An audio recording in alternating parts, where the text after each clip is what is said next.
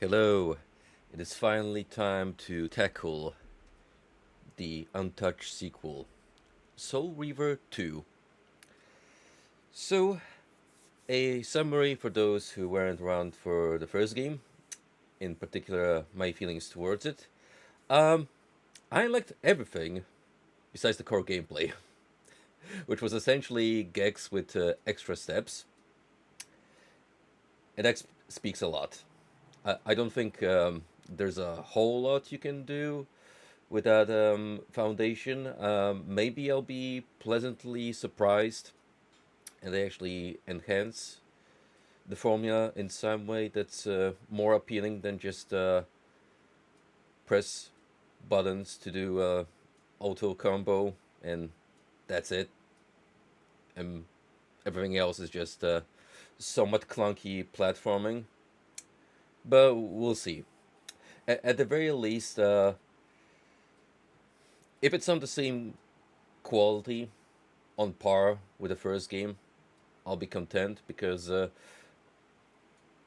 in my eyes, Soul Reaver was essentially carried by its narrative. Amy Heming does do some magical storytelling. The voice acting. I mean, we get to hear Michael Bell, Simon Templeman, Tony J, and more talented folks once more. So I'm very pleased with that. The setting, soundtrack, yeah, essentially everything else besides the gameplay captivated me. So we'll see if the sequel delivers. They technically had 2 more years since the first game's inception to iron out all the potential issues. Fingers crossed, they will deliver this time around. And if not, then I do plan to check out Defiance, regardless, because it is apparently a bit different from the Soul Reaver titles. So at least we got that much more going for us in the future to come. All right, I think that's about enough rambling from me, because you're all here for video games, right? Right? Not just here to listen to a cranky old man like me spout nonsense for 4 to 5 hours per session. What's up, Golden? How are you doing, my friend? I did peruse through what you've been DMing me. Rest assured, I am sitting on a pretty reliable VPN, which I'm not gonna name drop, but I will tell you this much that its core marketing is actually dunking on the UK for trying to outlaw VPNs to begin with. It's a top up to use service, so if you don't want a continuous subscription, you just pay by month depending on your needs, and it's cool. It's served me well thus far. I got it on my PC, my phone. Really, the only circumstance where I don't apply VPN is when I'm streaming, just because I want a continuous bandwidth from my provider, and I don't want it to be kept while parsing through foreign server. I've already unintentionally done that at least once, and I have a reason to suspect that it was during those times when I had some fluctuating performance. So whenever I go live these days, I try to make sure that the VPN remains turned off.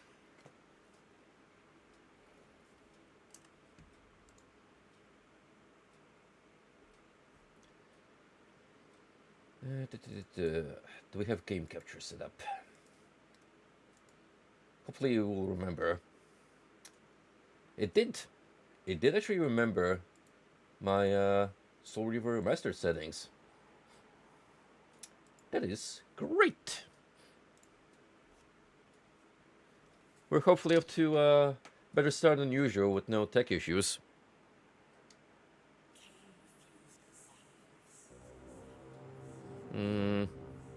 Audio might be potentially a little too quiet. So let's see what's my settings like. Pretty maxed out as is. I'm hearing a little bit of potential imbalance between the effects and the music, so we might have to adjust those on the fly.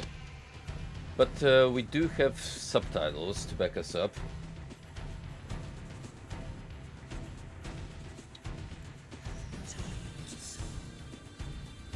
I mean, it sounds optimal on my end, so I'm gonna put those on default by now. And if you guys notice that the game is quiet for whatever reason on your end, just shout at me, and we'll try to fiddle with it more. Now, when we last left off, yeah, we're pretty much getting a recap of the ending of Soul Reaver 1. Previously on Soul Reaver.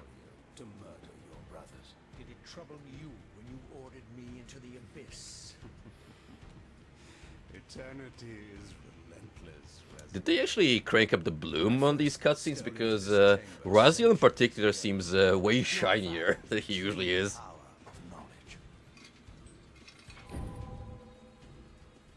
To know the future, Raziel. To see its paths and streams tracing out into the infinite. As a man, I could never contain such forbidden truths. But each of us is so Yeah, look at him glow like a radioactive blueberry. How we have become like gods. As such, are we not indivisible? As long as a single one of us stands, we are legion. Our future. I'm gonna be real with you guys. I could listen to these two yap for like an hour straight. I would not be bored at all. This is primo banter.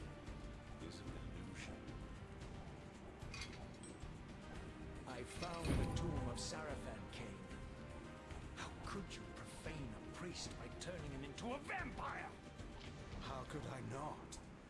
One Whoops. must keep his friends close, That was scuffed. and his enemies even closer. So many memorable quotes just from this one exchange. Who better to serve me than those whose passion transcends all notions of good and evil? The Sarafan was seized, defending Nosgoth from the corruption that we represent. My eyes are open, Cain. I find no nobility in the unlife you rudely forced on my unwilling corpse. You know, I actually looked up Michael Bell before I went live. That guy is already 86. Or maybe even 87. Ascension, the 2D game, might genuinely be his last role as Raziel, which... Their agenda was the same as ours. it's kind of a depressing thought.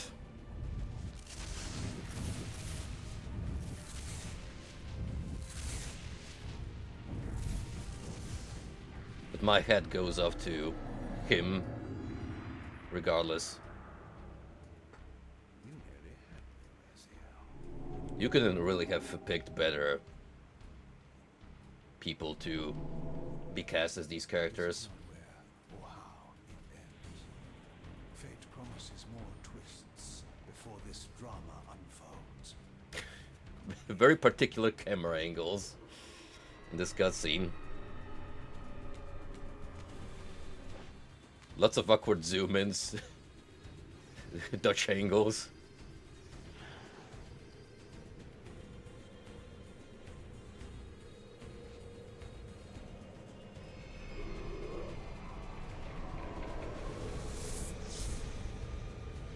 That's right, boys. We get to mess with the space-time continuum, as proven in many a setting.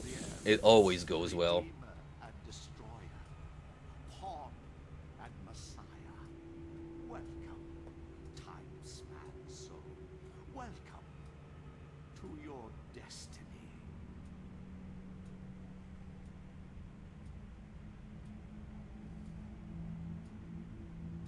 That's cool. Standing with his eyes. Remaining is the last thing you see. Where am I? Is the usual question. In your case, when might be more apt. It's a remastered variant because you can count all the wrinkles on these two. This is completely unexpected. This orb disables our vampire enemies, leaving them helpless and incapacitated. This ain't no conventional vampire, though. Strangely, it seems to have the same effect on that peculiar weapon of yours. But you must believe me. I mean you no harm. You can drop the benevolent facade, Mobius.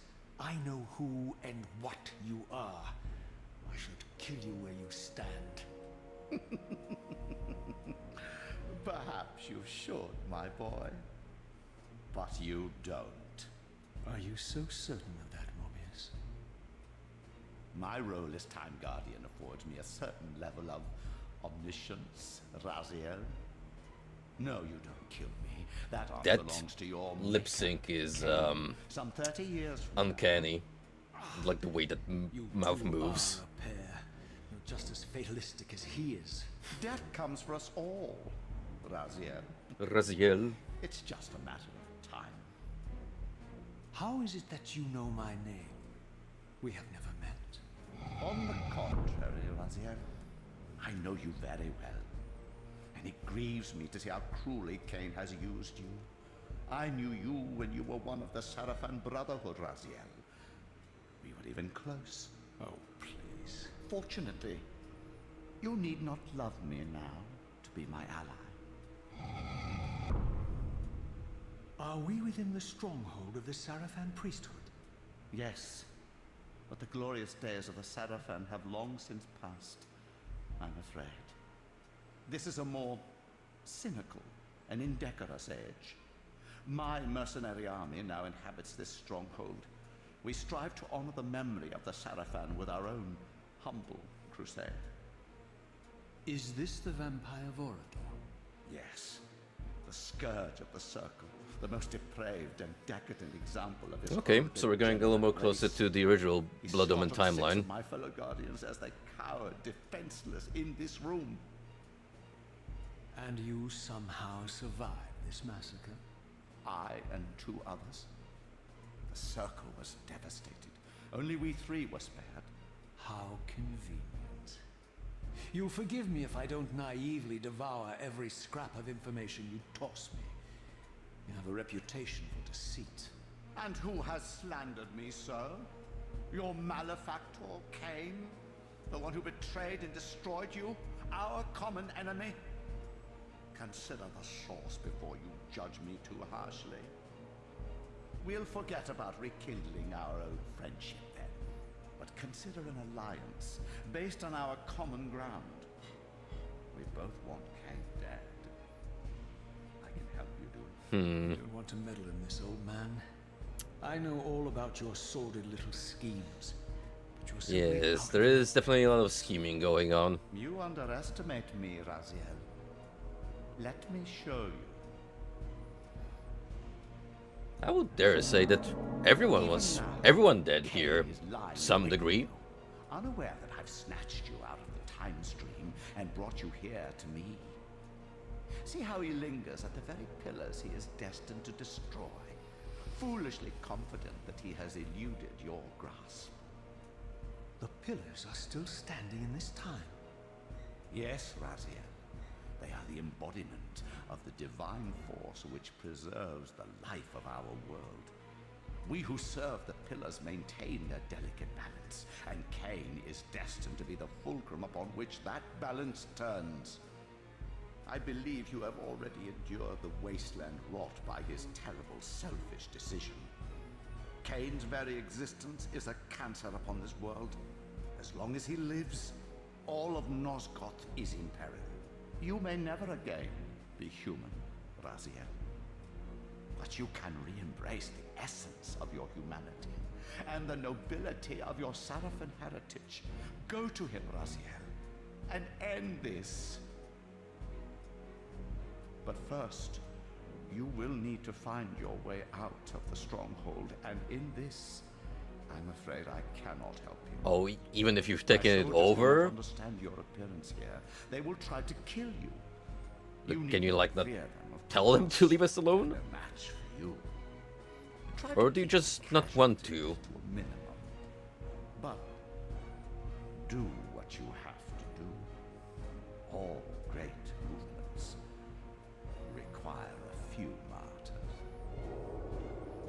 In case whether you wanted to question whether Mobius here was to be trusted in any Alone, capacity, I surveyed my I surroundings think that and noticed a second final dark note stone chamber. Its took out entrance any kind of identical to the doubts. first, but with one distinction.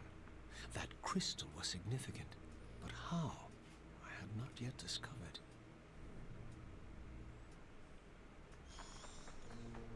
welcome back, my guy. I was just saying that I've read through the DMs you sent me, and I know what's going on in the UK in regards to them trying to crack down on VPNs under the guise of quote-unquote, what about the children? Which is a lot of crock. And I do actually have a pretty nifty VPN that I rely on everyday use, aside from streaming, where I do want my bandwidth to remain intact.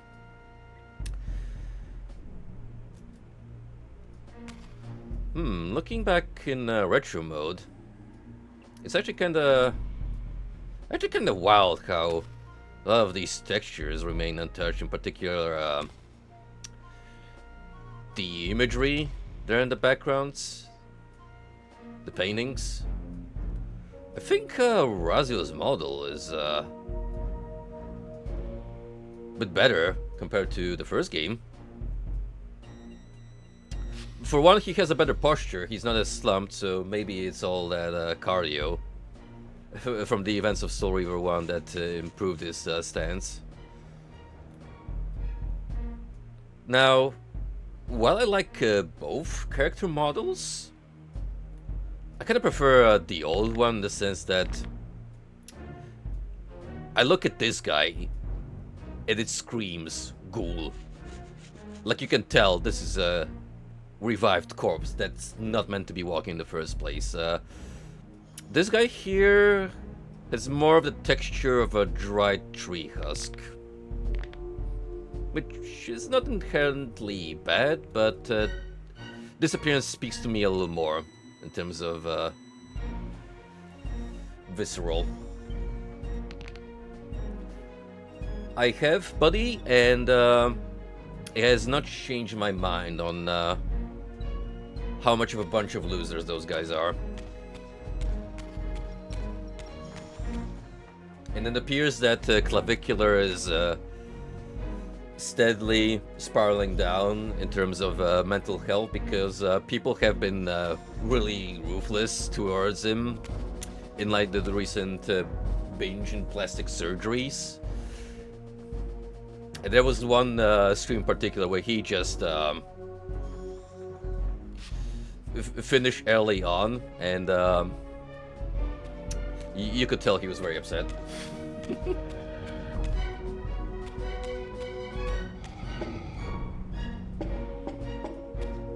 What's up, Frosty Man? How are we doing tonight?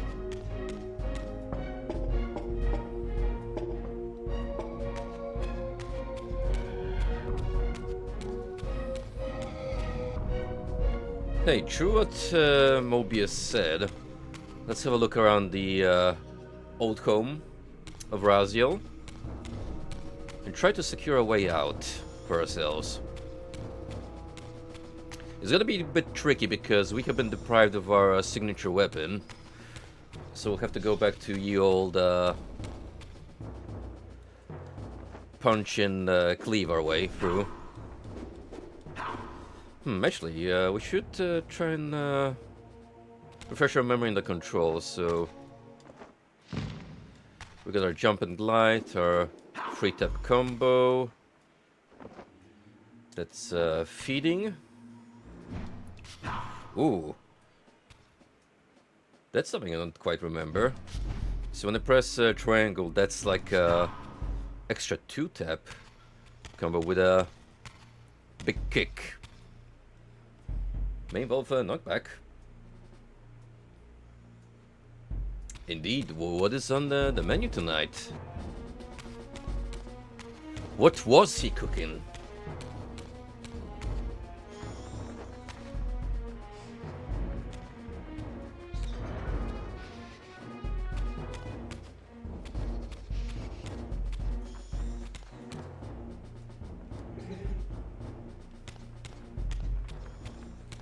This guy has no idea what he's about to experience.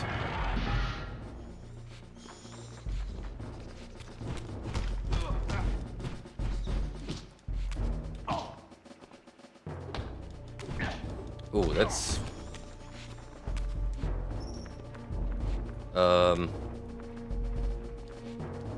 Hang on. How do you want me to dodge?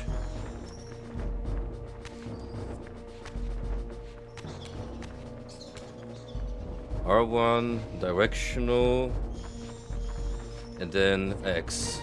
Oh, there we go. You have to kind of lock in first for that to even work.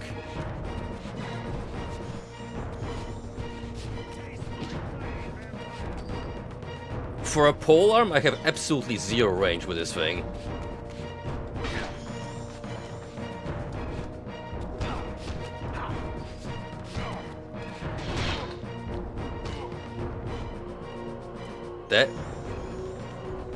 That is awesome, though. Ooh, and we get to pick up weapons from enemies this time around. Let's try it again. So you have to be pretty damn close for the lock-on to even kick in. Like, pretty much, I dare say, within an enemy's range of attack. That is, if they were willing to engage in combat in the first place. They're kind of just shuffling around and doing nothing. I like that, though. The decapitation move.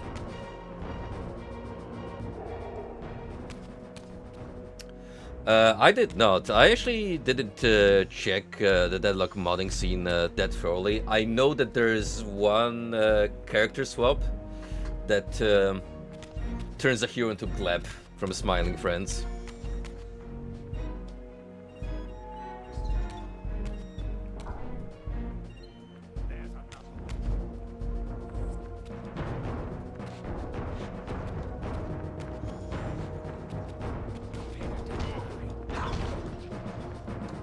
Can you do finishers while they are on the floor?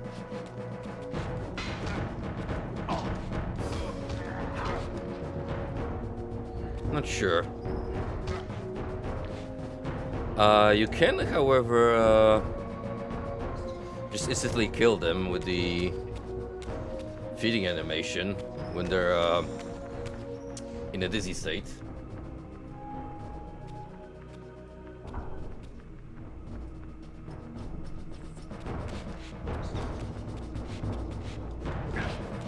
So, already we were seeing some improvement in the combat system, like the lock-on seems to be more consistent. There's a dedicated dodge feature. It, at least on the surface level so far, feels a little less janky. And more like a proper action game.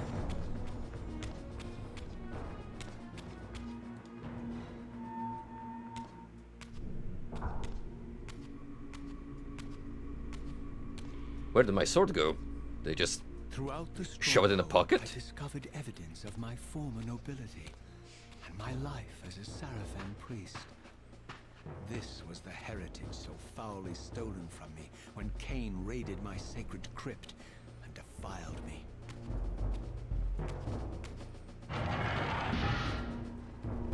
Now, even though it's broad daylight, good thing we don't have to worry about that nonsense, because we are a very unconventional vampire indeed.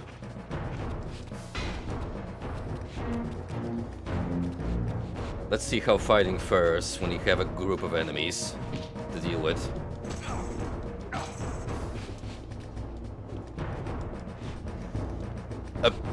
What was that? Why did he launch like that? Wait, do I actually have a dedicated launcher? Whoa, whoa, whoa, whoa, whoa. Are you implying that there's some degree of aerial combos in this game?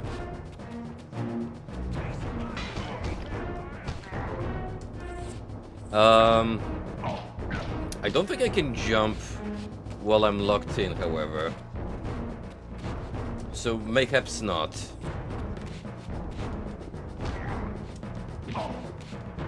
Maybe, eventually later on? Assuming there are power-ups in that regard?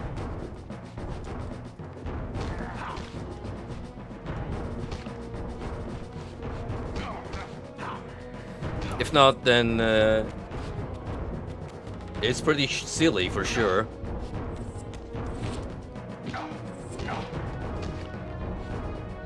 Should do a little more blocking. Dodges are fine and all if you can feel the timing for it.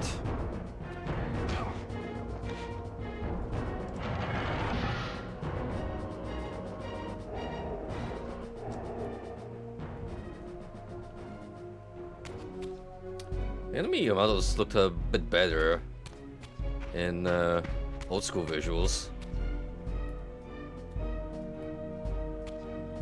I kind of want to say, from an initial glimpse,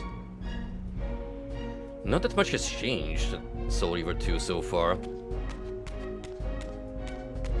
Might actually go about playing the retro graphic style and do a little more observations as we proceed.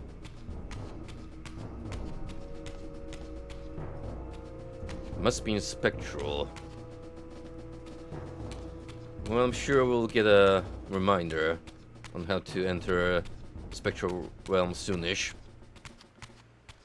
We did have a door open somewhere, unless it's the one like came into the courtyard in the first place.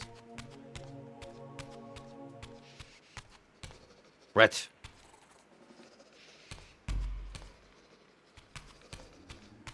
It may have been, actually. This one here. Gentlemen, I have already teased it to some degree. At least, sharing on the Frosty stream, but we do in fact have a new Tier 1 emote. Once again, a doing of my frequent collaborator, Mr. Buzzer. We now have access to Dork Klukai. With so much GFL talk on these streams, and the fact that we might have a recurrent theme of gacha roll streams, it's only appropriate that we have an emote to go along with it. Also, the whole dork narrative is one of my favorite memes to come out of the GFL community. Especially since calling dolls dorks is a canon thing, just because of how hard they try to act human, but come off as awkward. But it's endearing in a way. We love our dorks. It truly is a dork's frontline.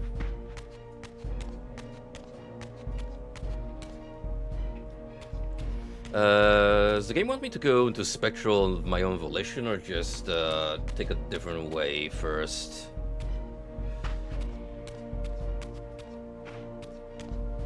Because normally, when I'm supposed to shift dimensions, I have an access way for it.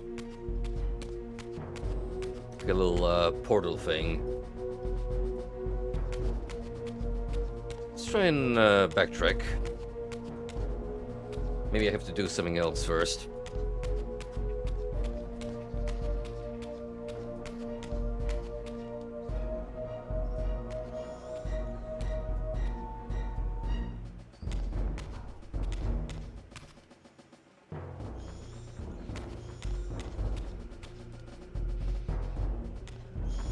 Oh, this guy's back. It took him a minute to register.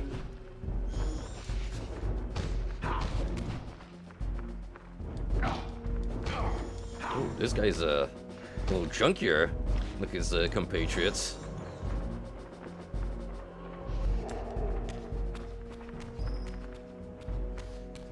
Fun fact. The Klukai Dork emote is genuinely only the third in static tier 1s that I've added in forever since I became an affiliate. All these more recent additions were animated emotes.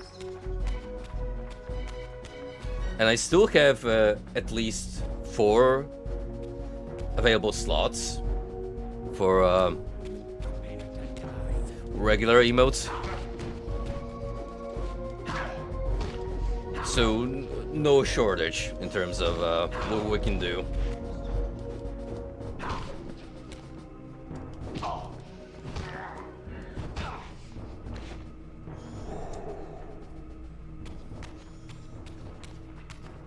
Frankly, for these mooks, I don't even feel the incentive to lock on necessarily.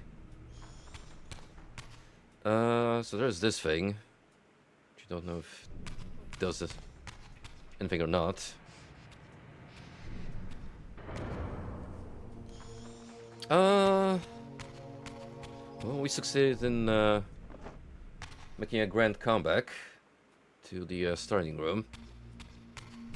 Have I missed anything here that's of importance? That's shut off. Yo, welcome, No Third. You haven't really missed much besides the intro. We're still very much at the beginning thus far. Already trying to figure my way around the Seraphan hideout. So it seems there's something in the courtyard I have to do.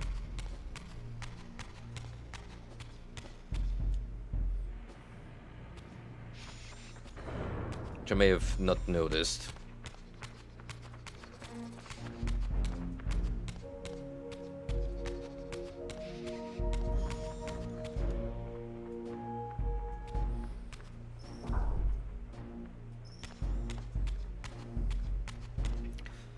Can't tell for now what's the frequency in which enemies respawn. Might be dependent on how many times you retread rooms or how far you go into a particular place.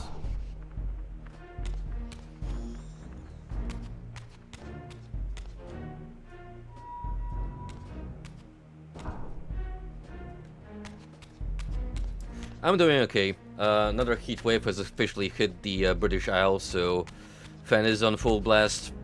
I got a bottle of water with me to try and survive through the high temperatures. Well, regardless, I tend to cope with heat better than I do with cold. So it doesn't bother me all that much, but I know I'm gonna be sweating bullets by the time we're done tonight.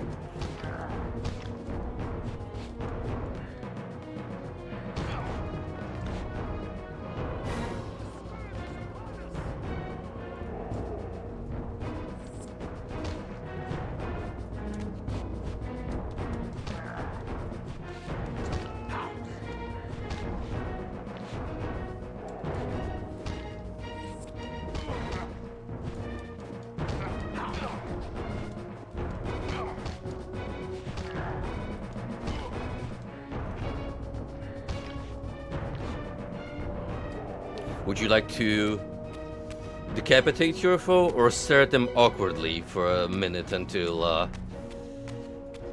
they just plop on their own?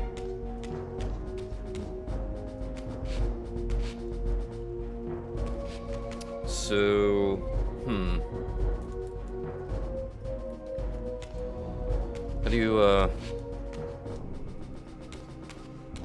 How do you want to go through that gate? Because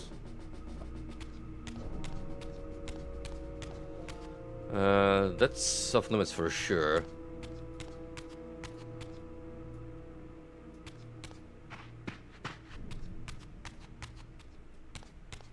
Weird. I mean, if they want me to actively go spectral, I would have received a prompt for it.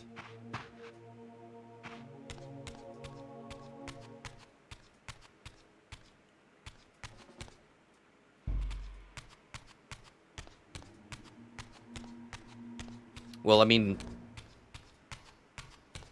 I did get a lot of remarks saying, hey, you have to be in spectral mode to shift through the gate, and I know very well that's a feature, but it's not like it was just straight up laid out to me so far, as per tutorial. Maybe I just have to figure out on my own, so let's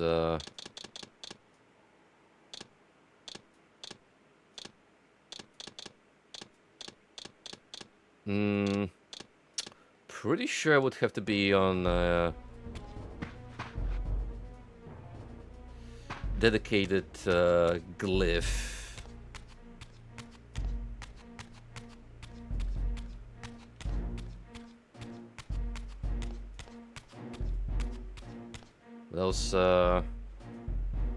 What else can we do here? It's like any of these guys dropped the key, as far as I can tell.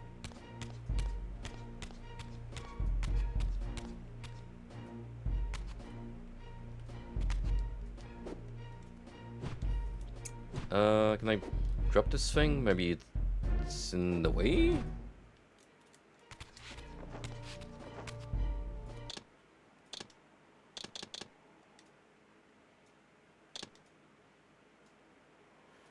Jump, attack, crouch, block, out of phase, look around, glyph menu.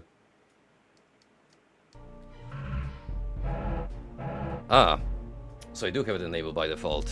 Gotcha. Ooh, skull.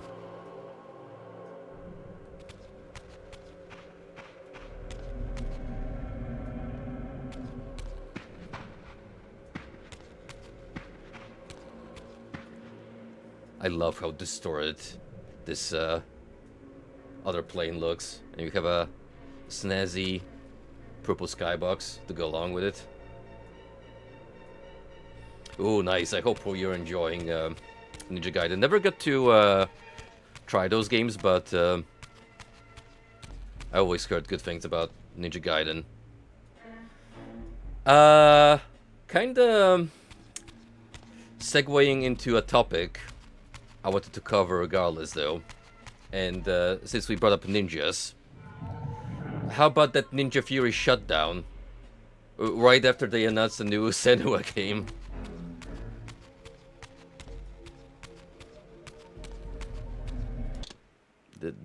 That is just hilarious to me.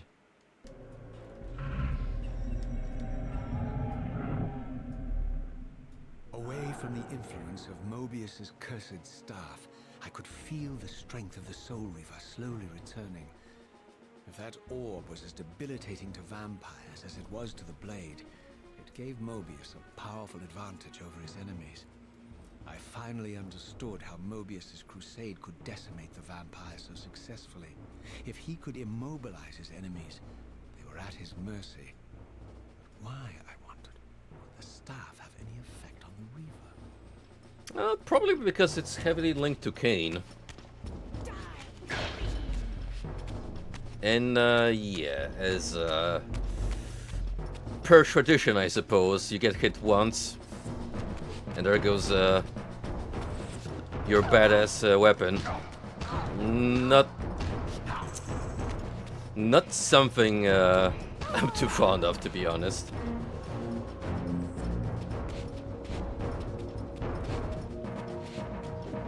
I get that the Soul Reaver is strong, but that's kind of the point of having it, isn't it?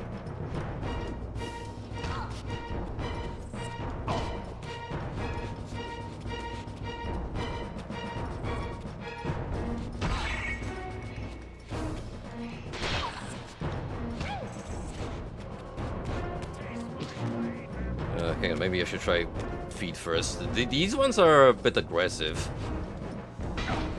unlike the other encounters. Ooh, I can get impaled too if I'm not careful.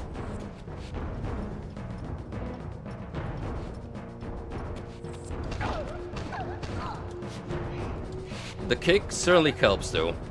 I'll say that much. For ground control.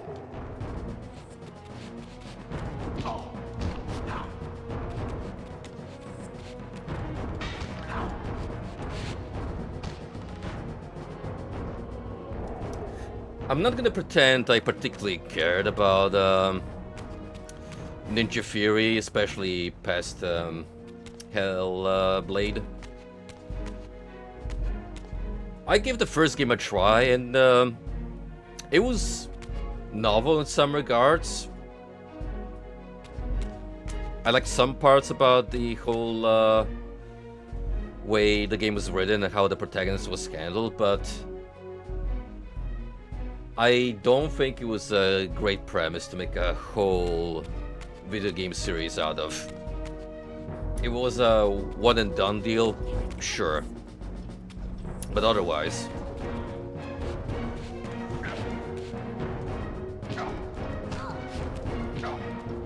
I don't believe you could have done much about it to make it interesting.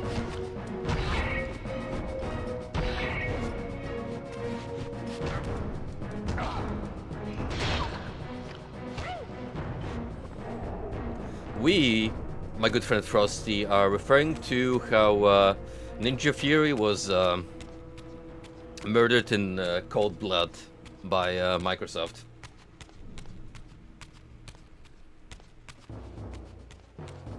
Again, not that I had particularly strong feelings towards Hellblade. I thought the first game was okay. Not something you could have made a whole trilogy out of. But, I mean, at the very least, if you're gonna make a game announcement, like, let those guys go through with the project instead of, oh, here's an announcement. Well, you mean it didn't attract any potential investors? Because we don't want to pay for that stuff? Well, project can't, and so is the studio.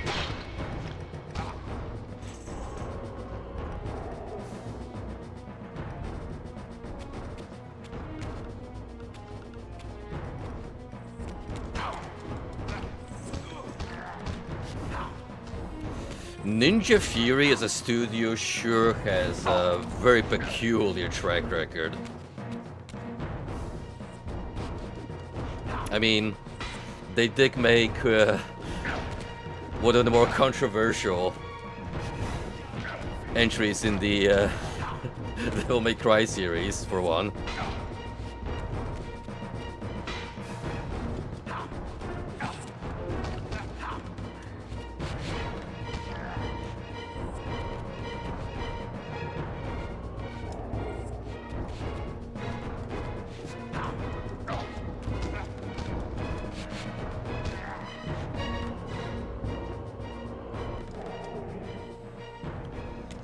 From what I'm noticing, enemy behavior seems to be very inconsistent.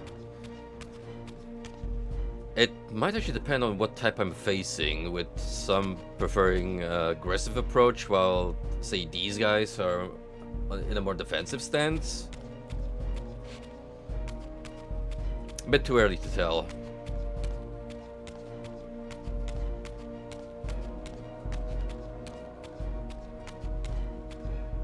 As I neared the stronghold's inner sanctum, a strange sensation crept over me. An indescribable feeling of displacement, a sense of vertigo, as reality itself appeared to warp and bend around me. The disturbance seemed to emanate from the sanctuary's furthest chapel. As I cautiously approached, the sense of dislocation intensified with each step. I could tell because I'm experiencing vertigo as if I'm drunk. Here as the martyr and catalyst of Mobius's crusade. I was reminded of Kane's journey as a fledgling vampire. How Mobius coerced him to travel back in history and assassinate William, thus igniting a genocidal hatred of vampires. William on the left kind of looks like the Warhammer 40k Emperor right here there. I discovered the source of the displacement. The soul Reaver itself, laid out like a holy relic, and broken, apparently in the battle between William and Kane. I had not thought such a thing was possible. Until, of course, Kane shattered the blade against me when he tried to strike me down. Thus, the captive spirit inhabiting the Reaver was released, and binding itself to me became my symbiotic weapon. And so Thank you for the Reaver exposition, met its Raziel. former self, still imprisoned in this corporeal shell. I watched, mesmerized, as the Wraith blade uncoiled itself and snaked down the length of the physical blade, embracing its twin, its mirror self. The Reaver's long dormant spirit was now fully aroused, and for the first time, I felt the true presence of this other entity, willful, ravenous, and deranged from thousands of years of imprisonment. The Reaver was now in command, and I, now merely its helpless host, felt my soul being leached to restore the blade.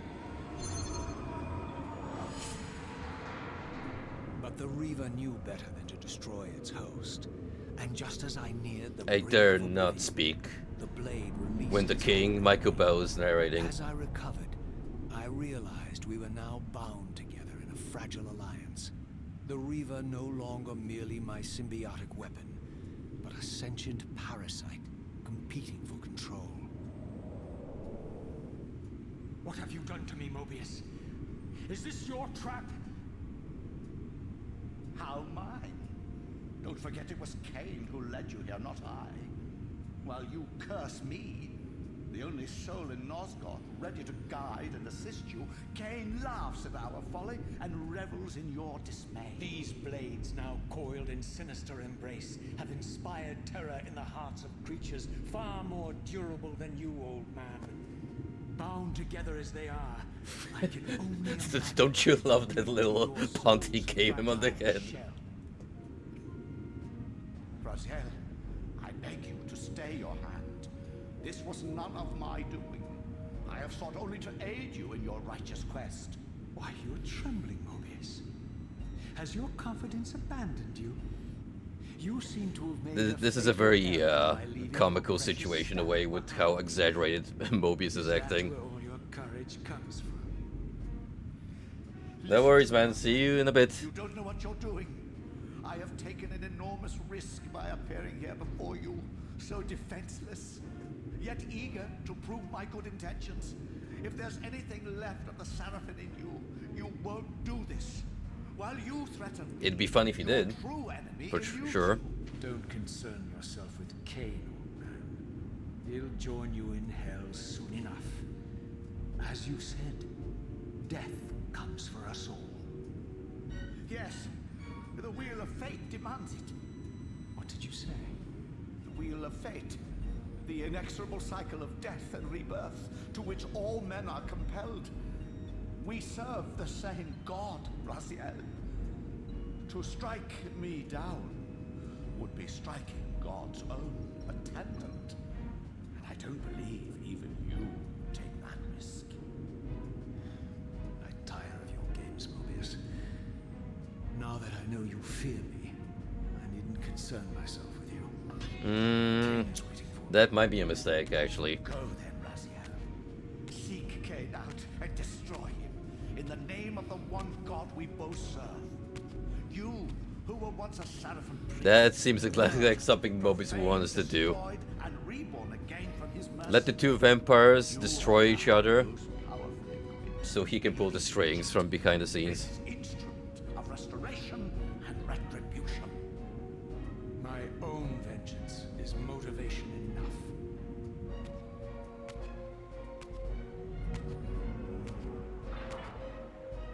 By my soul, you almost had me, my little blue assassin.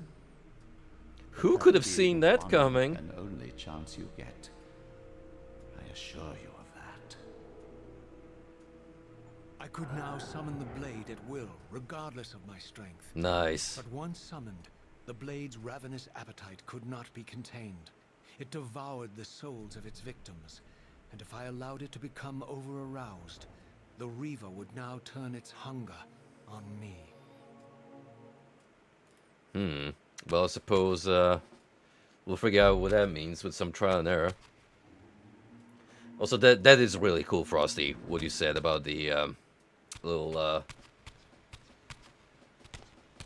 Heavenly Sword related merch. Not something you particularly see anymore, besides limited editions. You have to So pay this an arm was and a the leg for. legendary Janos Ordrin, reputed to have been the most ancient and diabolical vampire to have ever existed. According to folklore, he lived high in the cliffs of Nosgoth's northern mountains and preyed mercilessly on the defenseless villagers below. His reign of terror ended when the Sarafan finally hunted him down and tore his throbbing heart from his still-living body. This relic came to be known as the Heart of Darkness, and was supposedly imbued with the power to restore vampiric unlife. The Sarafan therefore guarded it carefully, lest the heart fall into the hands of their enemies. But I wondered, could Janos Ordrin truly have been as monstrous as depicted here? Or was this merely artistic license by the Sarafan, who sought to lionize themselves by demonizing their darkest enemy? No one truly is the good guy in this setting. And that's part of the reason what makes Nosgoth such an appealing universe. It is a very convoluted universe with many interesting players inhabiting it, with strange relationships to one another. But that's also what makes them so very compelling.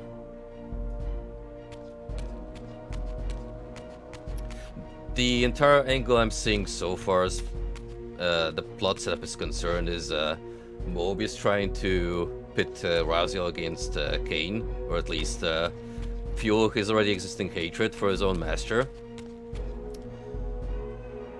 by making it seem like Cain is the one entirely responsible for the state of Nosgoth. Which, if we recall how the events of the original Blood Omen conclude, it's true in a certain way, because from an objectively moral standpoint, Cain chose to be selfish, destroy the pillars, and become the supreme lord of Nosgoth. But if we take into account his whole journey, how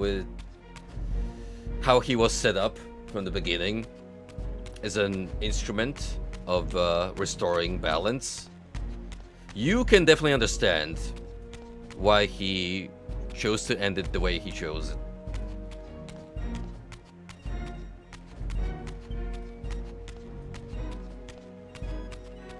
It was an evil decision, yes, but it was... You can understand the reasoning behind it, and that's what makes a great villain. That is exactly how you should write your antagonists. You don't have to necessarily approve their actions, but you can understand where they're coming from and what made them to be the way they are.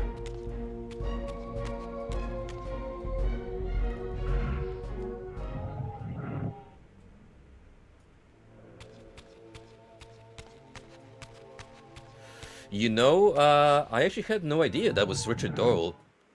Like, I already said, we had some major talent involved in, especially the early Legacy of Kain games, which I'm not even mad about us going through so much exposition, because it's a treat just to listen to these people narrate or engage in prolonged exchanges.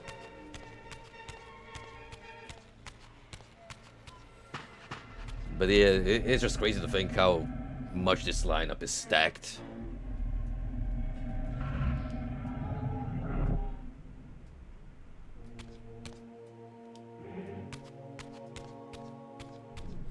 And yes, you are correct in saying that Mortanius's role needs to be remembered. He's the one who actually betrayed Cain to begin with, and made him to be a martyr and an instrument for his own machinations.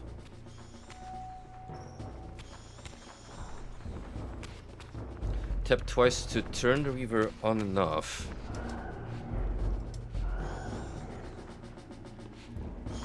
Huh.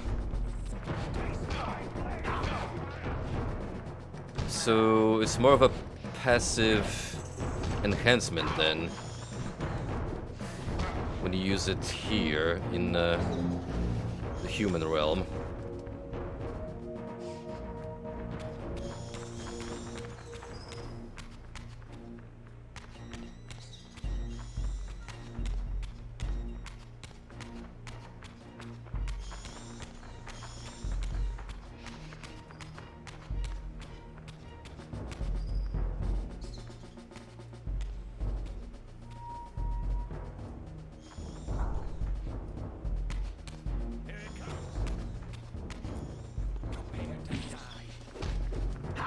Well, Ariel's death is pretty much the straw that broke the camel's back, and what really made the Pearl Guardians crumble to begin with, because her lover went mad and basically caused a chain reaction that corrupted all the other Guardians.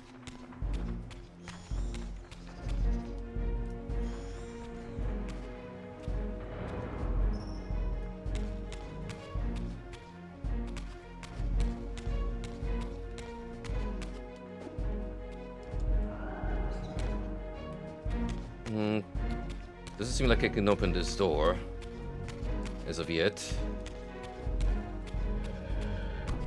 Can't do anything here? Or...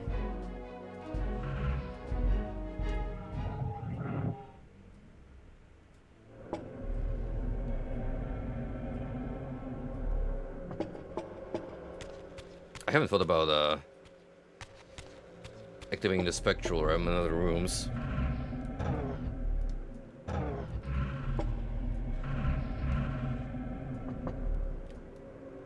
Ah, that's right, we need to recharge our health.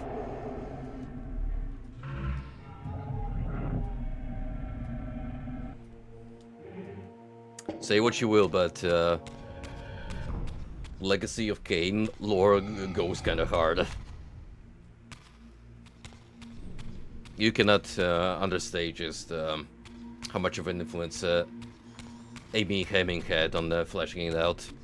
And given her track record throughout, yeah, you really couldn't have picked a better person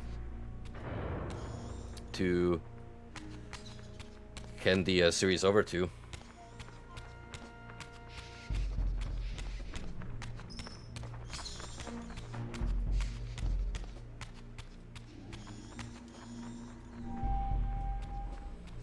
I might have to go back to the courtyard again and do something else.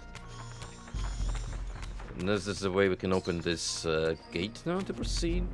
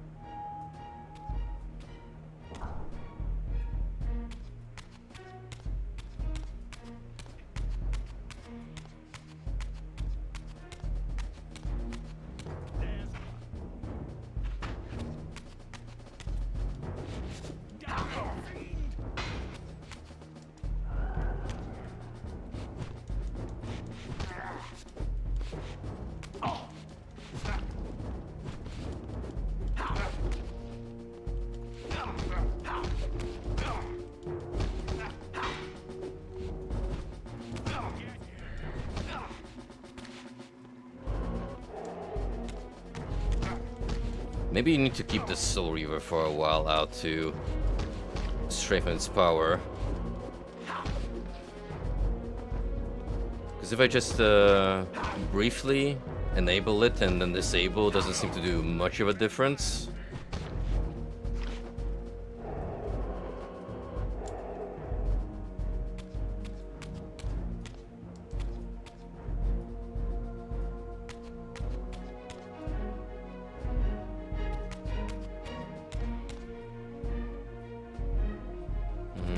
That's still inaccessible.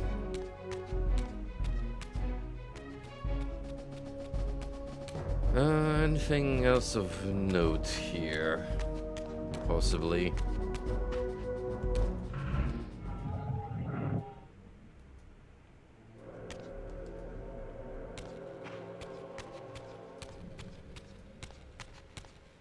Nope. Can't go for there.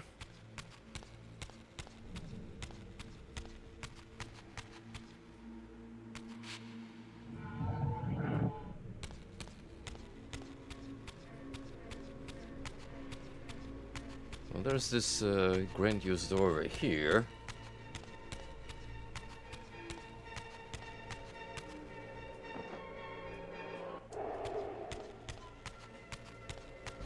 That's where we had that exchange with Mobius, so I don't suppose it's gonna be of any more relevance. At least for now.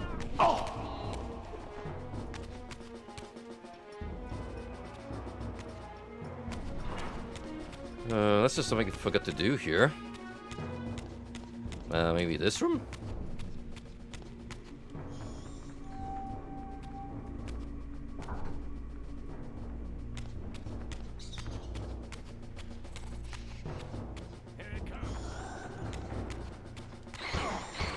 Oh, there we go. It didn't count because I had another weapon equipped.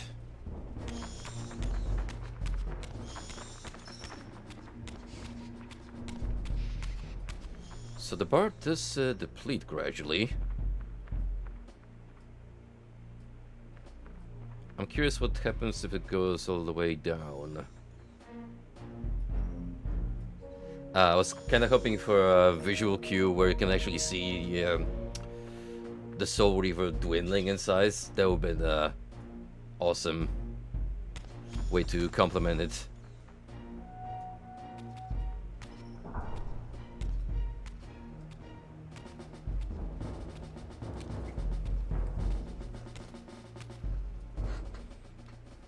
Strange how my history came full circle. Look at This that chapel, I chin. realized, was a memorial to my former Sarafan brethren and myself. All of us martyred here. And then so cruelly profaned by Cain when he imposed his gift on our noble corpses. For the first time, I beheld the image of my Sarafan self, memorialized here among my fallen comrades. It tortured me to see Looking how very noble gormless and there. pure I had been. Vile Not the best artistic rendition of our friend here. profound sense of injury, of loss and betrayal welled up in me, so overwhelming I could barely contain it. All I wanted at this moment was to find Cain and destroy him.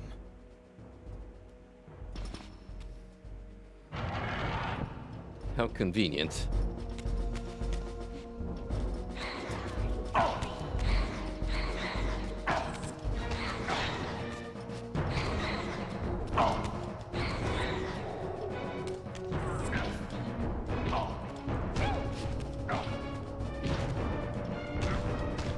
I got auto-locked into picking that weapon, which wasn't exactly how I wished for it to turn out. Nope. I guess Raziel just looks like that, as portrayed in stone. I cannot get over Zephan's chin. It's that one frame of Joey from Yu-Gi-Oh. You know that meme of him? With that strange elongated face?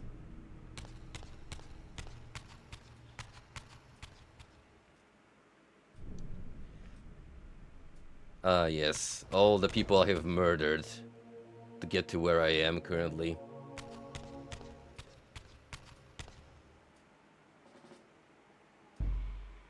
Yep, that one exactly.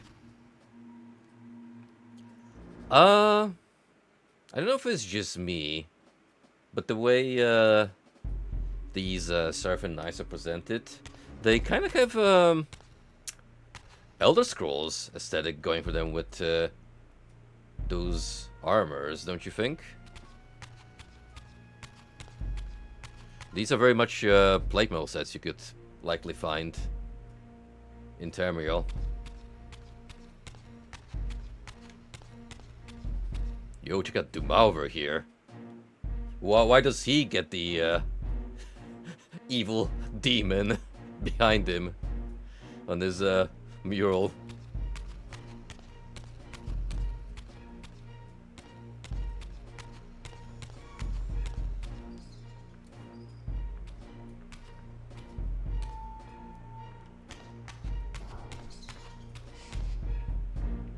It appears like a backtrack, which is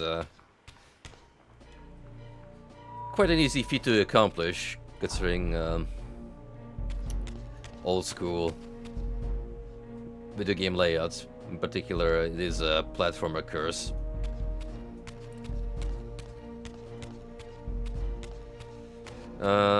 We did quite sure have a door open up on the floor above us.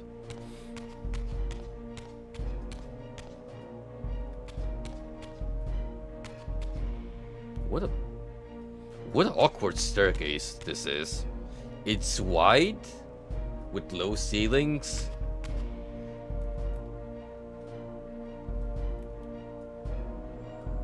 Strangely claustrophobic, in a manner of speaking.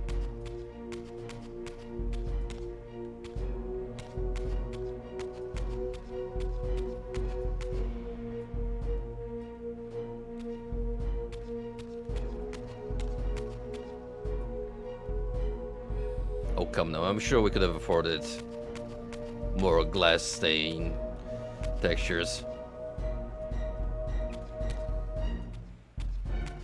I'm a big fan of painting over glass. It's like one of my favorite artistic choices. It's one of those things that make churches feel as sacred as they are. Because when you paint glass in a different set of colors, that also plays with the lighting significantly, and that heavily adds to the atmosphere of the room they complement.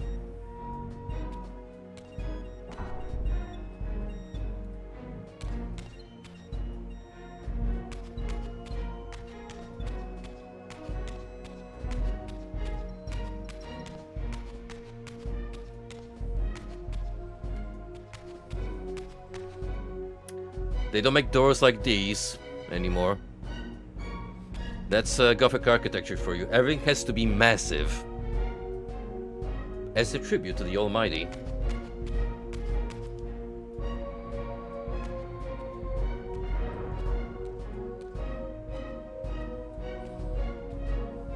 I emerged, and for the first time beheld Nosgoth in its former glory.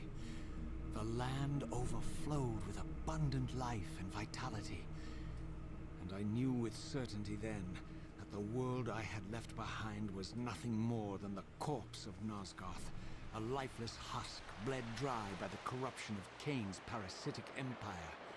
This was the fragile world Cain sacrificed to preserve his own petty life and ambition, heedless of the profound cost. The sight only deepened my resolve. I sensed that the pillars lay to the northwest. If Cain truly waited to confront me there, I would not disappoint him. Ooh, you even get a Shift in music, huh?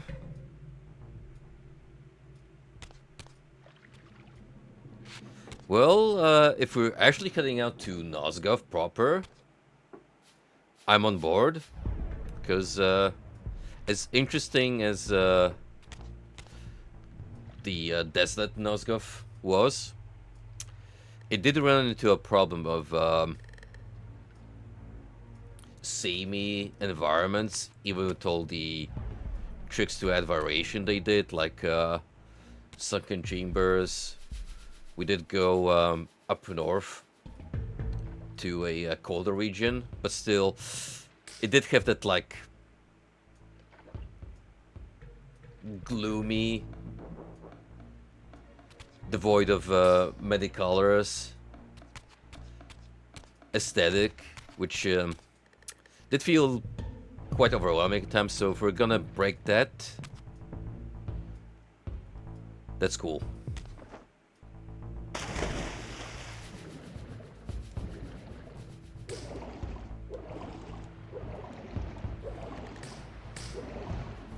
Remember when water used to just outright kill us and send to the spectral realm?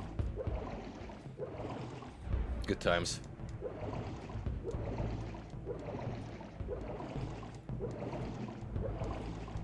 But since we do have a power-up absorbed from one of our former Serpent brothers, we can now plop around like a fish to our heart's content, or whatever is left there in our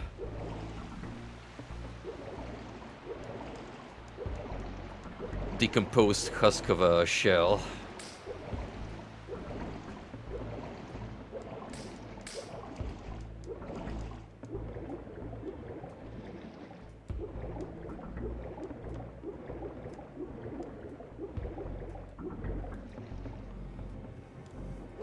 I have a feeling I should head over here, try to make a landing.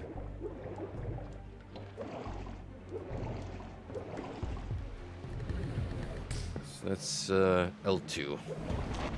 Gotcha. As I passed this arcane landmark, a wisp of the Reaver's energy was drawn to the rim, illuminating it. This created a beacon of sorts in the spirit world.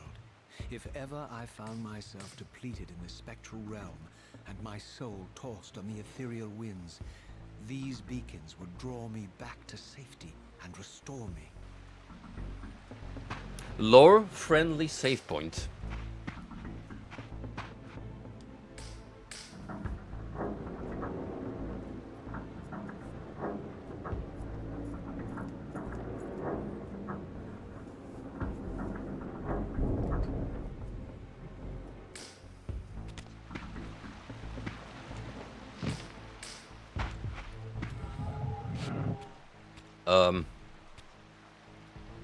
Okay, why did that send me into Spectral? Was it me jumping over the waterfall or getting close to this thing?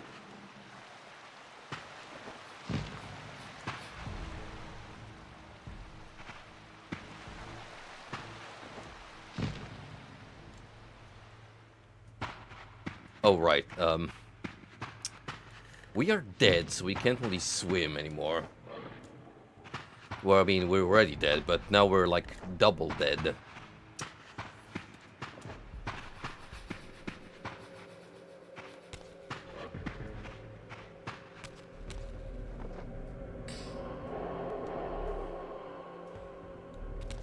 Does it make you wonder if we're gonna be finding a health and mana upgrades just like in the first Soul Reaver? Probably. I suppose. Might be a little too early for that.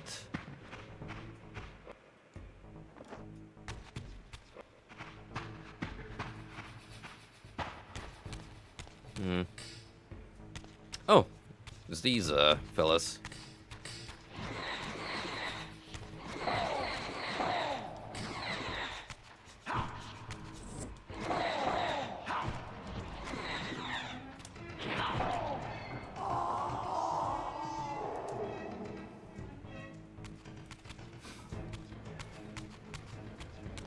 Reminder, they're already ethereal, so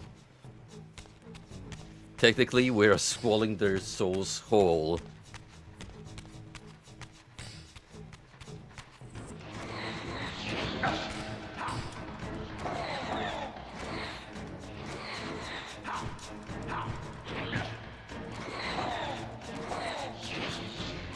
I know for a fact they're gonna be getting in the way if I leave them alone, so...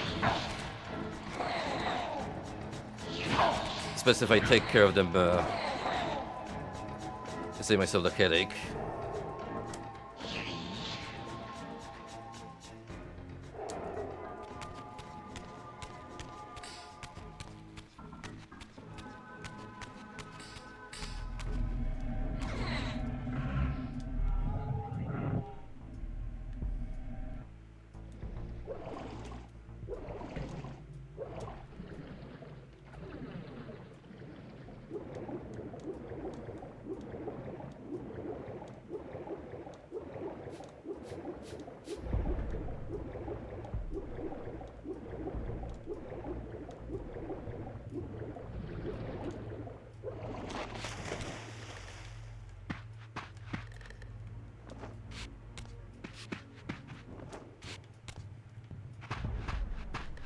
It only took us like an hour and a half to get into some actual platforming.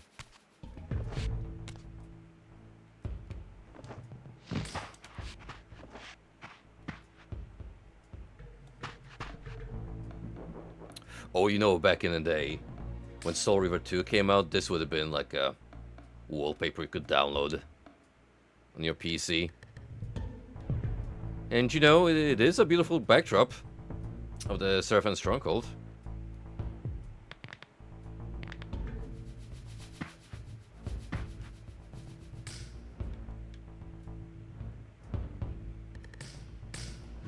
So...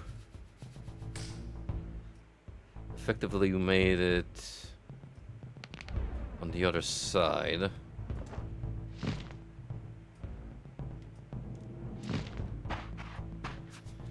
But I guess the point of these contraptions, I feel like they're meant to be activated. Otherwise, why would this one be out here like that?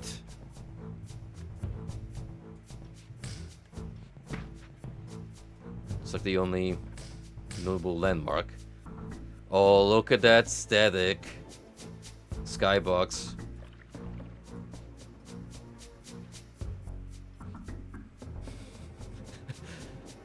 Flashbacks to the Truman Show. Nothing you see is real behind that scarce line of trees.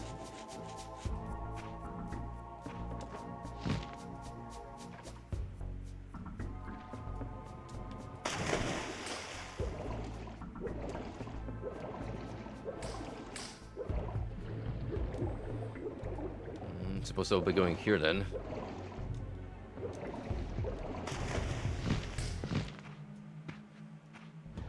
These ancient obelisks were mysteriously attuned to my spiritual essence.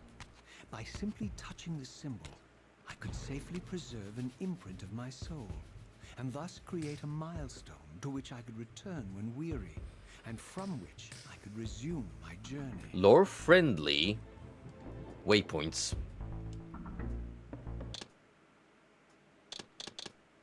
Actually... no, these are lore-friendly save points.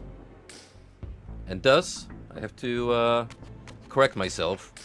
What we encountered earlier were lore-friendly checkpoints.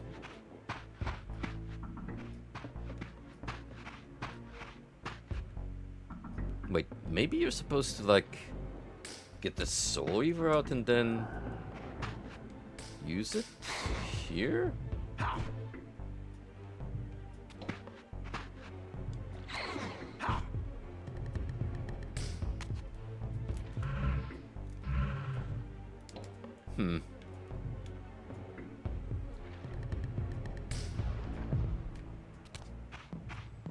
I could be overthinking things.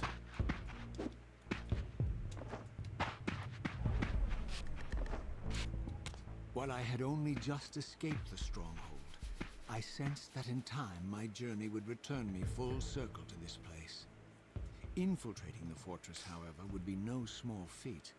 The balcony that had provided my escape was now well beyond my reach, leaving this massive gateway as the only means of entry. Unless we learn how The to fly. gates were sealed, but like the time-streaming chamber I had seen earlier, their operation was undoubtedly linked to that odd crystal mounted above the entrance. Thank you, Reziel, for the observation. I'm sure I won't forget it in like 5 minutes. Ooh. That's pretty gnarly. Sure is a way to go.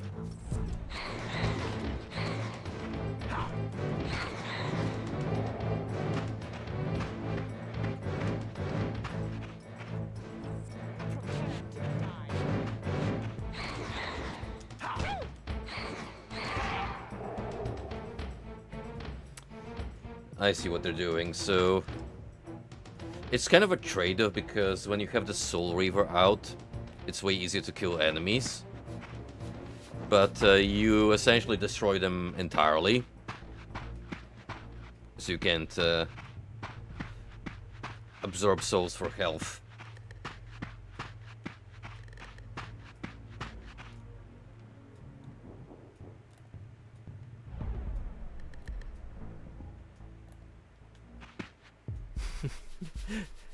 In the old version, this dude looks like he's sticking his tongue out in defiance. Ooh, what about the cadaver here?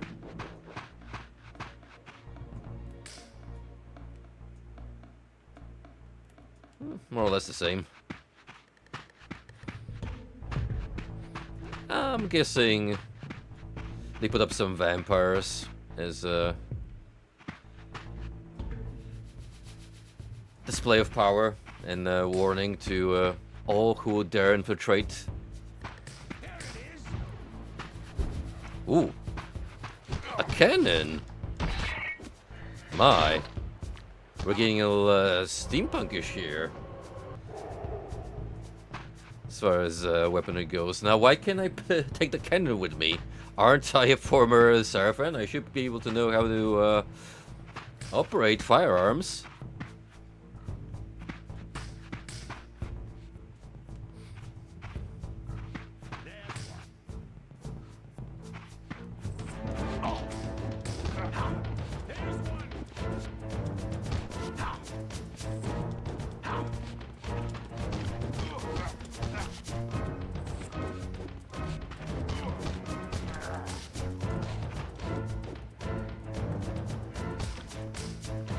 You know what? Sure. That works. In a janky way.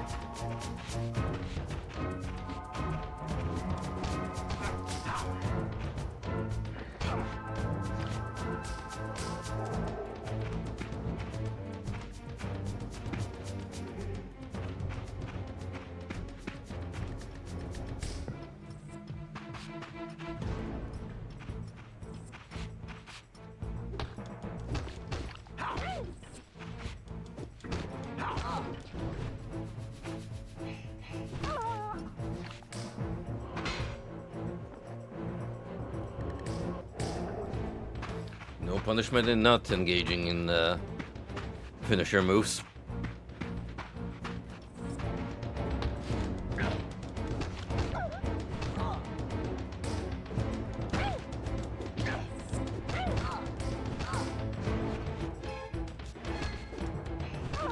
If that was supposed to be an unblockable, she definitely scuffed it.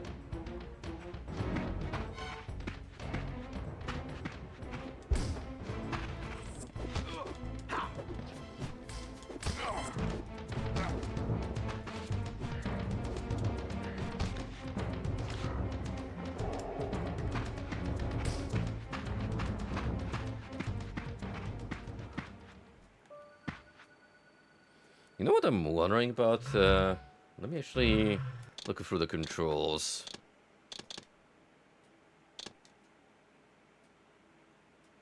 Can we no longer pick up enemies? because I hadn't had the option. That was kind of one element I did find fun in the previous Soul Reaver, how you could take vampires with you and just either chuck them in the water or fireplace for special finishers.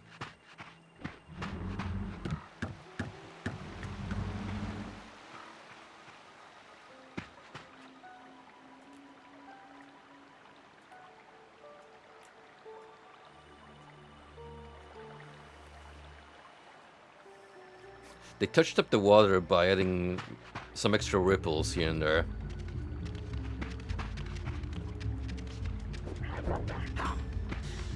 That's a weird ass dog.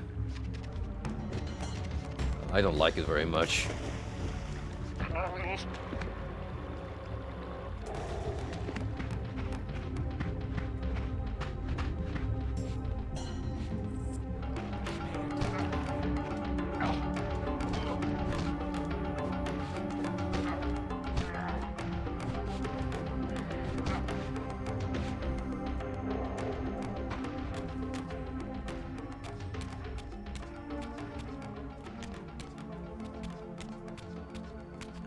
Since we're revisiting Nosgoth proper, albeit in a slightly different timeline,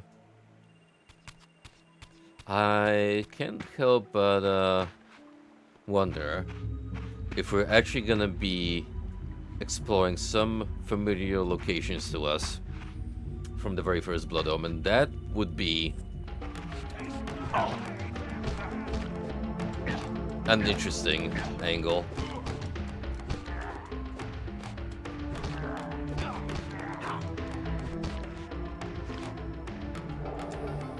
By the sounds of it, at the very least, we will return to the pillars at some point.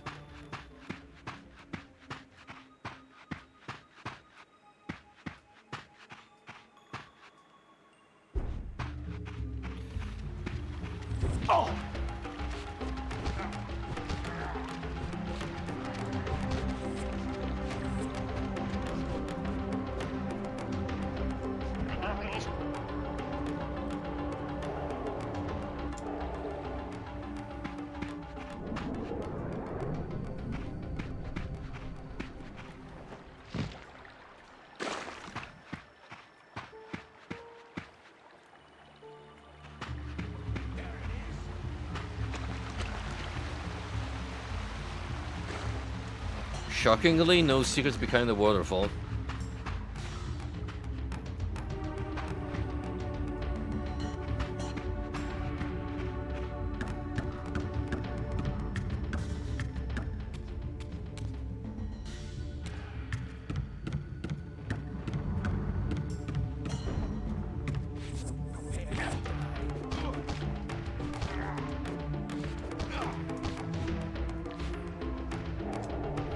See me doing any weird movements or commands, apologies in advance. I'm still getting used to these enhanced controls, and due to the fact that it has been a couple of months now since we've played the first Soul Reaver. Behind in Kane's derelict empire, they seem to retain much of their former humanity.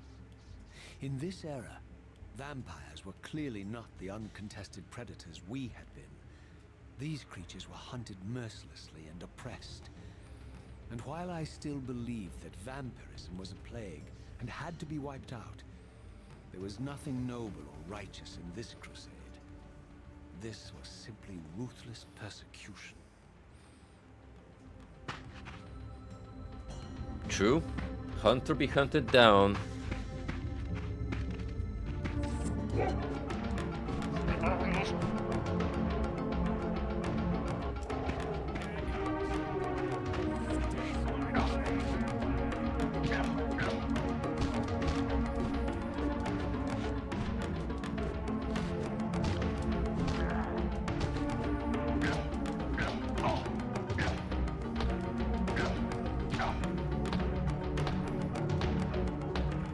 Oh, look at the block strength this guy is doing. Like, he is clobbering me. Dude. Chill.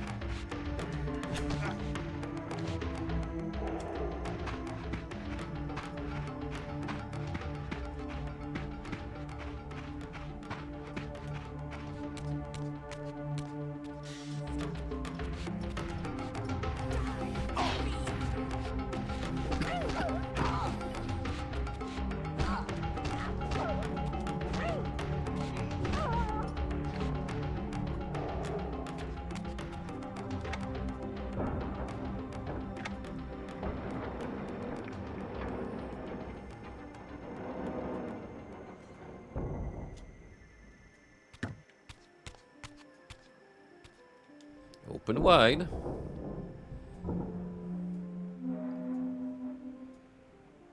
The pillars of Nosgoth, pristine, whole, and Tall. uncorrupted.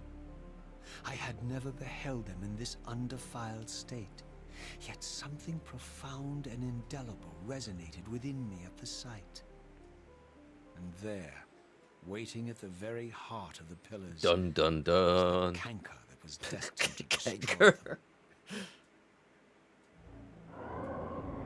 Now that's a term I haven't heard in forever. I know you're there, Raziel. Mobius led me to you. With a smug grin. I might have guessed you'd meet me here.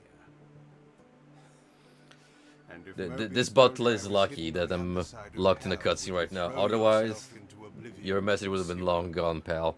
Mobius trawls for the ignorant and unwary, hauling his gasping prey from the streams of their destinies. Stay out of his net, Raziel. Spare me your elaborate metaphors, Cain. I have pursued you here for one purpose. You will pay for your betrayal, and balance will thus be restored to Nosgoth. And whose will is satisfied then? The will of Raziel or Mobius? Would I be better manipulated by you, Cain? Now, turn and face me. The chase is over. This isn't a chase, Raziel. We are merely passengers on the wheel of destiny, describing a perfect circle to this point.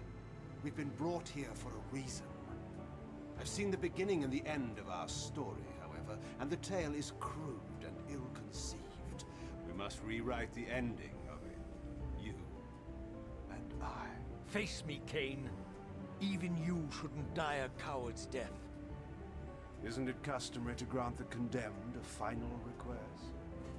I recall no such courtesy from you. Indulge me, Raziel. All I ask is that you listen. Thank you, whoever took down Is the sublime the bot. moment of our undoing, Raziel. The ineffable fulcrum upon which swings the entirety of our history. This is Fulcrum, where that's all of another Nosgoth word I is need to betrayed. add to In my this repertoire. instant, Ariel, the balance guard, Definitely is old-fashioned. murdered by dark forces bent on overthrowing the pillars. Her spirit is just now tearing free, lost in the ether, trying to find its way here. You have already seen how she comes to haunt these pillars. Bound here by your refusal to die. You are the reason this land becomes diseased. As long as you remain alive, you condemn Nosgoth to an eternity of decay. Be still, Raziel. See this. As Ariel dies, I am being born to take her place as Balance Guardian. Such is my destiny. My God.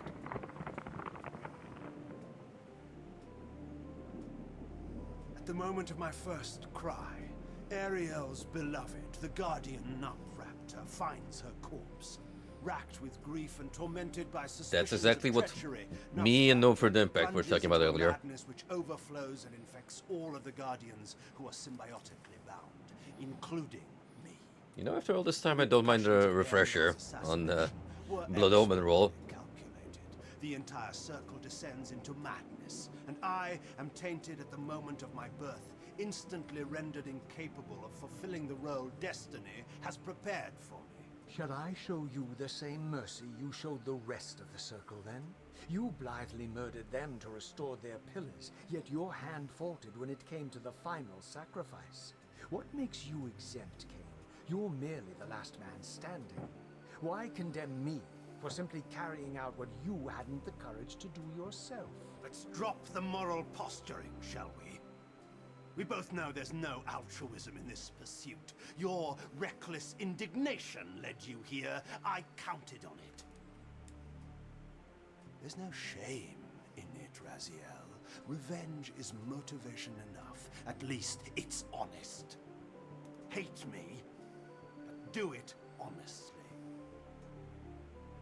30 years hence, I am presented with a dilemma. Let's call it a two-sided coin. If the coin falls one way, I sacrifice myself and thus restore the pillars.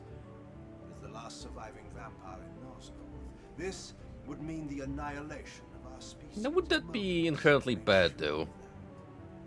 If the coin lands on the reverse, I refuse the sacrifice and thus doom the pillars to an eternity of collapse. Either way, the game is rigged. We agree then that the pillars are crucial and must be restored. Yes, Raziel. And that's why we've come full circle to this place. So after all this, you make my case for me. To end this stalemate, you must die so that new guardians can be born. Pillars don't belong to them, Raziel. They belong to us. Your arrogance is boundless, Cain. There's a third option. A monumental secret hidden in your very presence here. But it's a secret you have to discover for yourself. Unearth your destiny, Raziel.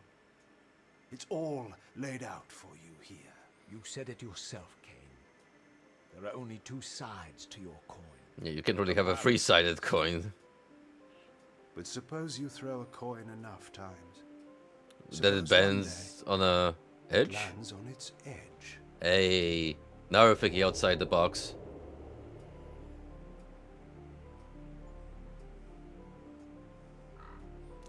It wasn't really confronting, it was more like we had a heated exchange.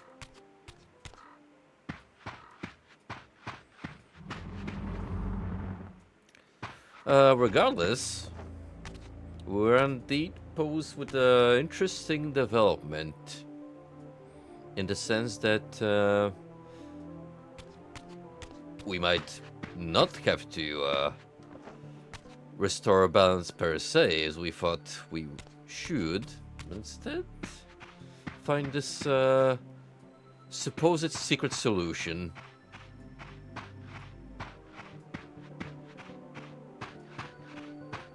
I didn't know what impulse stayed my hand. Why I had so willingly allowed Cain to escape me when I had pursued him for so long. I had no reason to trust Cain after he had valued me so little. And yet, I found myself intrigued by his words. I had been too cruelly used to so gullibly play his pawn. But if this world truly had secrets to divulge, I was determined to expose them.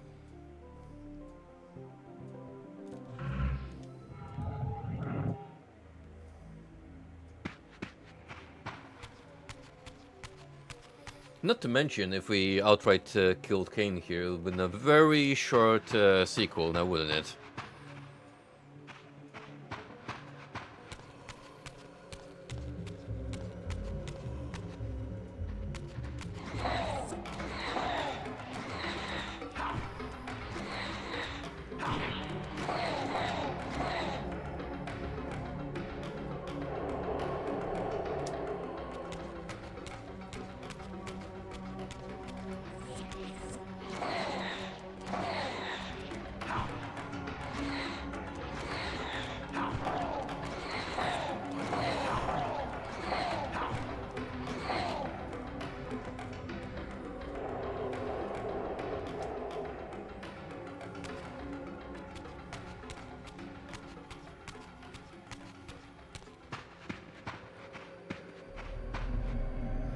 So as we're closing in on 2 hours of playtime thus far, So far, my thoughts about defining is From the feels a moment little of bit my better arrival, than its I had a predecessor. constant and palpable sensation of being watched. Someone, it seemed, was keenly interested in my presence here. Could be Ariel. Her spirit is after all still bound to the pillars. Or it could be someone else entirely.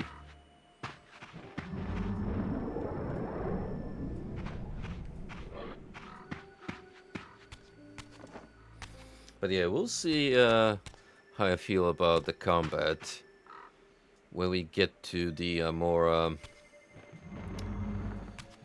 backtrack heavy portion, which will inevitably happen as soon as we unlock a well, what I imagine is the hub system of Soul Reaver 2. From the look of it, this door had been sealed for centuries. I began to realize it was no mere coincidence that I found myself standing here, beneath this winged figure with blue skin and cloven hands so like my own, and bearing this unique key. Which would be the Soul Reaver. And so it was with a sense of gravity and trepidation that I unsealed that ancient door and crossed the threshold. Maybe you will meet the original user of the Soul Reaver. Kind of like how in the first Blood Omen, Cain meets an ancient vampire who, in a way, becomes his mentor figure, or at least instructs him on the ways of Nosferatu.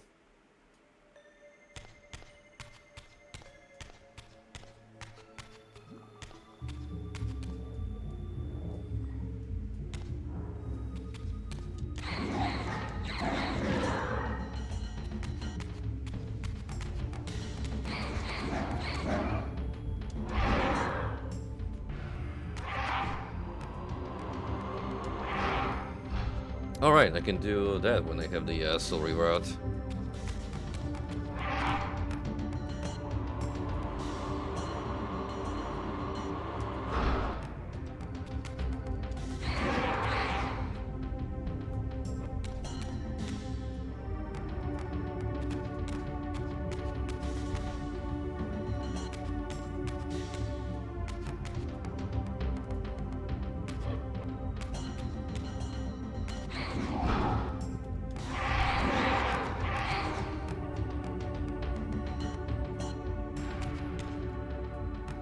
I don't think I'm doing a whole lot to these bizarre entities.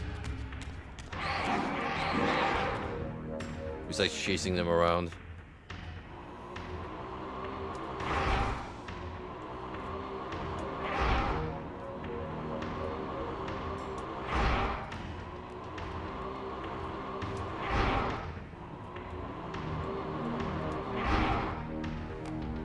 Well, I mean, they fill up my Soul Reaver gauge.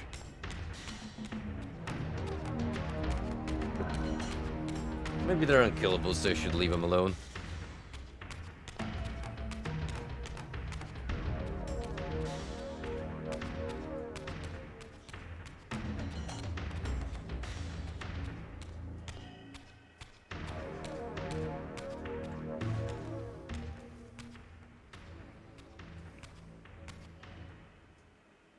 As I entered the chamber, I sensed that it had been sealed for hundreds, perhaps thousands of years.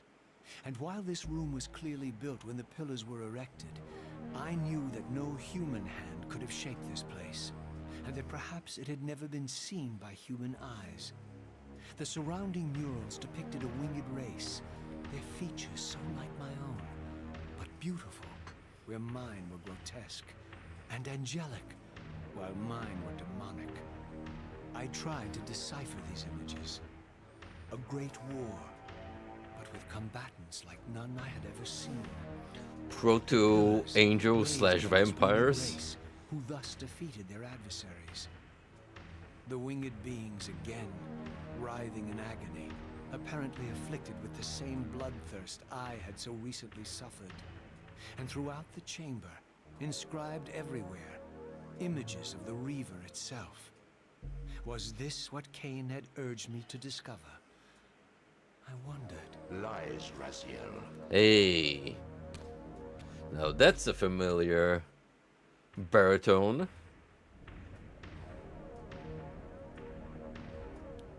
Holy shit. Do not be deceived.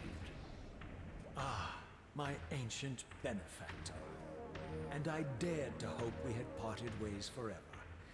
Silence was refreshing, but it lasted.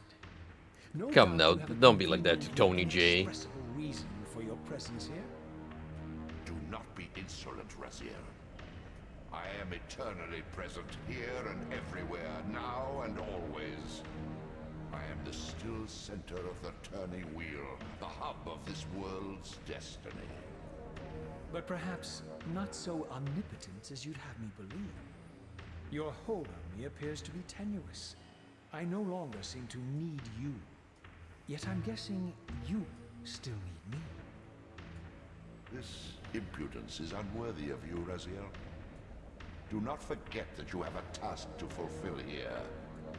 You are indebted to me. Indebted? You would have me show gratitude for a gift I didn't ask to be bestowed.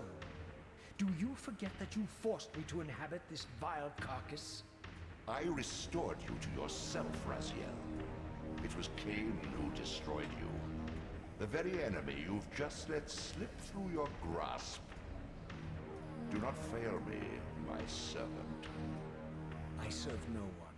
Not you, not Cain, and not your lackey Mobius. Mobius is my good servant. I have many. And if I tell Mobius that he's worshipping a giant squid, do you think his faith will falter? You have grown willful, Raziel. Well, what a remark. To embrace a serpent is to invite poison into your heart.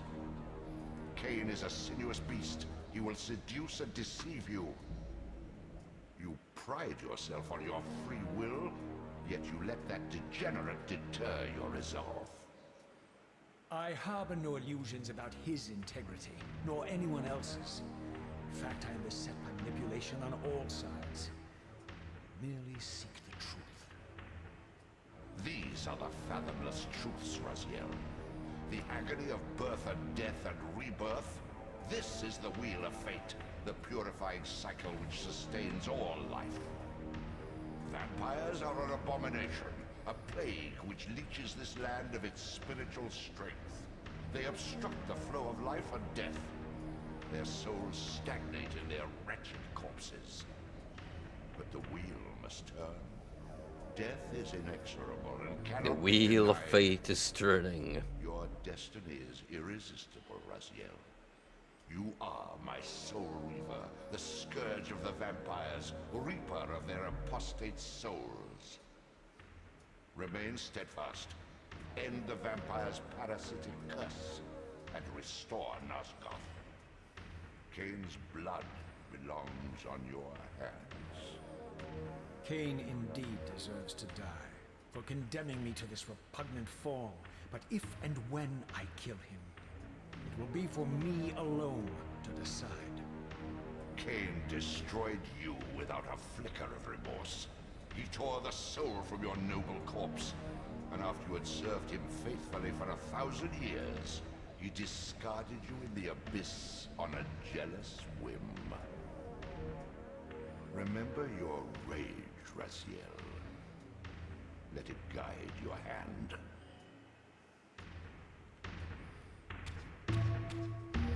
Whew, you are beating many an old friend and enemy. With so much build-up,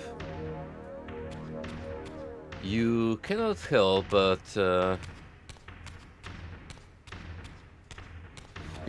wonder if we're actually gonna be able to make a choice, just like in the first Blood Omen, what kind of ending we're pursuing.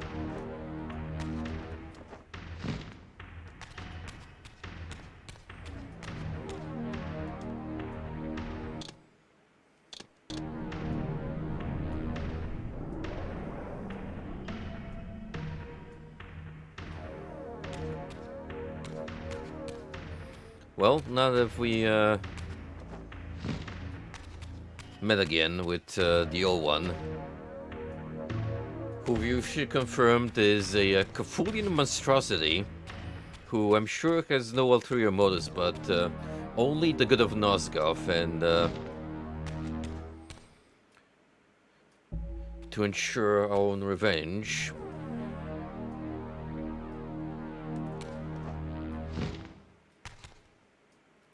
Now that I look at this layout, yeah, it seems to be planted directly under the pillars, which, if it's actually a deliberate choice,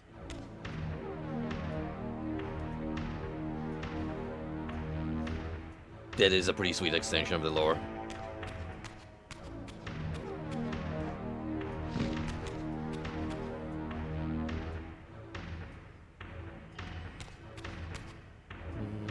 Yep, it appears we've struck a dead end, so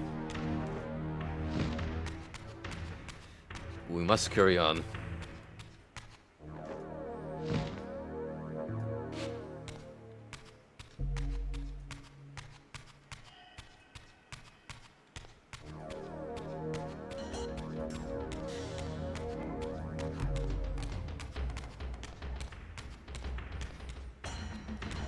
Leave those guys be, because they have no business fighting them.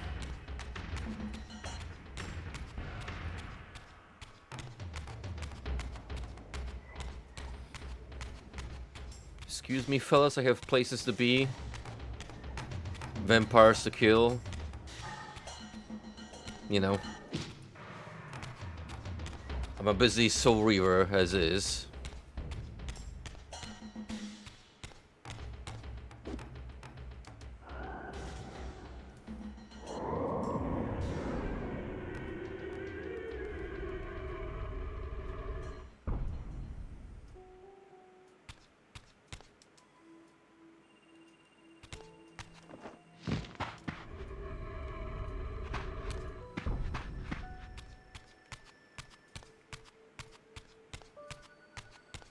So with that out of the way, let's try and figure out where to take our next steps.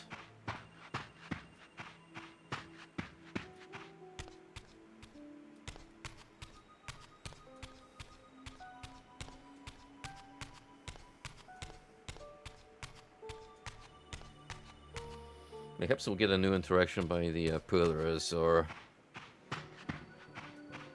there'll be another path for me to take.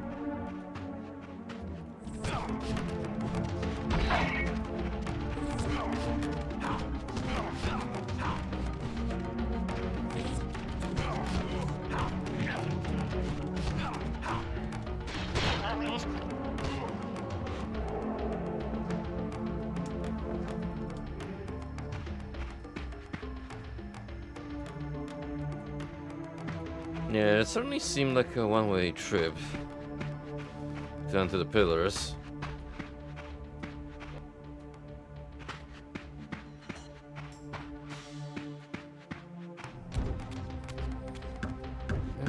We don't really have to do all that fighting all over again, I don't think, so just run back and look around instead.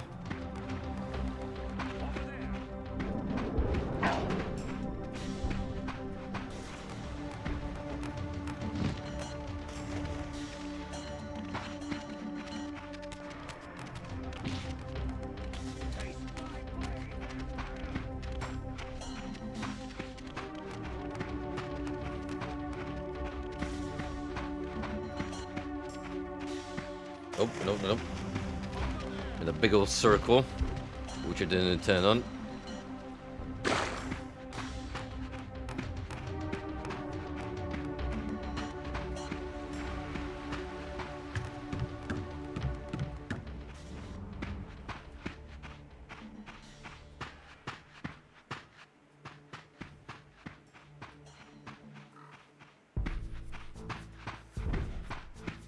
Man, I forgot just how many vampire hunters we had to dispatch while making that journey across the pillars.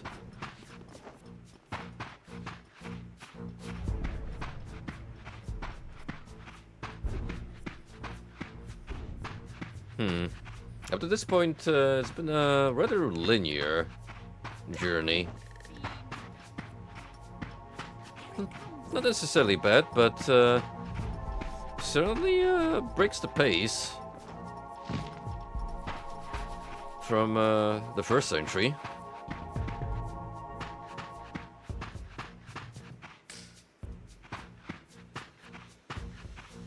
Do you need to take a plunge underwater, perhaps?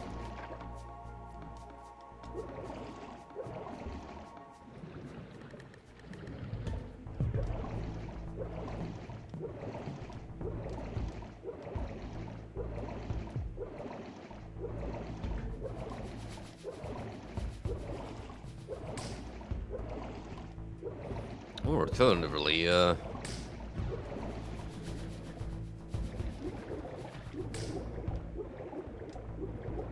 there's a path I didn't think of taking.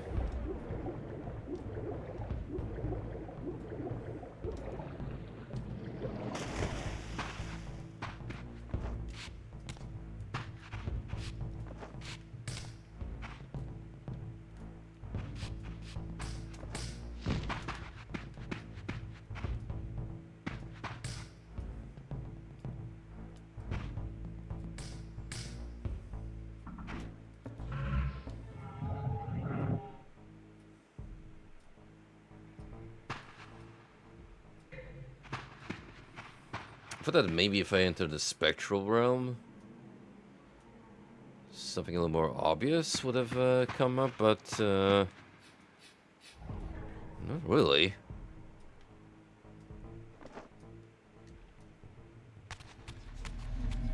Oh, you know what? I didn't actually consider going spectral while in the old one's sanctuary. That might have been the next step.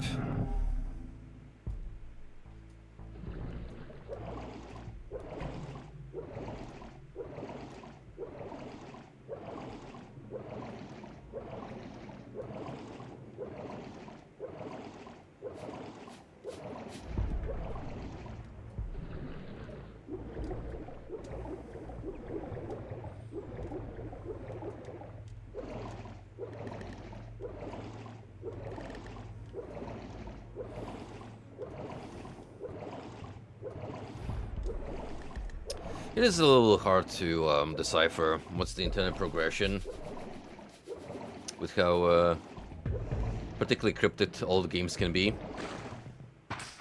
And at these points,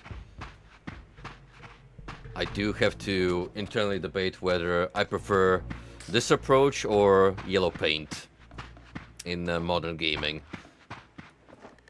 Frankly, as aggravating as it can be, I would take games being vague, because on the flip side, clear markings like the infamous yellow paint I just mentioned, they give the impression of outright insulting the player's intelligence. Which, pardon if I rant on like a boomer that I am, but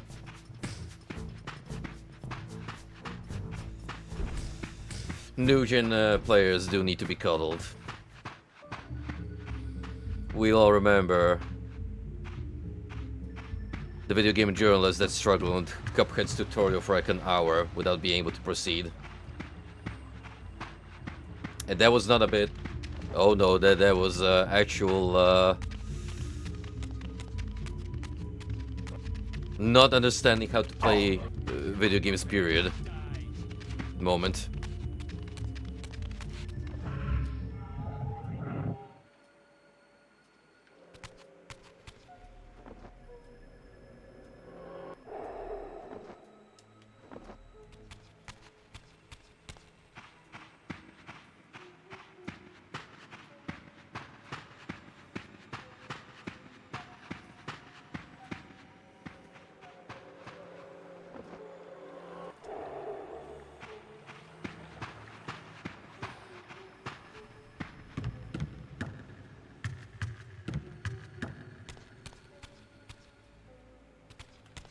Strangely early, but also tranquil.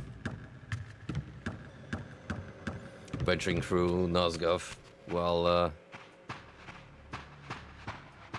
in the spirit dimension.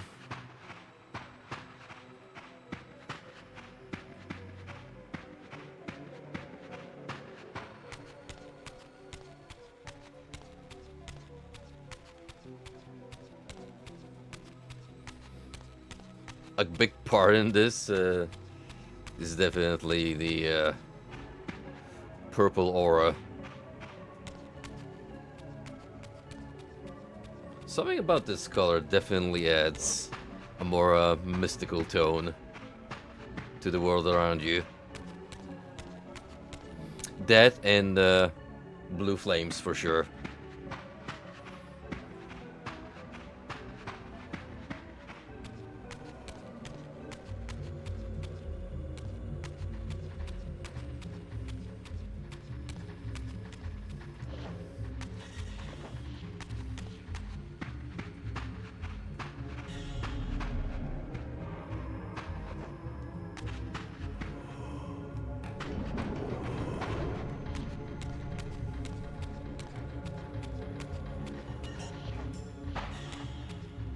Yeah, I'm gonna hang around for a bit like this.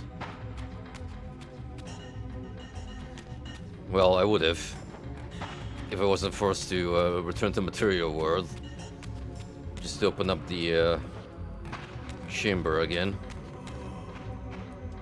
Oh well.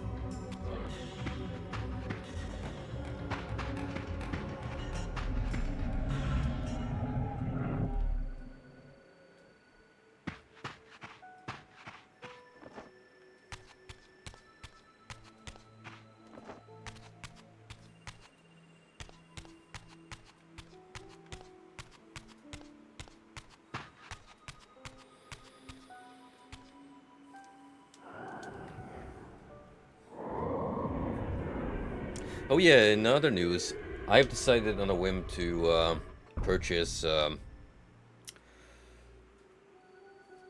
Mark Danielewski's House of Leaves. I've been interested in reading through that novel for a while now. It's definitely come more into the limelight because of the backrooms. I've had at least two YouTubers in particular bring up House of Leaves when talking about King Pixel series or the movie adaptation, and for a good reason. Thematically, they are very much similar, and even though Second Hawks has pretty much spoiled me on how the novel goes, I'm still gonna read it just because the presentation of it is fascinating. The way that book is written. Wait, you really can't go up there? That looks like a crevice I can easily jump.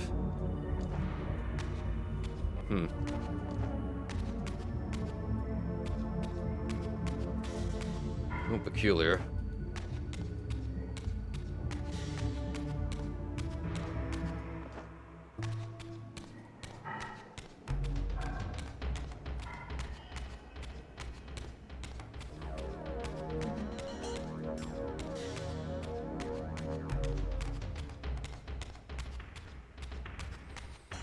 is a whole whooping 700 pages, so I am in for an extended read.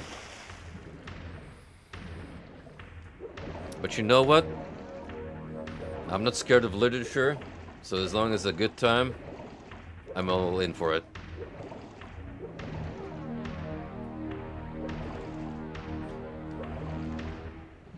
In case you ever wanted to meet face to face, Do not fail me.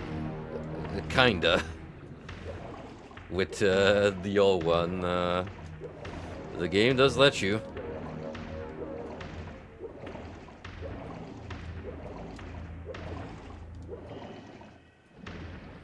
You can in fact swim down here and embrace the magnitude of Squid Tony J.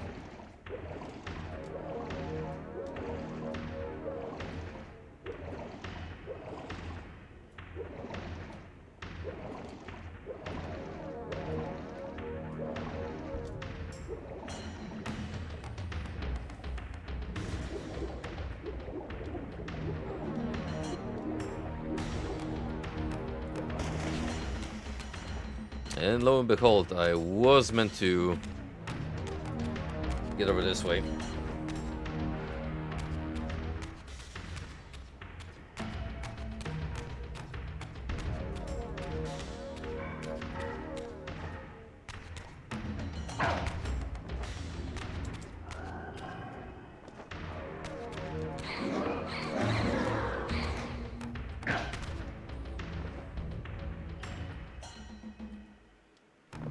I was thinking that maybe if I destroy the semi-corporeal form, I'll be able to absorb those. Oh, I actually can, if I'm fast enough.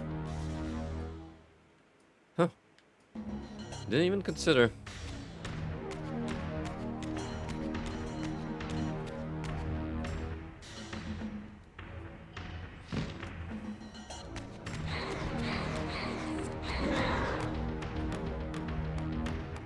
Extremely helpful for before they get away from you.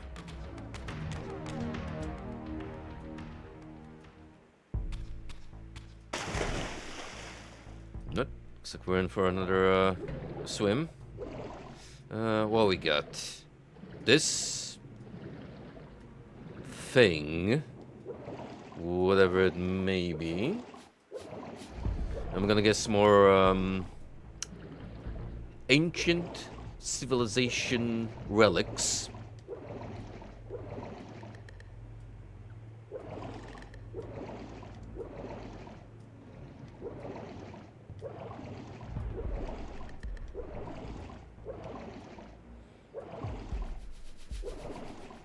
Ooh, before it slips my memory, I'm sorry to bring a more somber tone to the stream, but it is something I have to mention. RIP Bobby Prince. An absolute legend when it comes to video game soundtracks.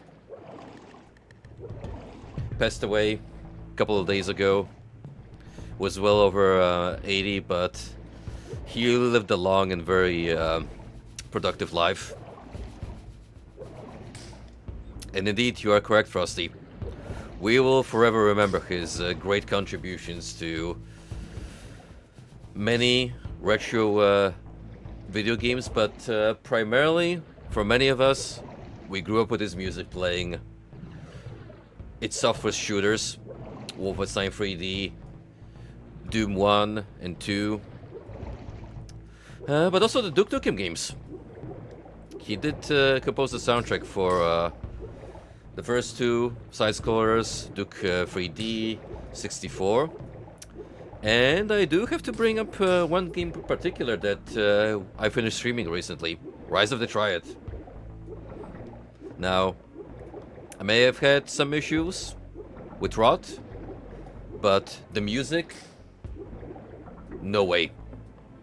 That is easily one of the highlights of Rot. It is jam-packed with bangers, courtesy of Bobby Prince.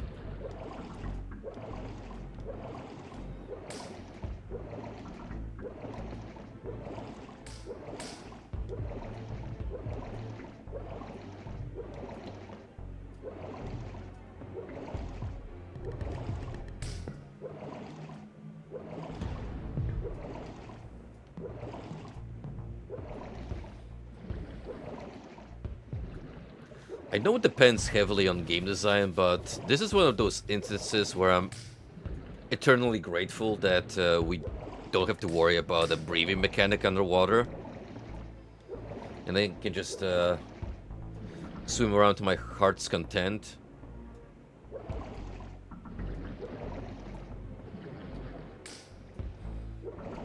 I feel the same way about fall damage.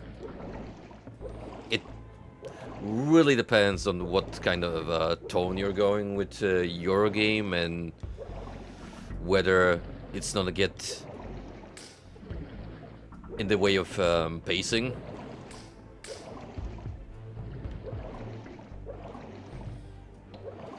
Considering the massive camera system that I have to currently navigate, this would have been an absolute nightmare if I had to concern myself with stopping every now and then by some arbitrarily placed air pockets just to recharge a meter.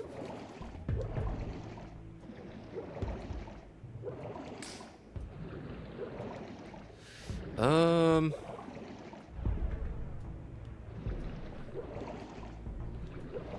can't really tell if I'm going the right way, if there's anything down here.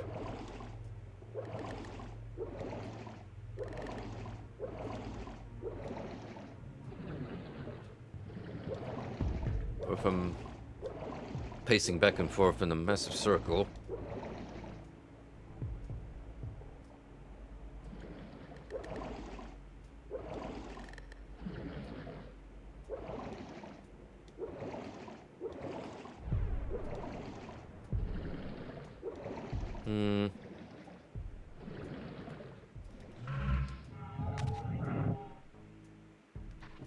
What the?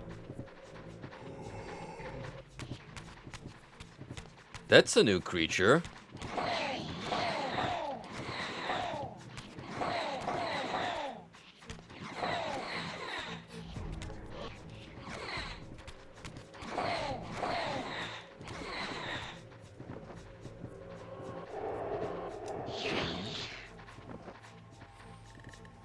It's almost cute how he tried to land a hit on me while already incapacitated.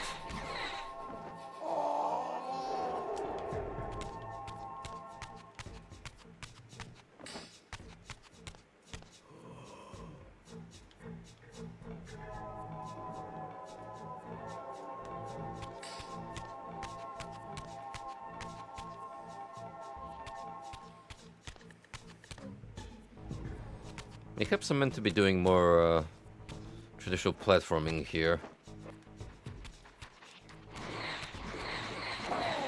With how the room is structured.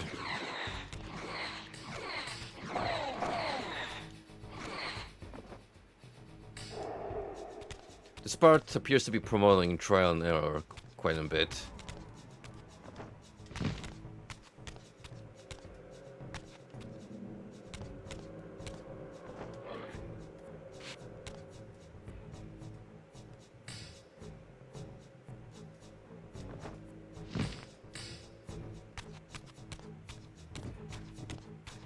It also lets me get a better view of my surroundings.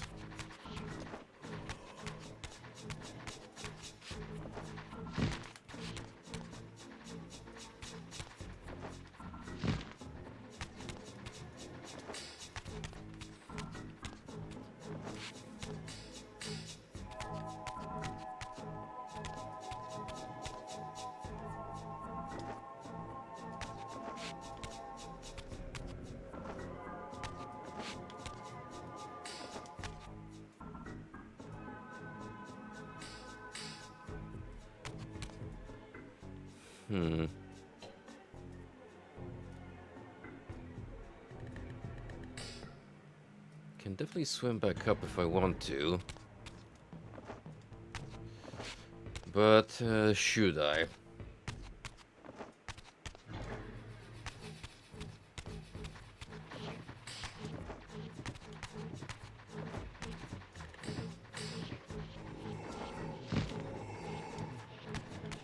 That's the problem we're currently facing, because I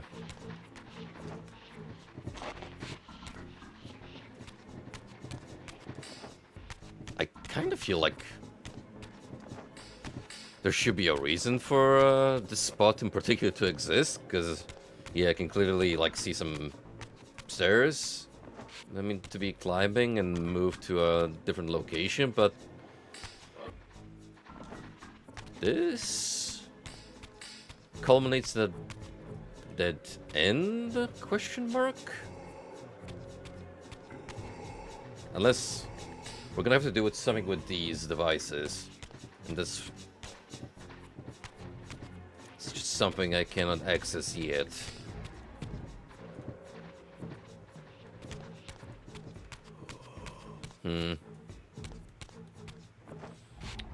Well, suppose I should swim back up and see if there's another way to progress.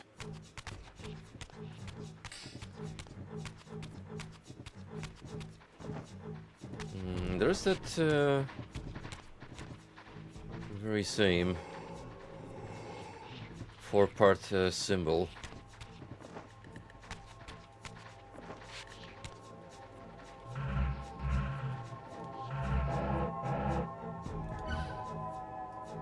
Ooh, I didn't even think about looking up the map this way. Smack in the middle of heart of Nosgoth, are we?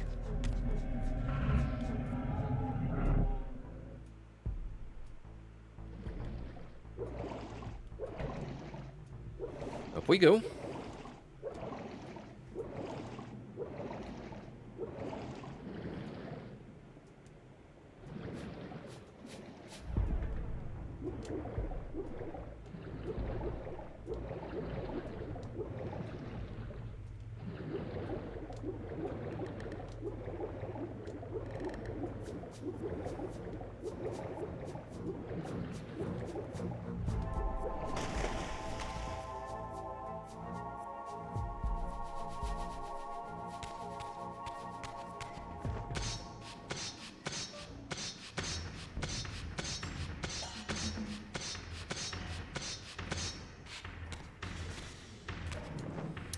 But how north is marked as red,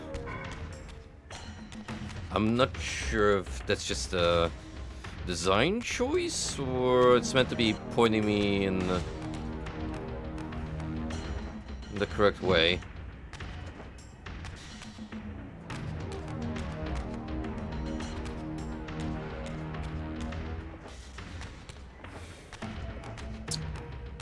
There's gotta be something we can do down there. Unless I'm meant to be climbing up. But that just takes us here, doesn't it? Yeah.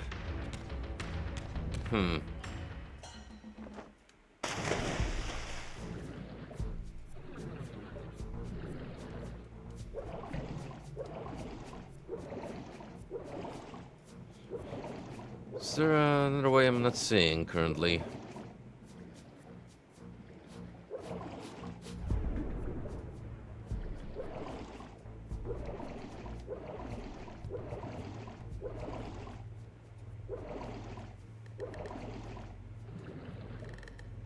Suppose I'll just swim around until maybe something will strike me.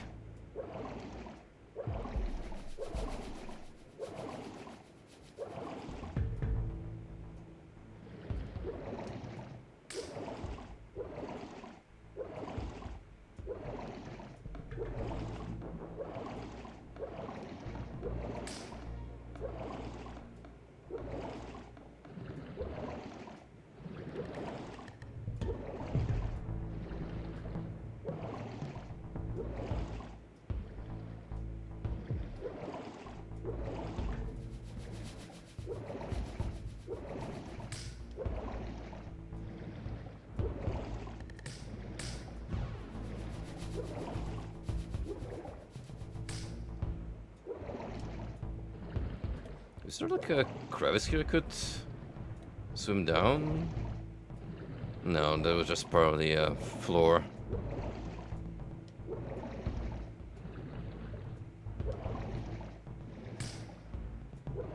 Is there an opening here I can take?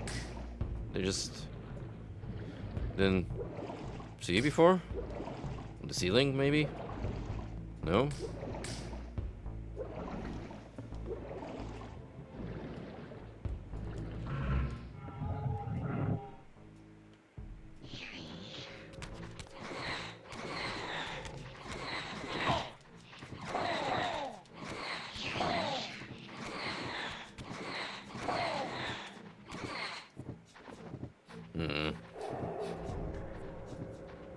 Soul Reaver is acting all cryptic again.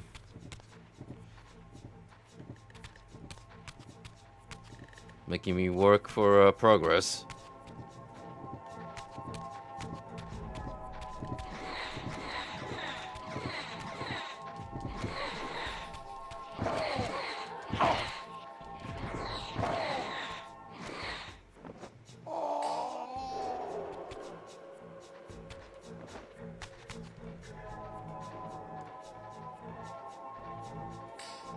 Need to remember that you can also use lock-on like this to just enable free camera.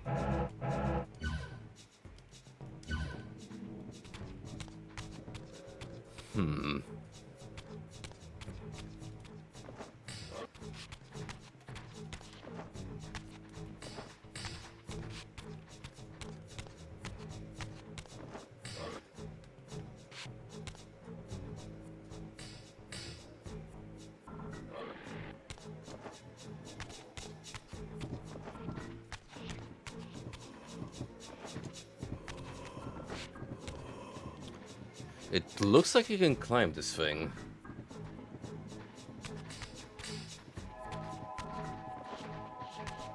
At least from one point of it.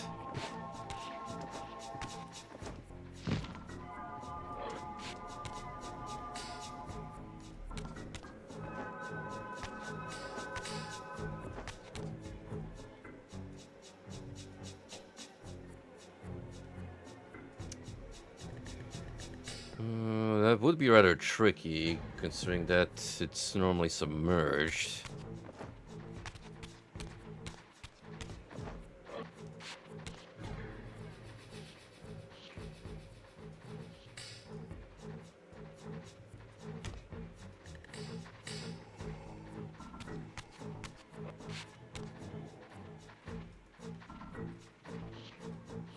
Yeah, that's definitely a climbable surface up there.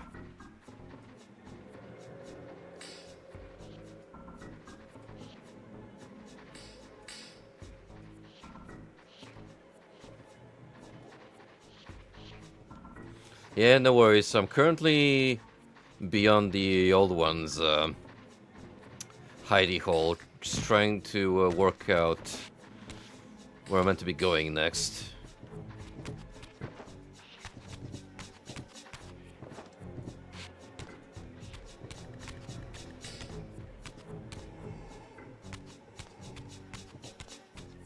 Brother, I understand. Italian cuisine hits the spot, but man, you will feel like taking a siesta.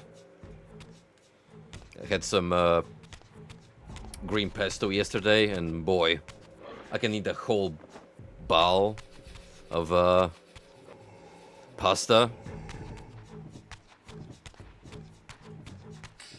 And I will feel fat about it, but man, is that stuff good? Yes, sir, we are past the Seraphin Stronghold.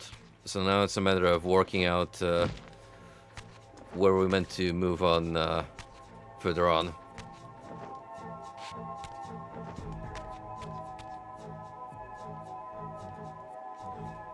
Because I'm kind of getting mixed signals here, to be honest with you.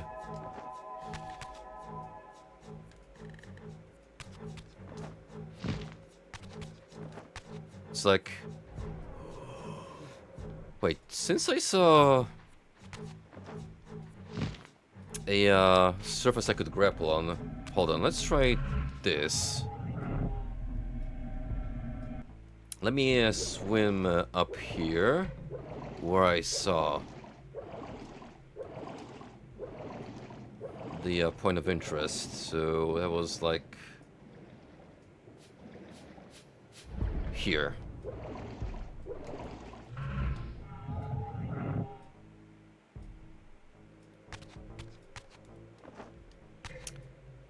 Ah, but that way.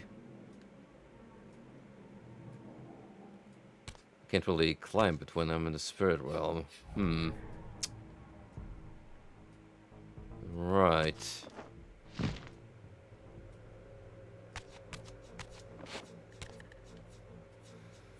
I can get up here. Whether there's a reason to? Who knows? Maybe I should just get on top of that thing instead and then go spectral. Let's try that.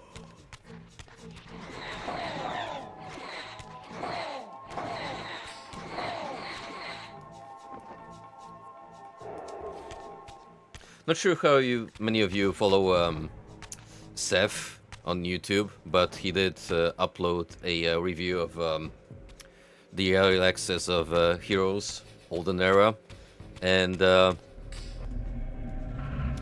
a certified boomer,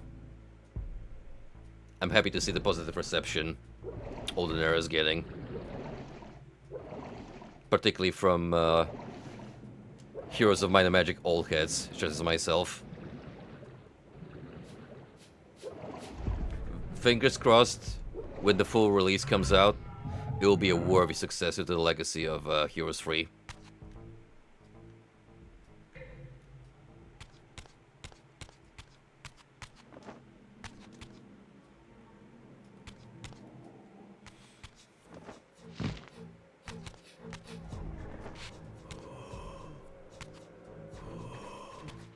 Oh, okay. So that way I can come back here if I want to.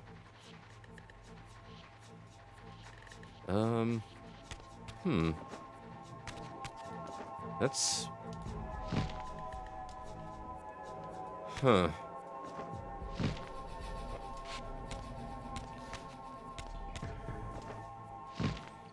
The very same. I absolutely love his reviews because of the unhinged format.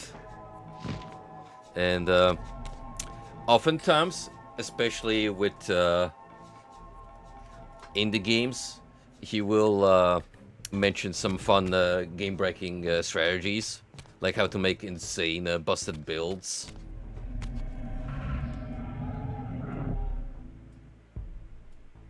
And I'm all about that kind of toying with video games.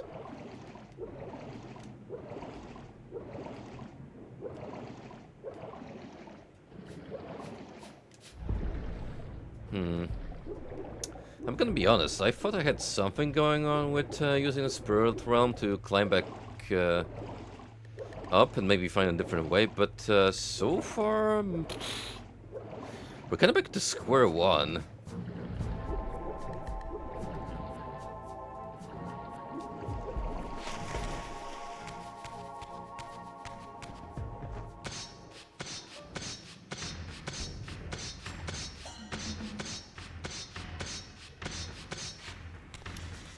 Makes me question whether I missed another way to go while climbing here.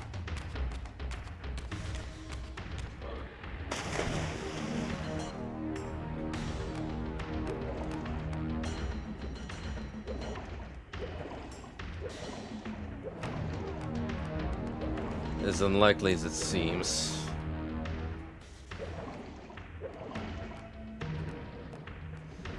Oh, because that way we came straight from Destiny beckons. The other one's chamber.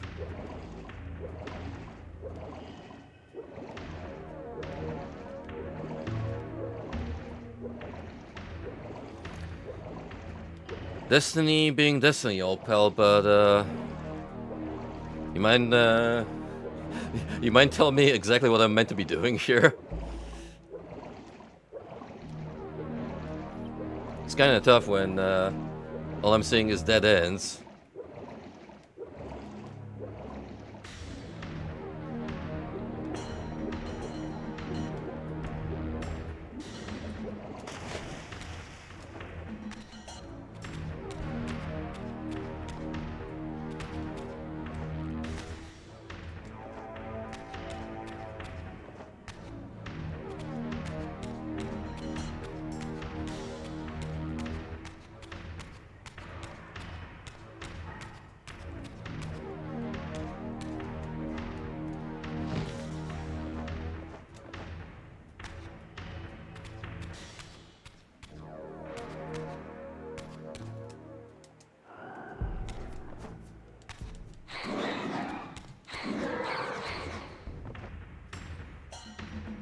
Okay, unironically, I'm either not seeing something I should, or this is not a very obvious chamber to dissect.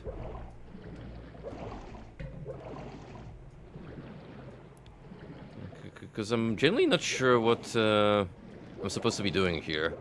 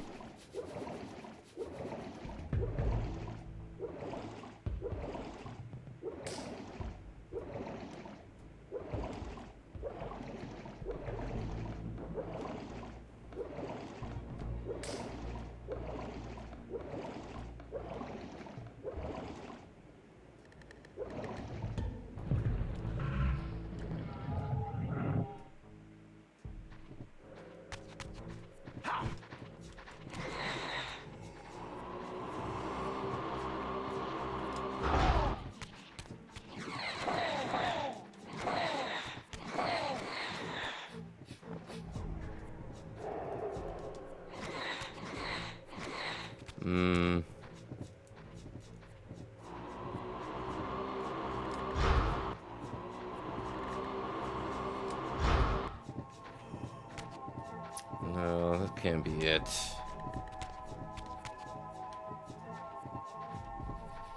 Is there generally something I have to shoot with the Soul Reaver in order to activate it?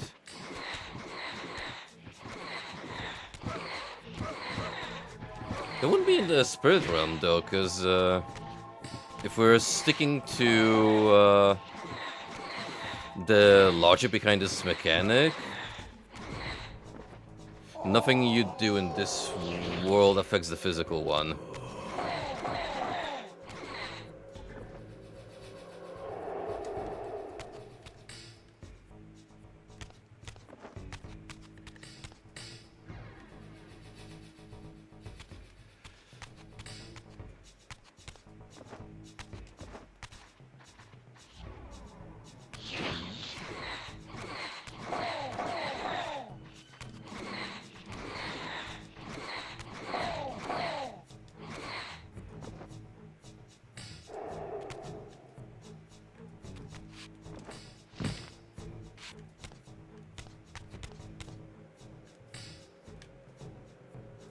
I'm looking around and hoping that maybe I see like a platform somewhere that I just didn't happen to notice earlier, that I meant to be climb. Oh, is that it? Up there?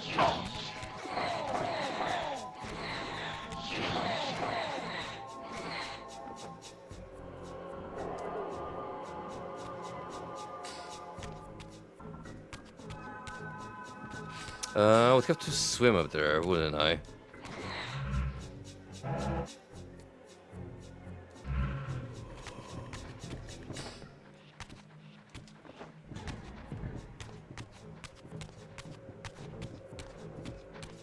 Where's the rift thing? It's definitely in the main room, but could have sworn there was also one around here.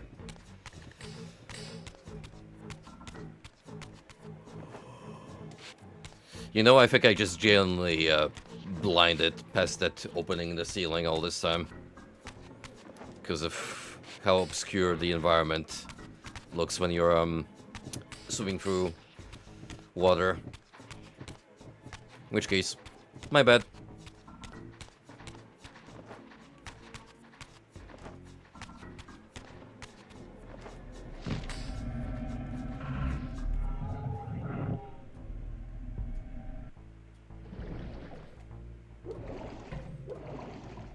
Like, look around. Look around and tell me that you can actually make out the environment that easily. I mean, sure, you have these crystals that kinda light up the surface a little bit, but it is still such a pain in the arse to try and notice whatever's obfuscated. Oh, whoa, whoa, hold on. Hold on. Wait. Yep, see? This so easily blends in with the surroundings.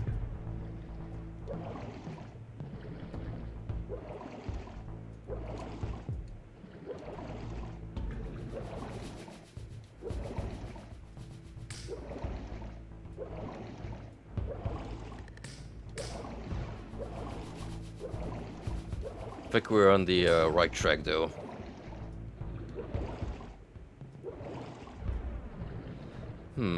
How does this climbable path? I guess that's gonna be drained at some point? Maybe? Ah, we made it through. I surfaced into a very different landscape. The daylight barely penetrated the dense canopy of this forest. Here I discovered an ancient ruin, unmistakably one of Mobius's time-streaming chambers, but long ago sealed and abandoned to the encroaching swamp. I didn't currently possess the means to break this seal, but I thought in time that I might. And that's probably how we change our surroundings, so more stuff becomes accessible. Frog. Oh. Look how metallic they become in the old rendering.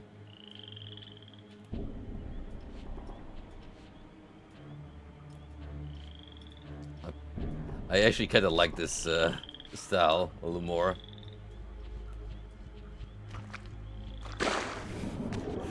They sapped them of all their colors. How could you, Asper?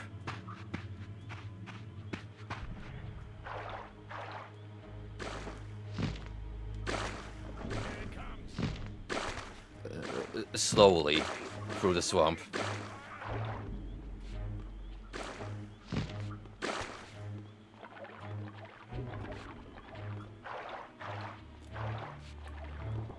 I don't imagine combat is particularly fun while submerged in murky swamp water.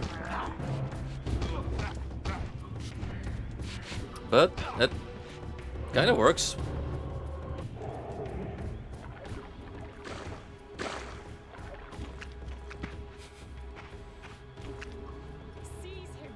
All we know is dull, gray and brown. Listen, just because it works for Quake doesn't mean you can transplant it to every single game imaginable.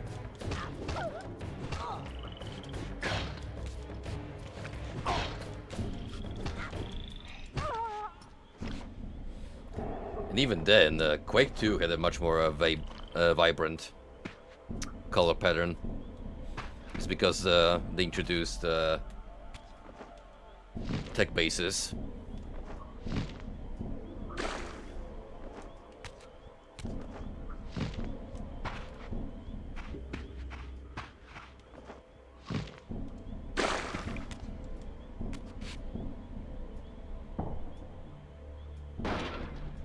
I would have been very disappointed if he wasn't able to kick down that door.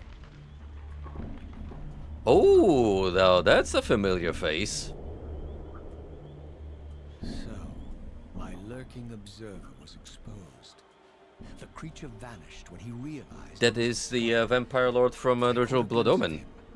and his features were distinctive enough. This was the vampire Vorador, the monstrous assassin depicted in the stronghold. Strange that a creature brazen enough to assault the circle single-handedly would avoid confronting me. Very well. If Vorador would not come to me, I would go to him. But first, I needed to find some means of reaching that terrace. It heavily depends on the setting, but I am actually a supporter of when vampires age, and not so much in traditional human years, but as they live long enough, their physical appearance changes and they become more monstrous, like actual bad creatures, or some kind of mutated monstrosity to reflect their power. To a certain degree, Vampire the Masquerade does that, depending on the clan you belong to.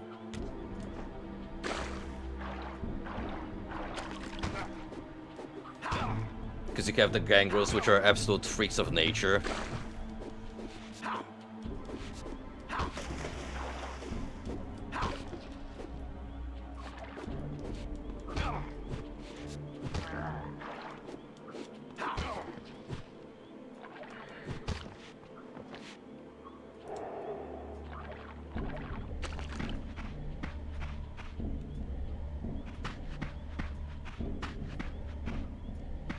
I'm not gonna lie though, whenever I have the urge to play Bloodlines, it is so difficult to pass the opportunity to replace a Malkavian because just of the unhinged dialogue options that you get by being a member of that clan. It makes the game so much more fun when you play as an absolute nutcase.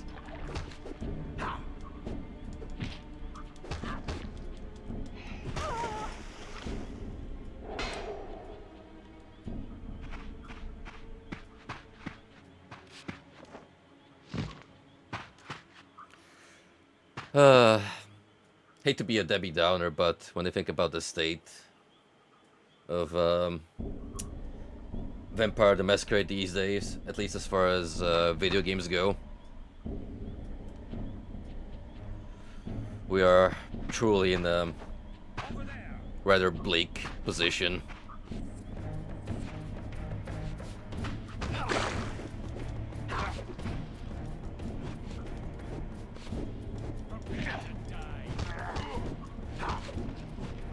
There have been like what, maybe 3 or 4 vampire games circa Bloodlines, and neither of them are good.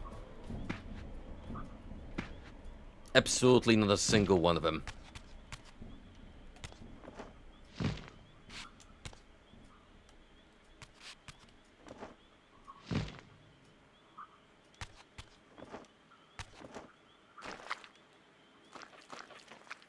Like, even Redemption has kind of a split opinion on it. Some people like it. Some people hate the game flow. Honestly, I'd be willing to give it a try because it's structured more like a traditional isometric RPG. And I'm all about that jam.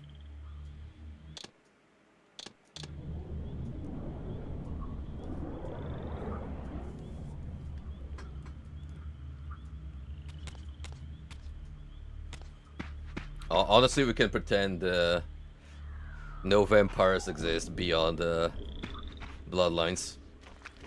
Troika truly set a standard which we haven't been able to even get on par with.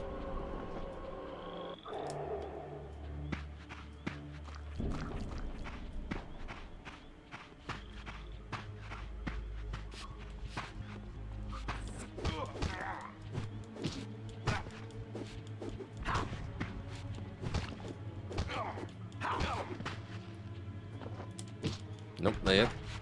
Needs a little more of a beating.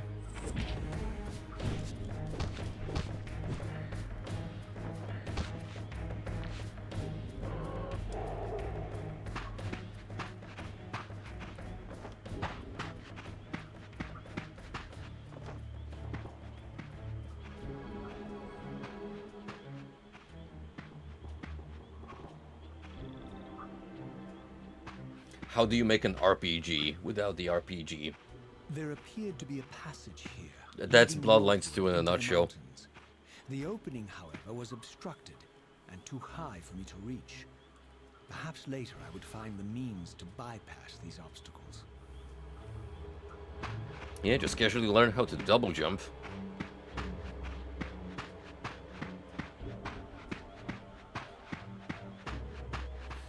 In the meantime, we're gonna have to work with what we have, which is we still remember how to climb conveniently shaped surfaces.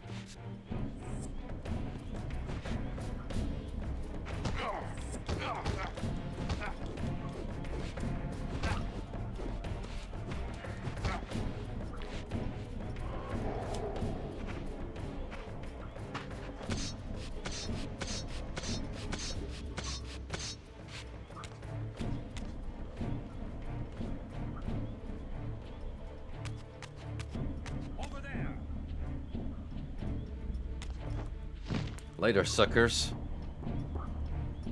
I say that as I am technically the bloodsucker here.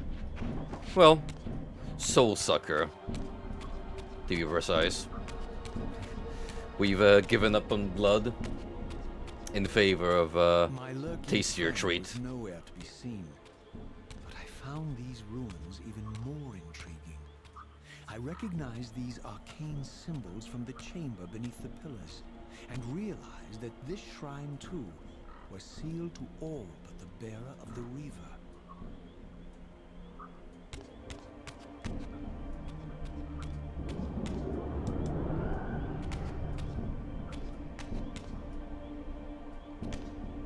Oh, I have to dish the weapon, don't I? I wish I could just easily discard it. Oh, there you go. Seems the right button prompt.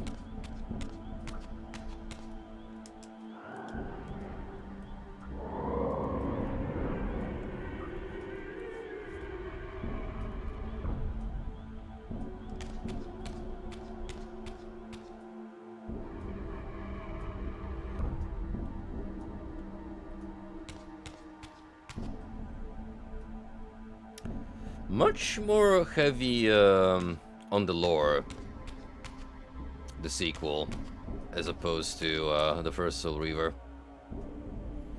Granted, I'm quite sure we're still in the prelude part. It's meant to build up before it becomes a little more open to explore.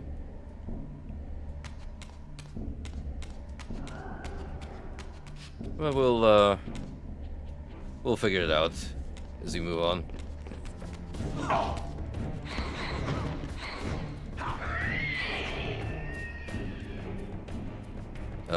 Okay, this is mine now.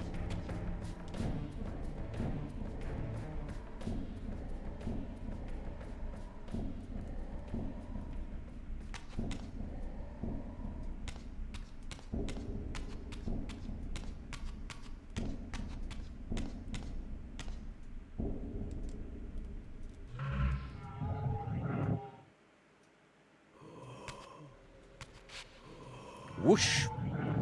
Just T-pose through like an absolute legend.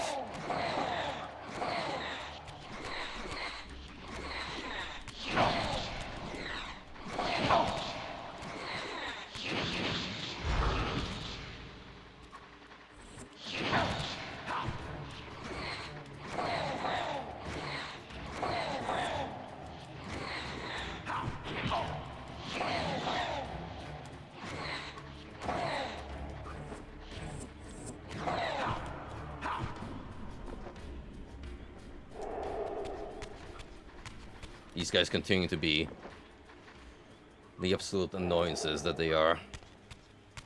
Mostly because they just kind of fumble around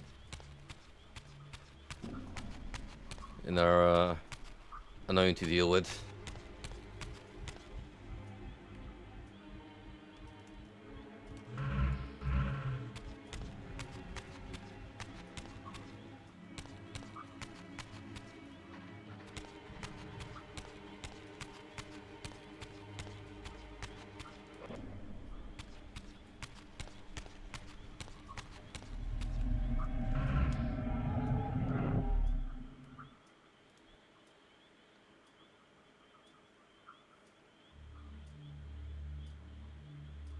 Ooh. Scream's important.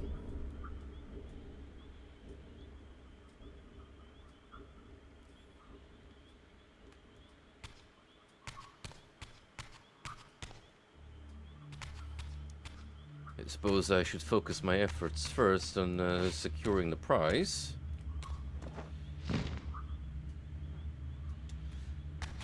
Which, well, you would think I could just jump up there from here. It's not gonna be that straightforward now, is it?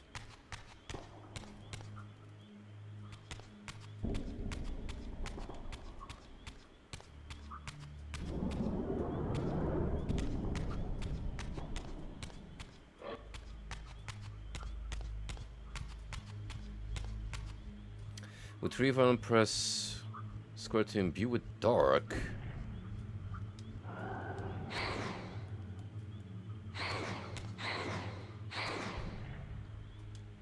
I am pressing.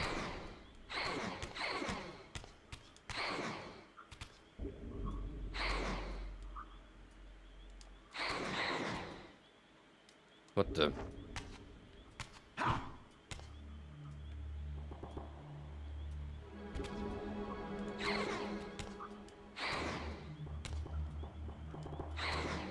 I don't get it. It's not letting me interact with this object.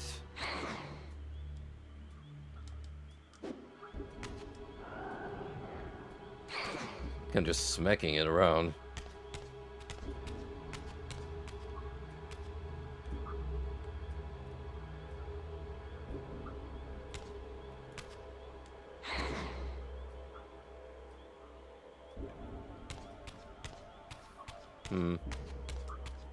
We'll come back here if needed.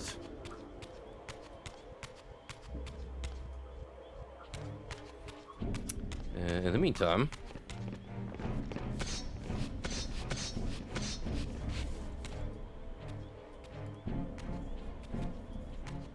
Throughout this ancient shrine, murals depicted the winged race, the apocalyptic war against their mysterious and equally inhuman adversaries. These winged beings, it seemed, were not only the architects of the pillars, but of this enigmatic place as well. And just as in the pillar's chamber, this shrine was adorned throughout with imagery of the Reaver, depicted with the reverence of a holy icon. I could watch an entire documentary series narrated by Raziel in regards to the history of Nosgoth.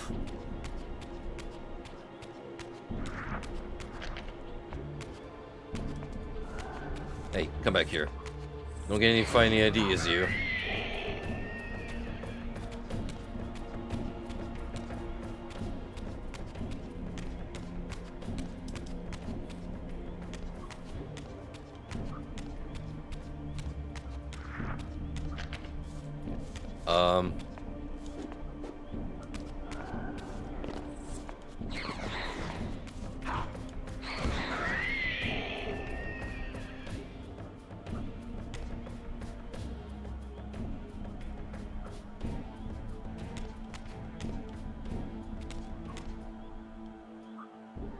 I would assume that skeleton would have come back from being obliterated with the Reaver. Unless it was a different one.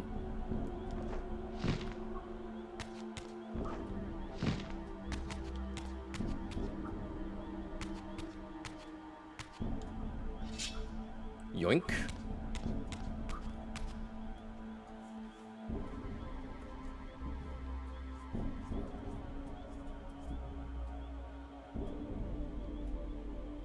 Now, I believe we know where this is going. Maybe.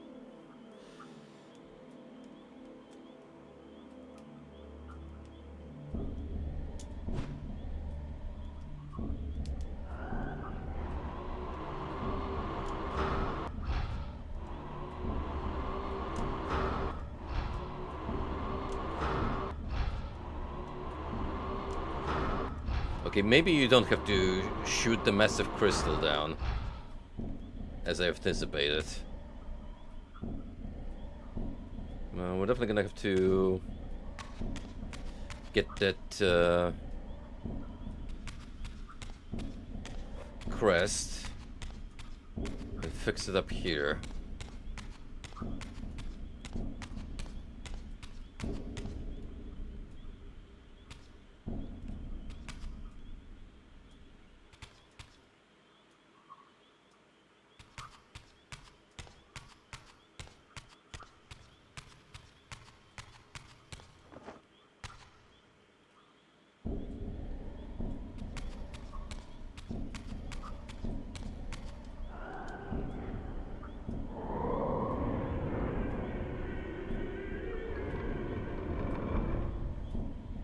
Well, the good news is we got this chamber open up.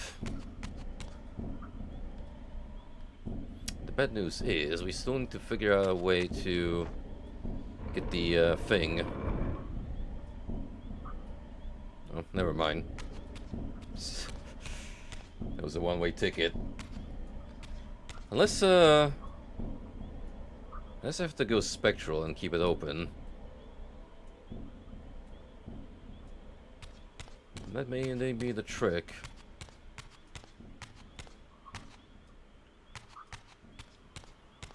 Anyhow.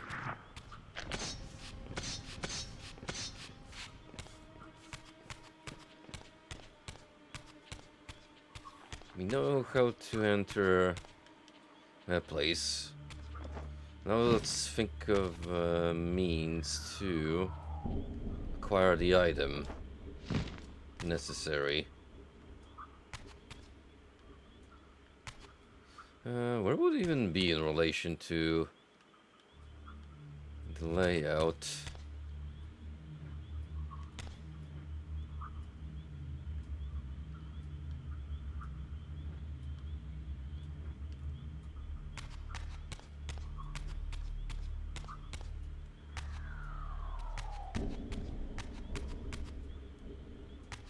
So that's here.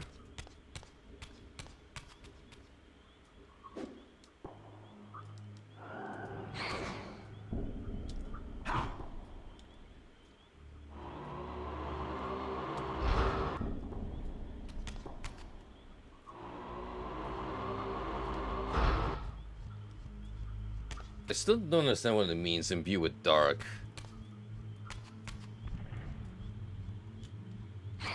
I'm standing next to it, but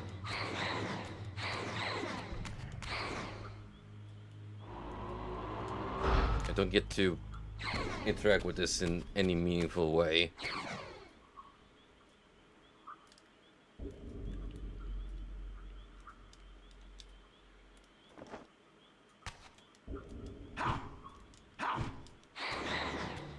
Just prompts me to do the attack animation every single time.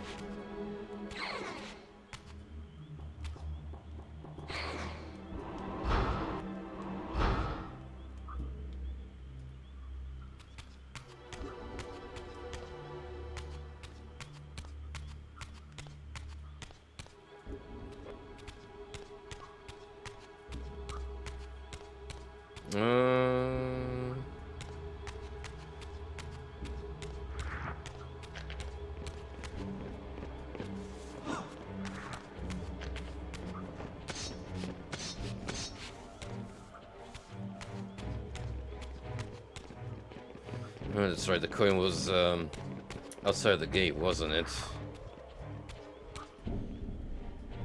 Or... no, down there. So, how would we pick it up?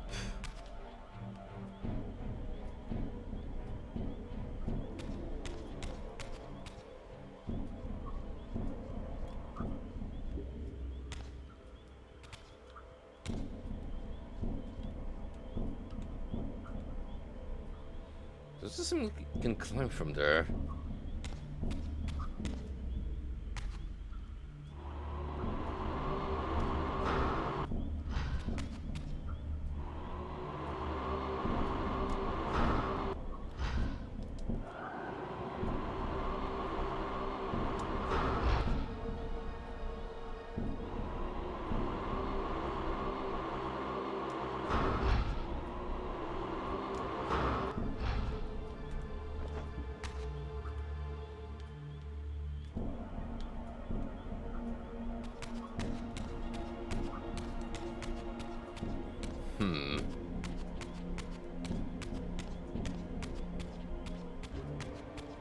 Not a particularly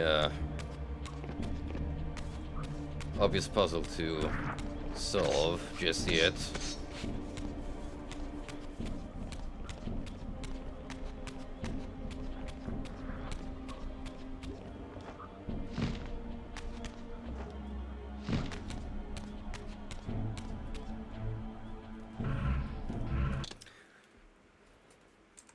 Give me a moment. I'm gonna check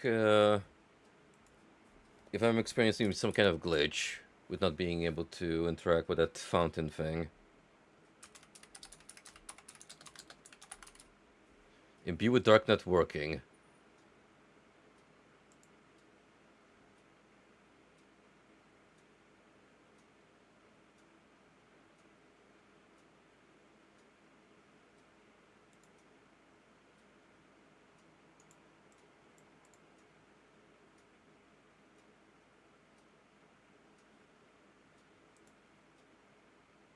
Uh...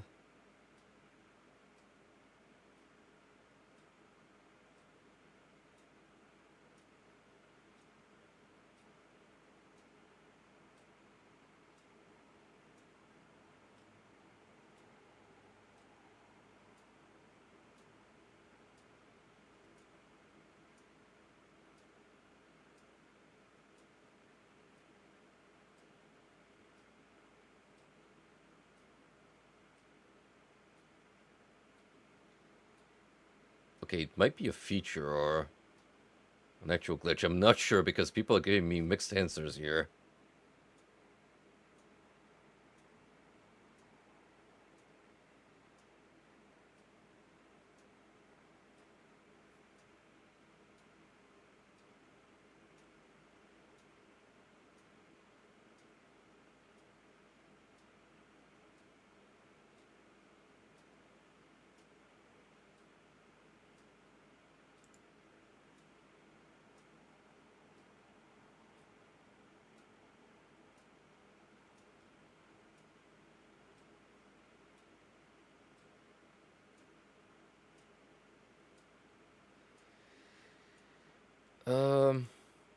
Okay, let's ignore it for now and then try to work the puzzle out.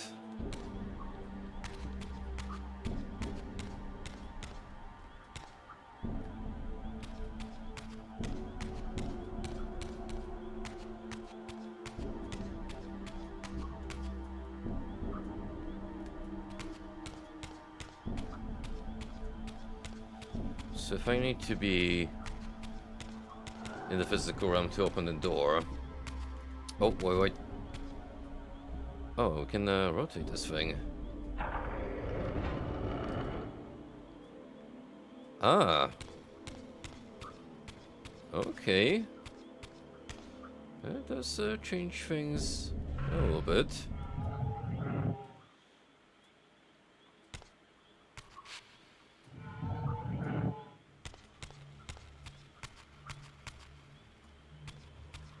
Okay, we have way more to fiddle around with.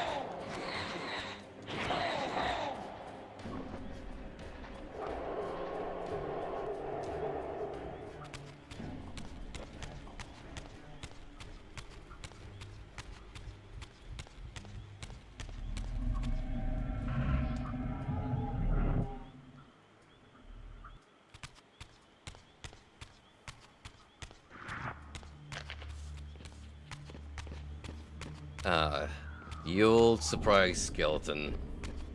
Oldest trick in the book.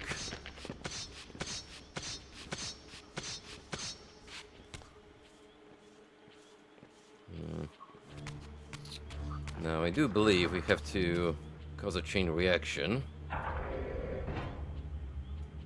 Mayhaps.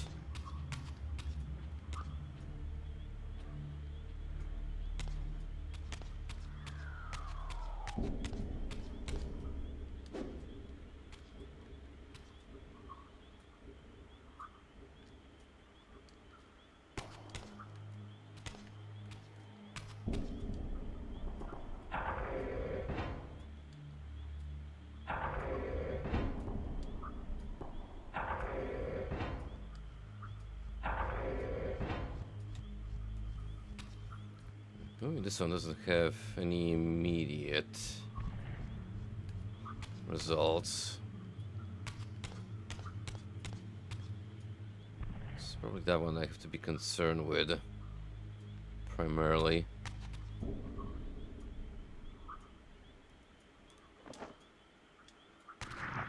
Oh, nice jump. It didn't end with a glide.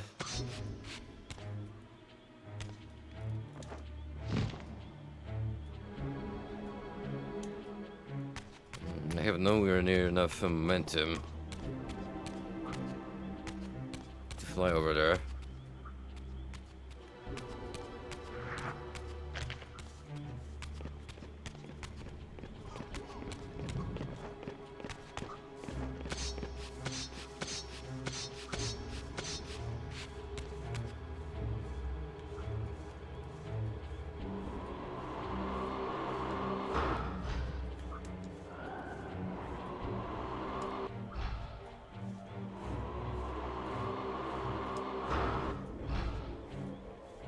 Nope, that I'm gonna have to fiddle around myself.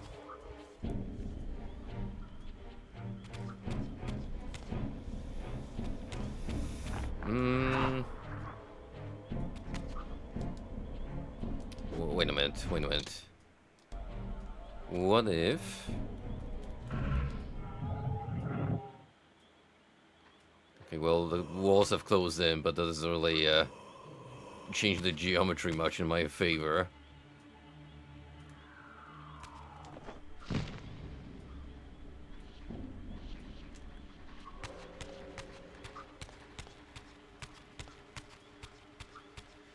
My, if it isn't Quampa, I have not seen you in forever, my friend. How have you been doing lately?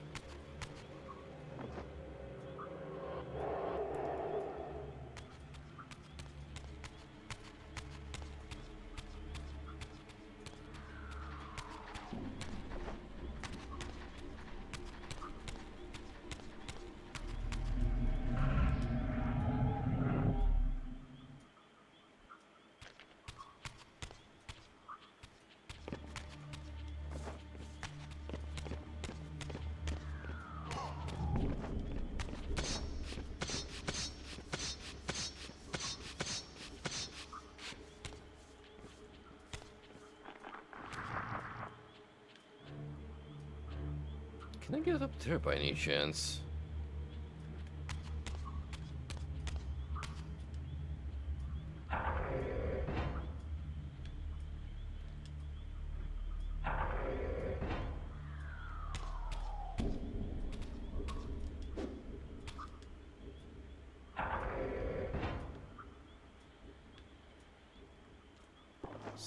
seems a little too obtuse. Especially since I don't see how that's gonna help me get over there.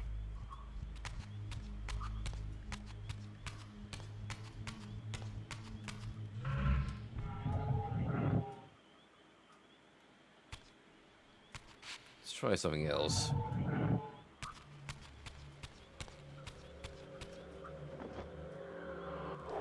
Maybe I can open up that door over there if I move the panel.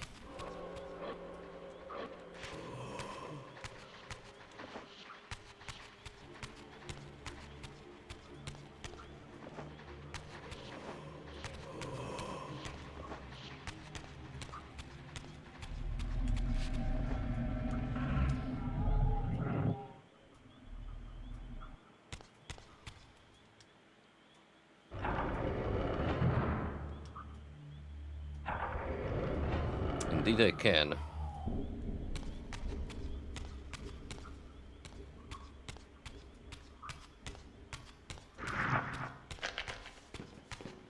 And wouldn't you know, more surprise skeletons.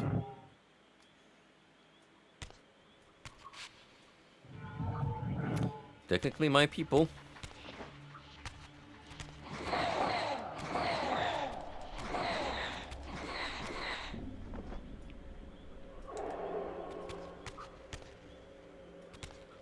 Alright, what am I looking at here?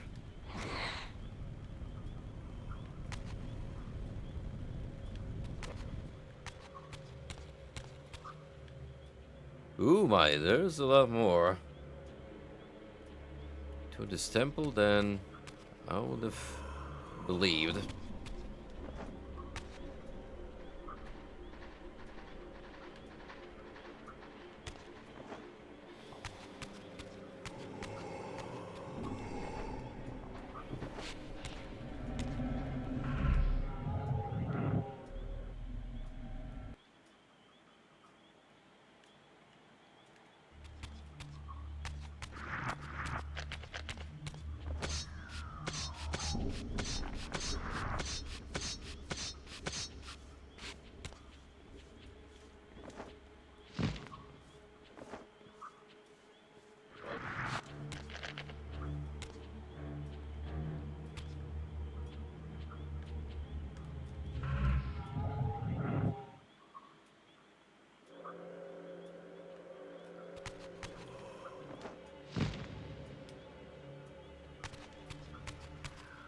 See, I remember some things from the pacing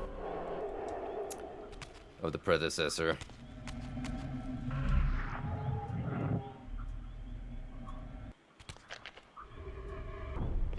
Ah, this fella. Give me your shield. You'd be so kind.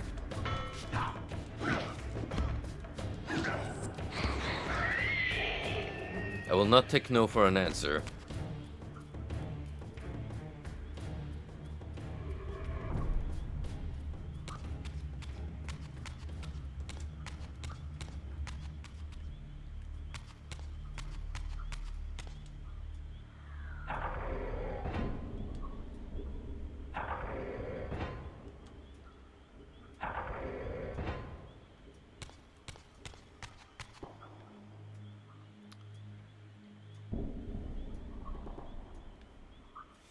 So there's 4 panels, each representing a different state of eclipse.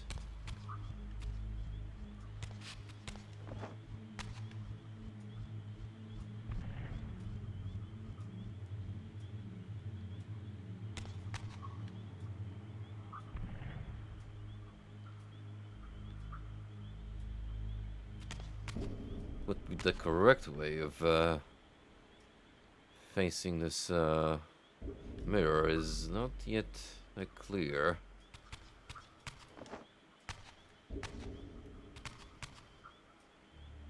Should project us as puzzle targets. So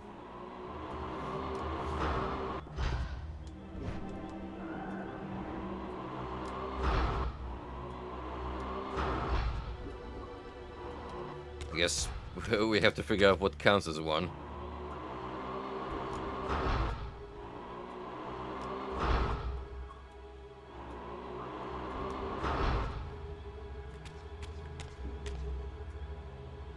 Yeah, game. What's counting here as a puzzle target?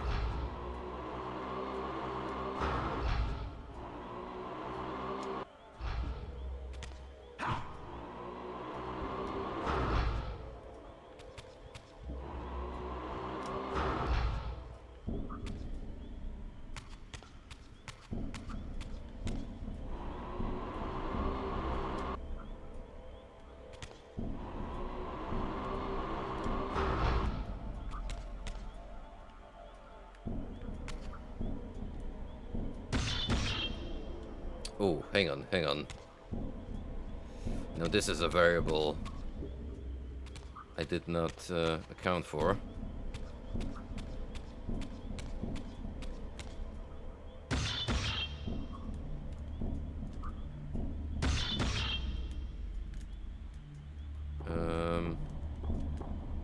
Drag, but where?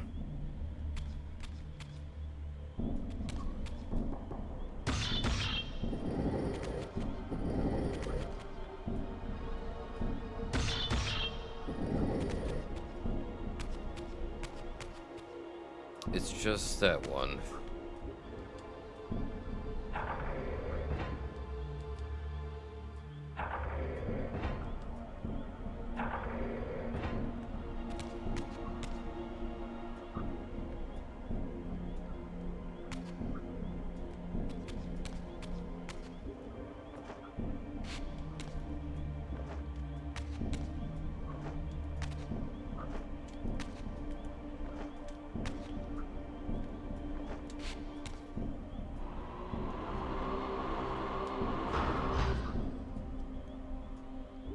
Okay, I guess it was referring to how I can move the obelisk.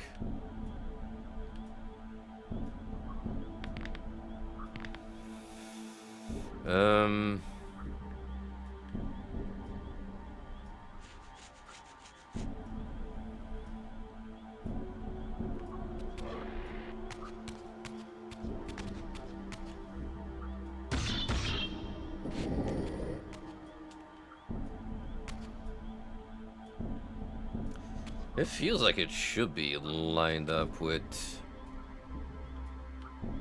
Because that way it's facing the top of it.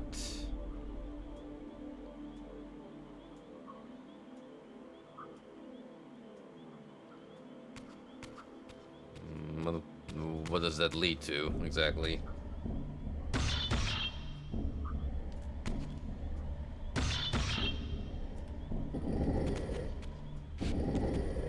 That's as far as this thing can go, actually. I think. Yeah, so you can only move it as far as here.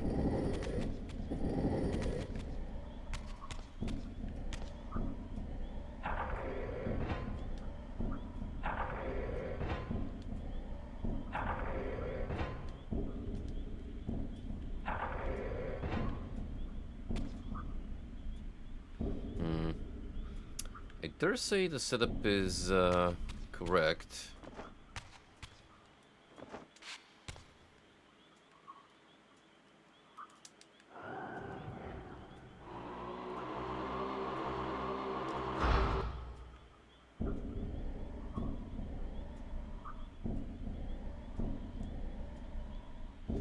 The only question remains is whether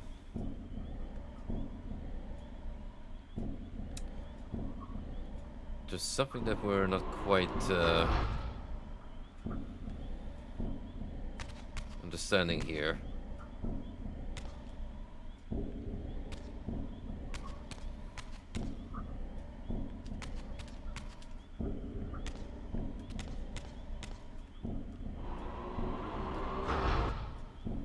Well, yeah, I can shoot it to move the pillar around.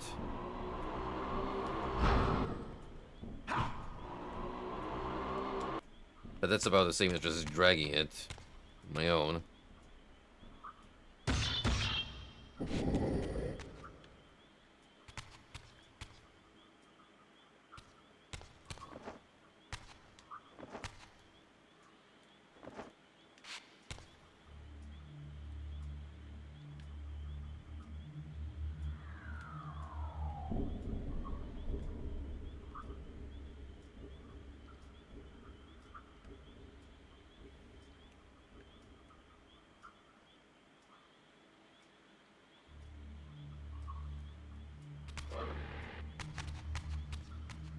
I'm looking around for any more visual cues in case there's something I'm not quite understanding.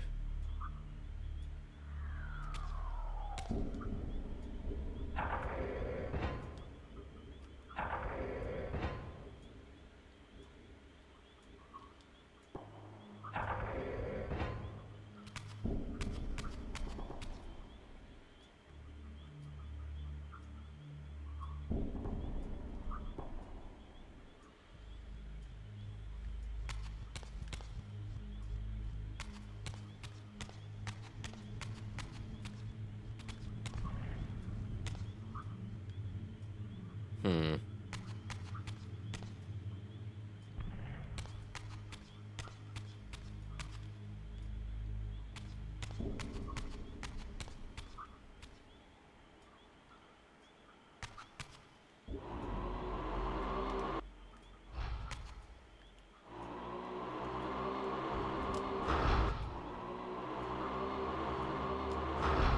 Yeah, that thing can't go anymore beyond where it's at.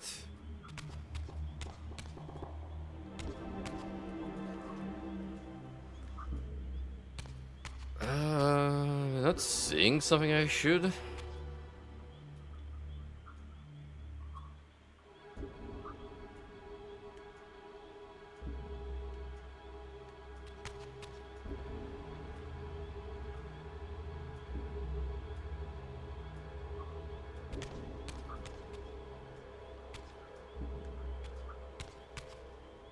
Maybe there were some extra clues earlier on, but just didn't see him. Well, the thing is, out here in the courtyard, I don't believe I can go anywhere else.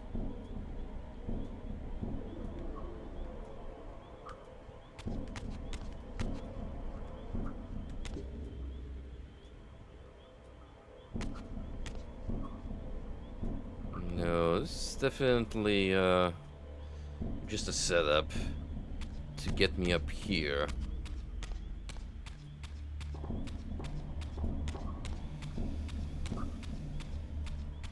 Okay, so what's the trick?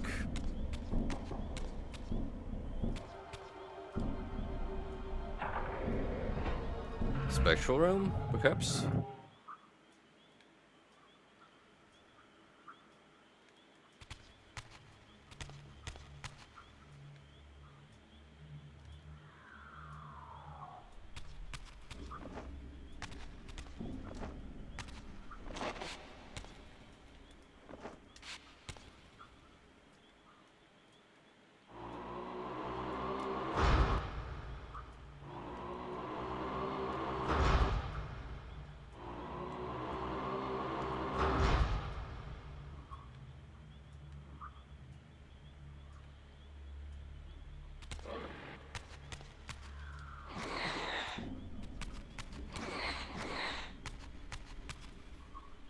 So strange.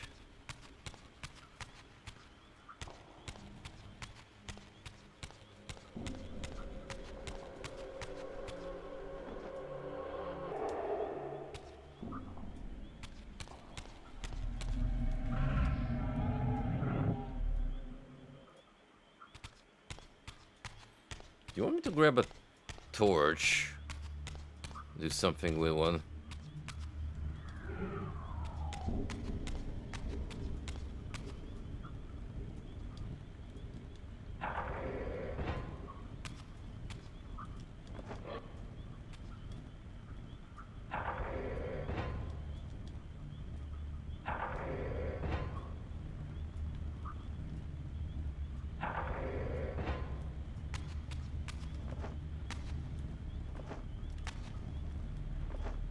Come on. Give me a long jump.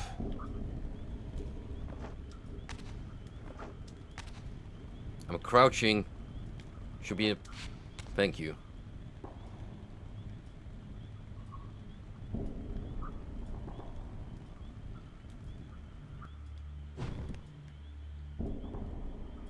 Well, I mean, it was interesting end result.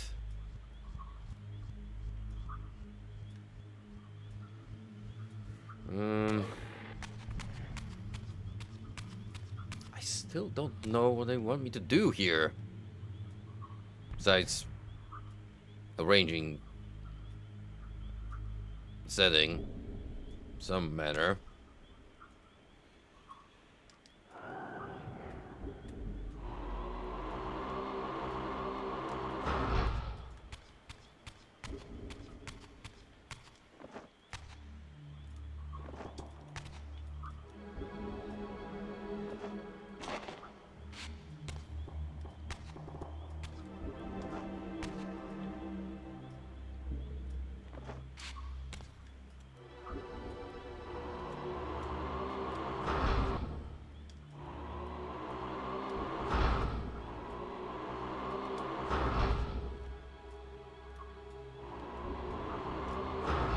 Cool, I brought it back to where it was.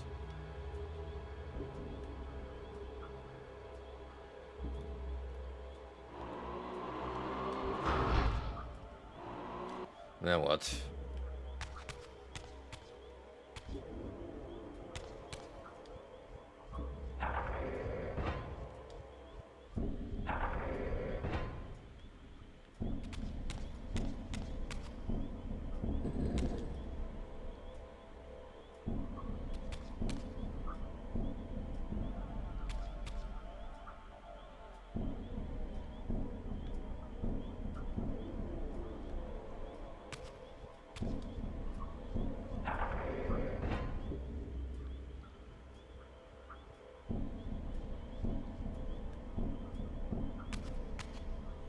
Can move it about 4 times, just as much as I can turn the mirror around.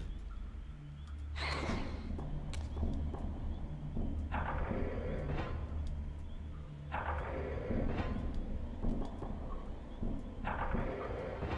has to be something about the arrangement.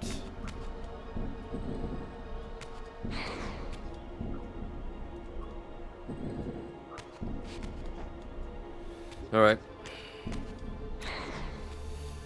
We're gonna try and brute force this. So I'm just gonna turn the mirror one way and push the pillar. Until maybe a cutscene plays.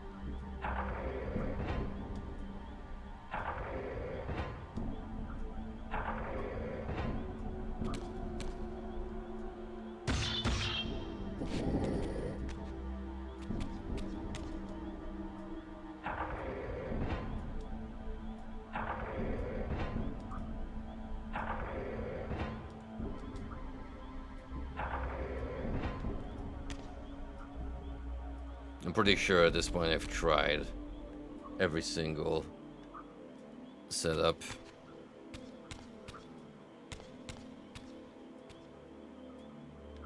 Yeah, I don't know what this room wants from me. Like, legit.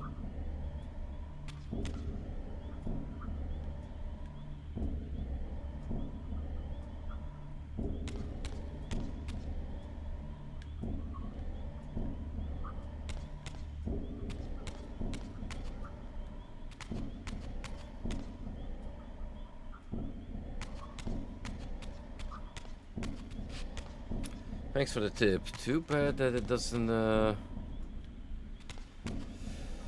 Well, that has helped me quite a bit.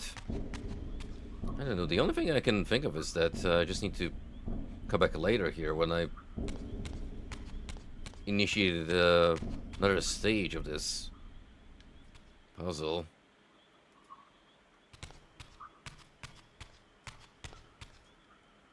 That'd be just a little too early for it.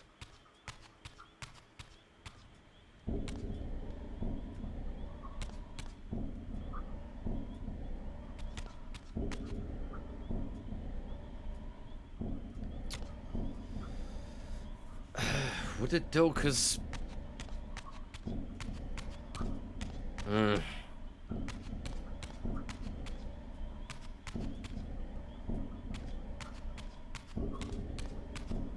It doesn't feel like I can do anything else. In the previous rooms we've been to. One mirror is completely out of my reach.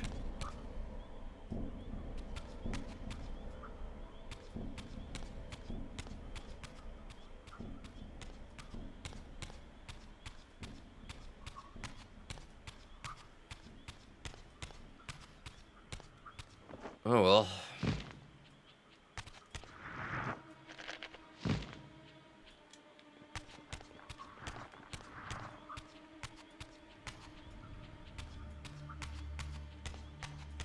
Can't really accomplish anything, I'm just gonna beat my head against the wall.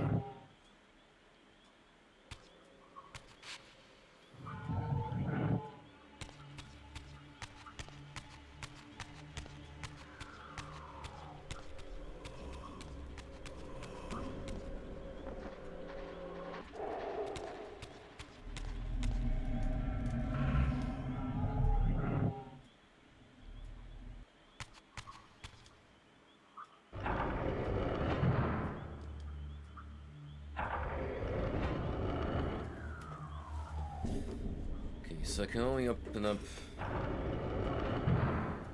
those two as is.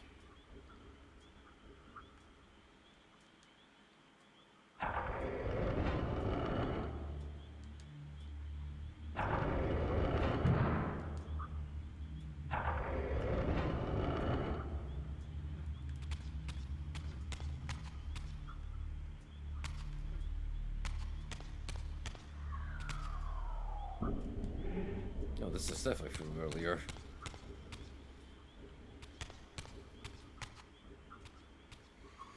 This is where we have to put the crest in for sure. Once we take it off from the other pedestal.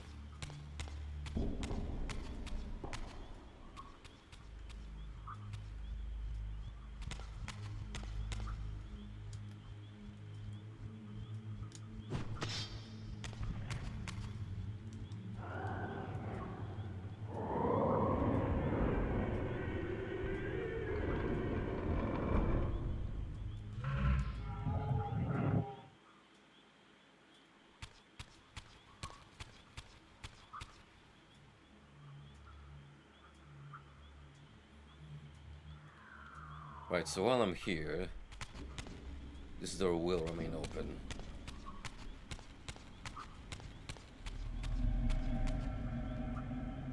That might actually be important in some capacity.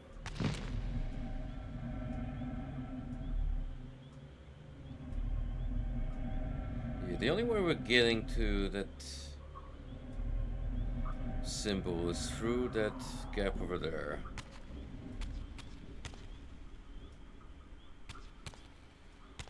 That much is a fact.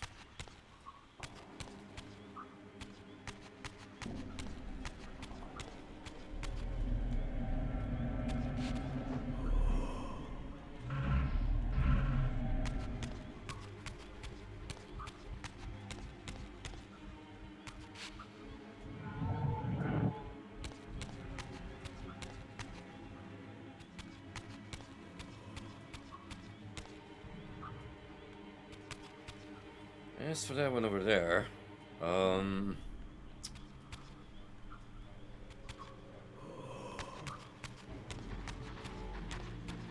don't know yet.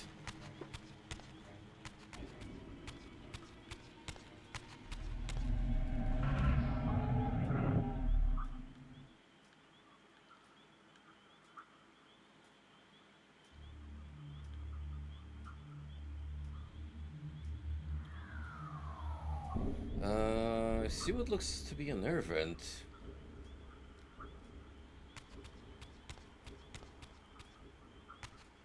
Which would give me a flying boost.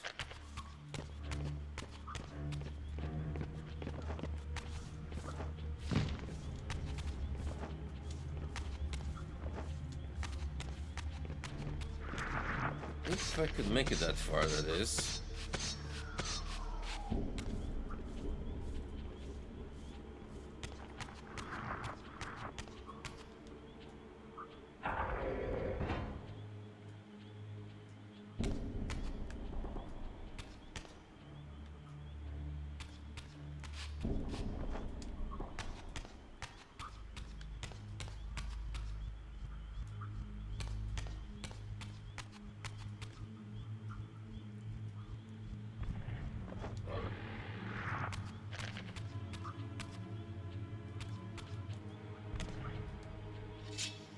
Yeah, no way were they gonna force me to do some clunky platforming.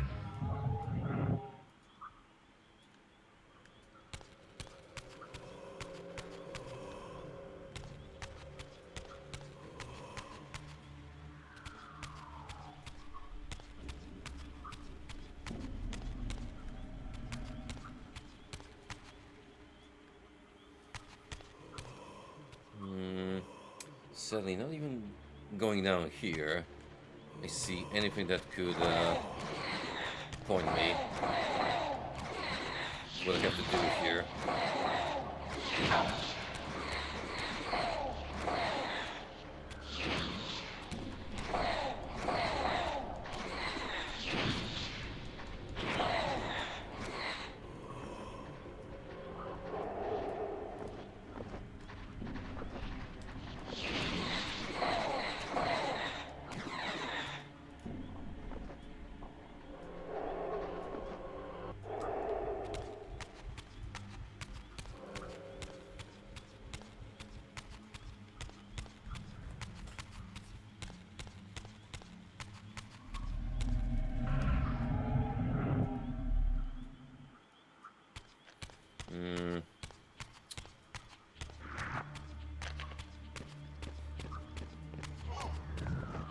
I have an idea, although it is somewhat far-fetched. Namely, no, that symbol there has nothing to do with what's in the other puzzle room. But that maybe I had to align this mirror somehow.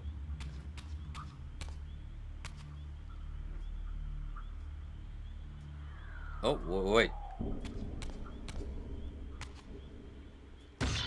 I didn't even notice this obelisk.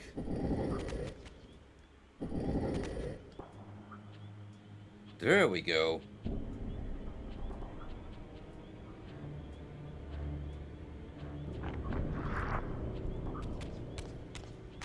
So I guess that's what they want me to do the other one as well.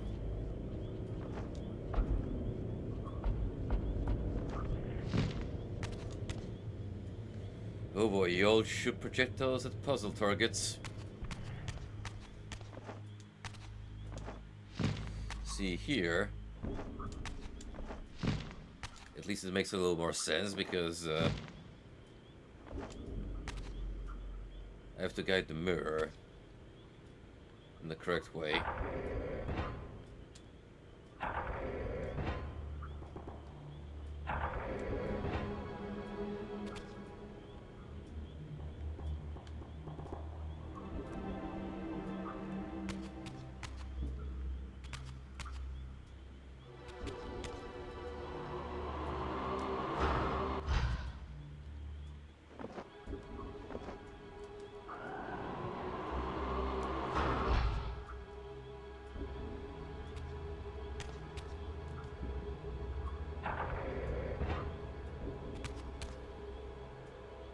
Okay, this positioning kind of makes sense.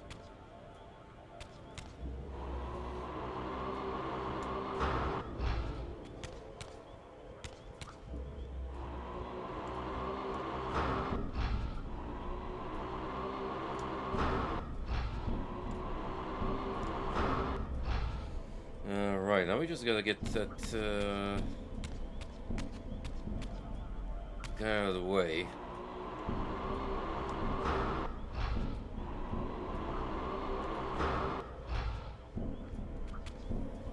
How do we accomplish this?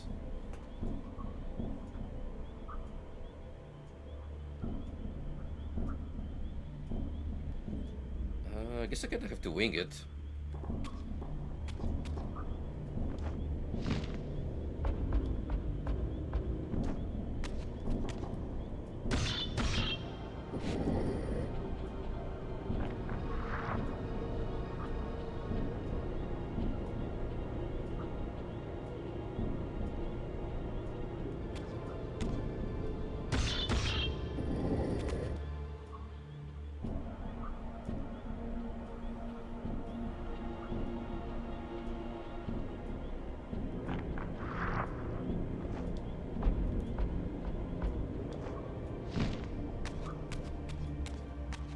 Something else I can move around here, right?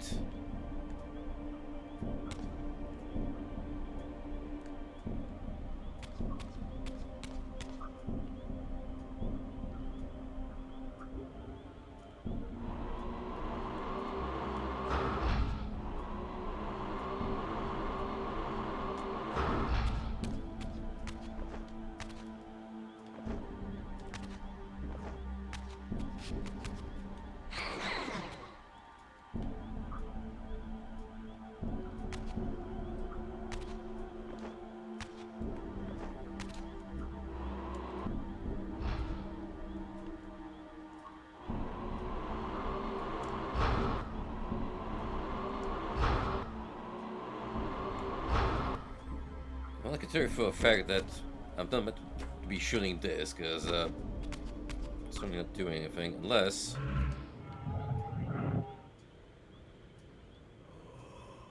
Oh, no, that was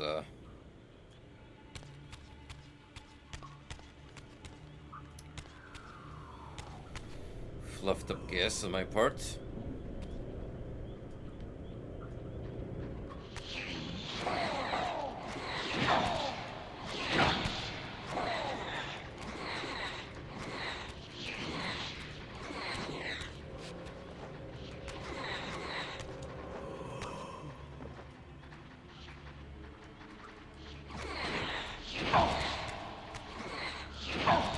Just when I thought we had something going on, we're back to square one, kinda.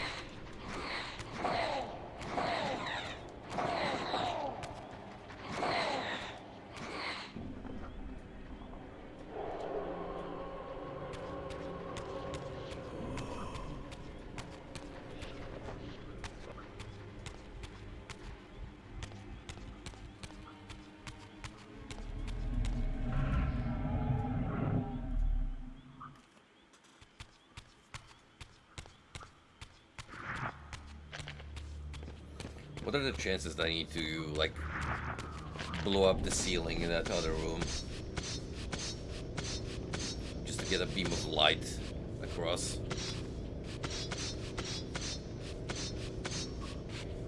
Pretty high, I reckon.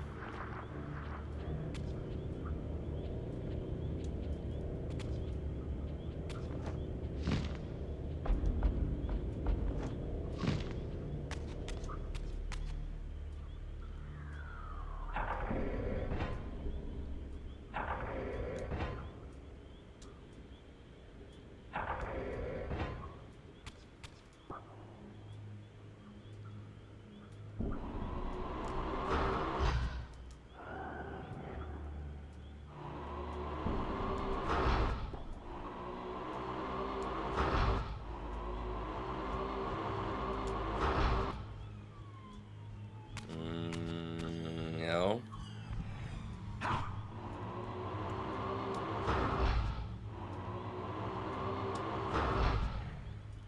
Surely one of these has to be destructible, right? Or at least do something of note.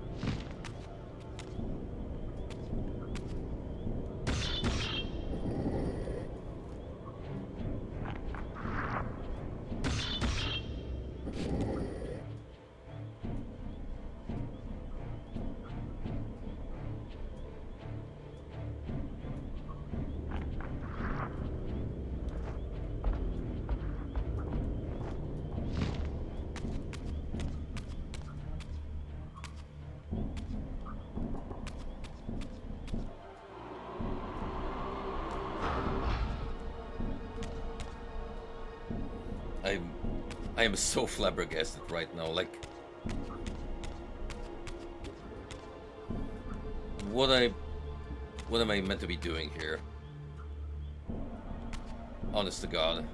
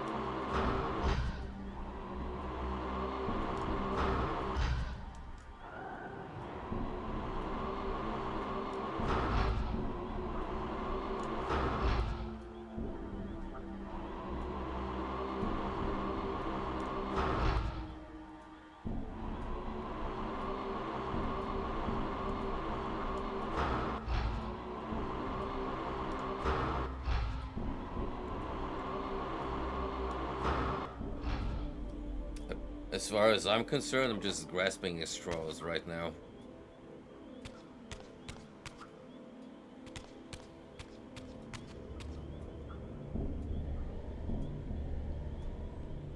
Well, congratulations. This is as far as I managed to make it on my own.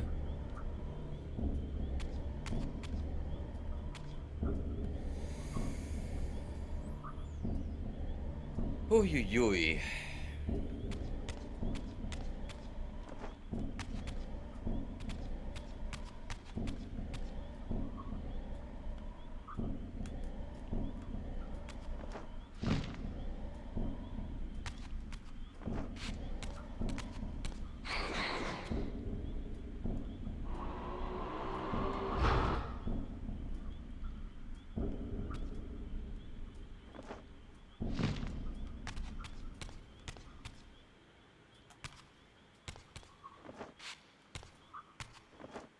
Nope, can't interact with any of these.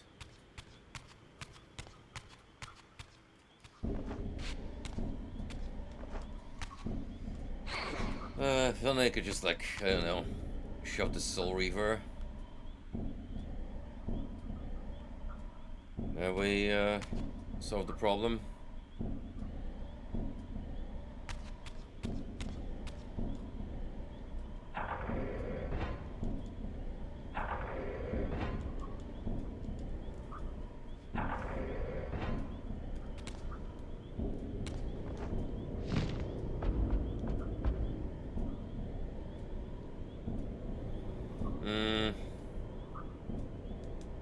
Seems stupid, but what if?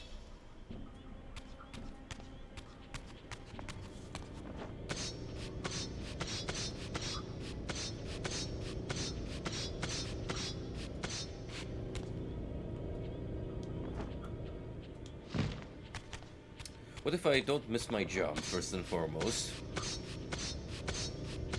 That is pretty important in trying to reach a conclusive end.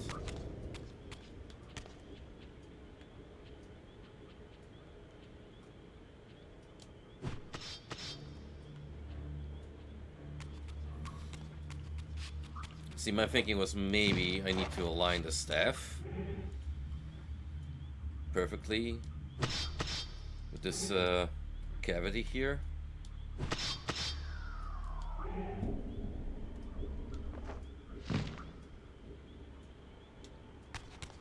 That seems extremely unintuitive.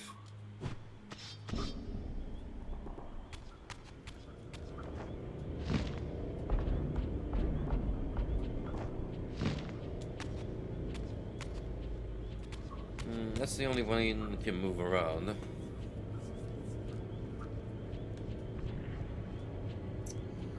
So,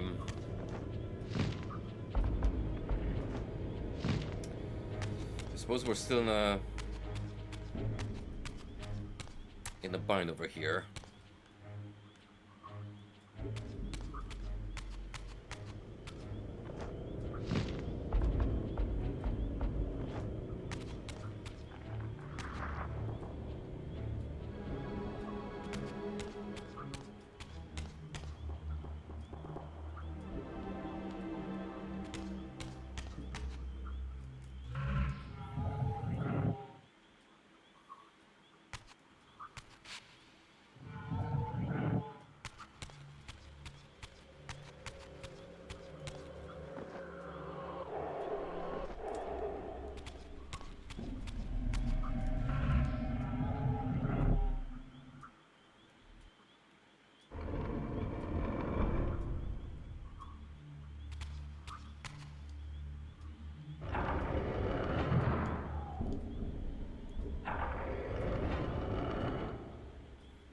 Well, at least I'll run back over there and check if maybe with the current knowledge that I have, I could do some other arrangements.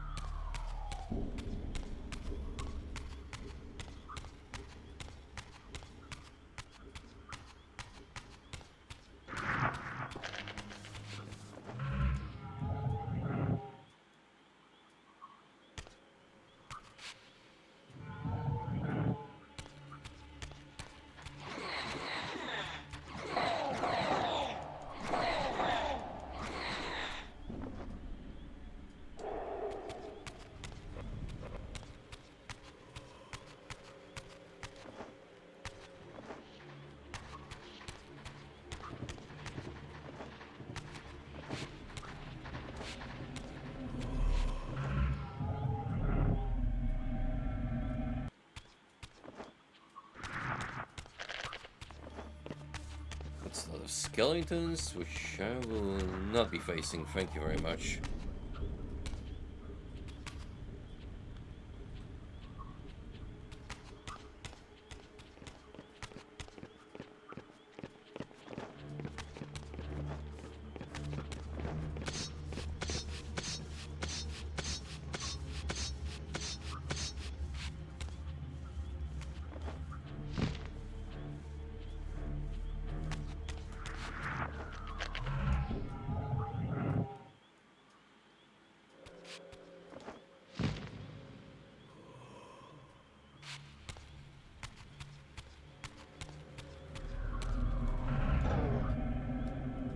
Alright, I need to charge up. Good thing we have an endless surplus of these conveniently placed lost souls.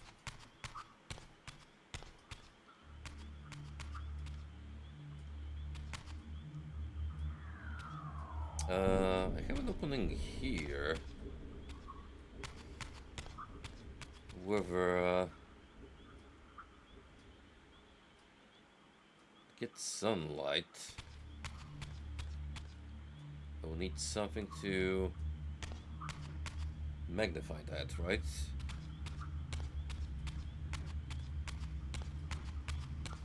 And then that will be facing there. Oh, I think I know. I think I know what we have to do here, in a manner of speaking. So that probably leads to the crest.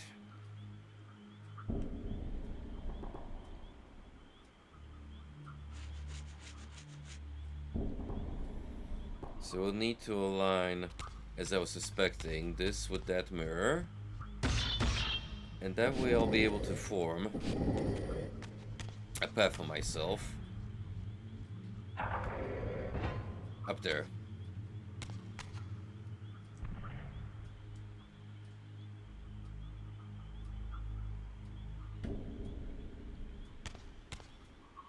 Because I imagine you can get inside through that area. Yeah, because then you would use this pillar to give yourself a boost.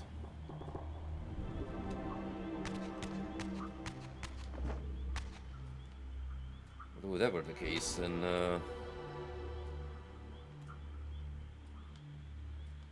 maybe the light has to break through it then?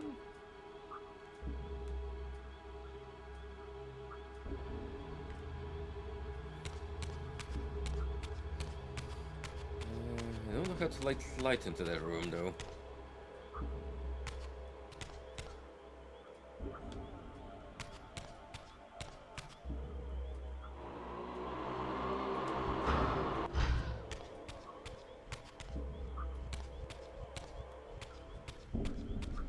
I'll for sure need a mirror.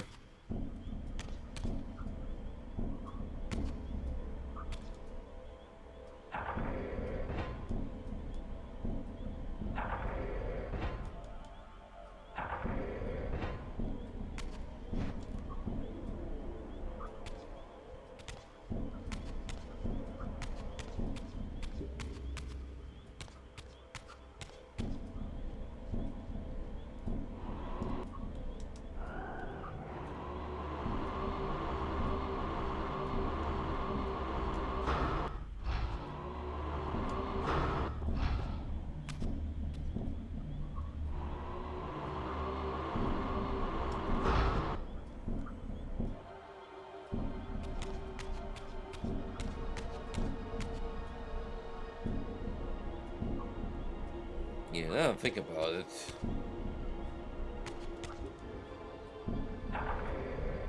How do we set this up? It's like I can move an entire mirror here to project light. Just to get something portable. This is so weird.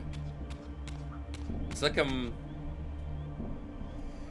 on the right track as far as thinking goes, but there is something obscure here that completely eludes me.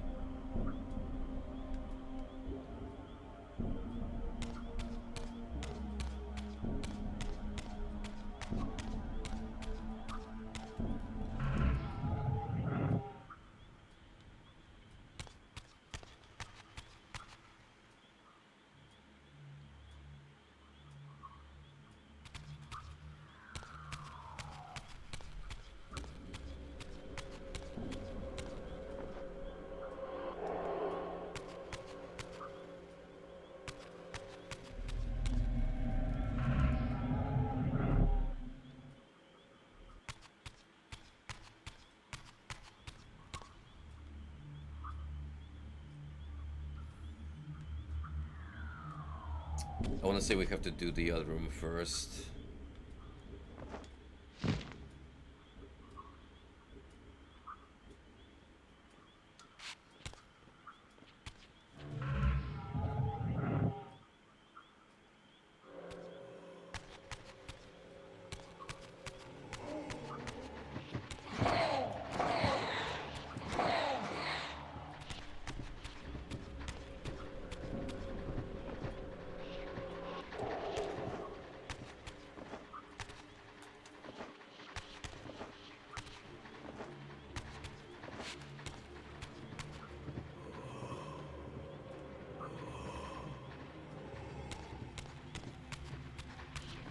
You know, I've held out valiantly so far, but kind of reaching a point where I feel like we might need to swallow our pride and just look up a guide, because sure as heck don't know what I'm doing right about now.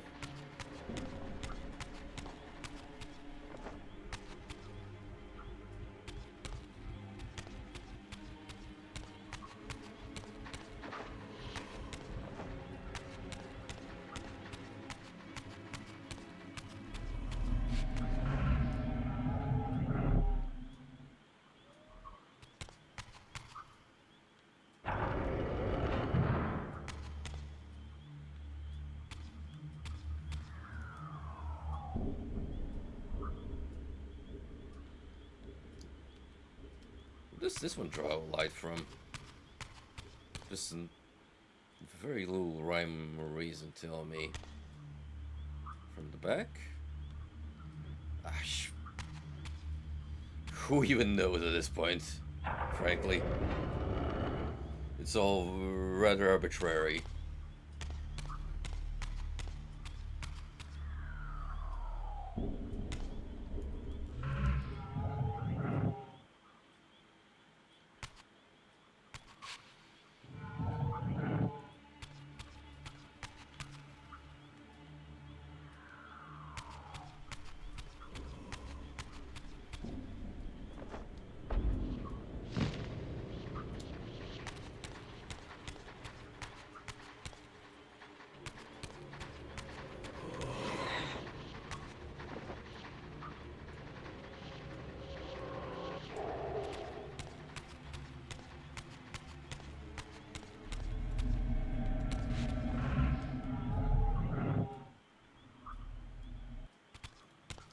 Alright, friends, let's see what silly old me has missed.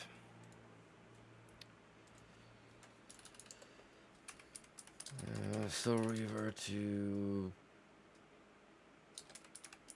Temple Puzzle.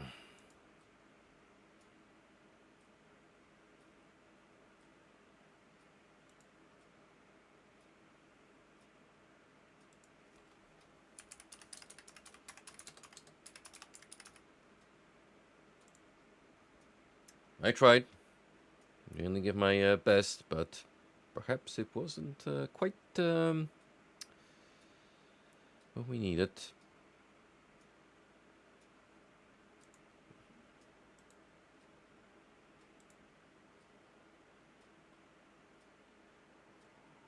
Okay, let's have a look. It's gonna skip around ahead.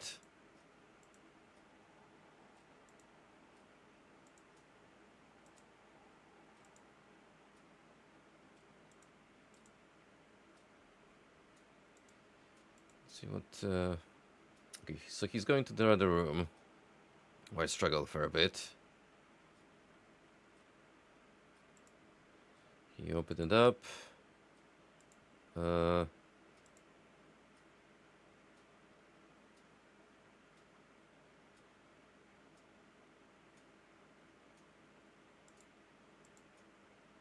Wait a second.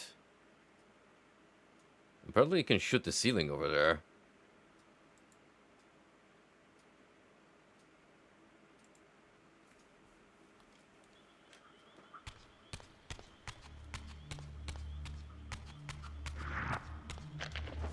It should have a glowing emblem.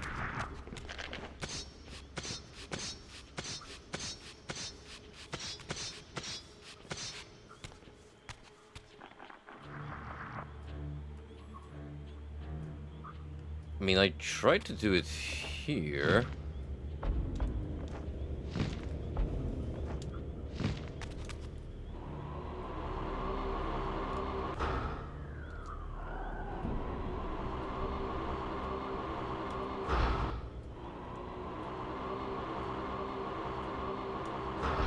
Which didn't count.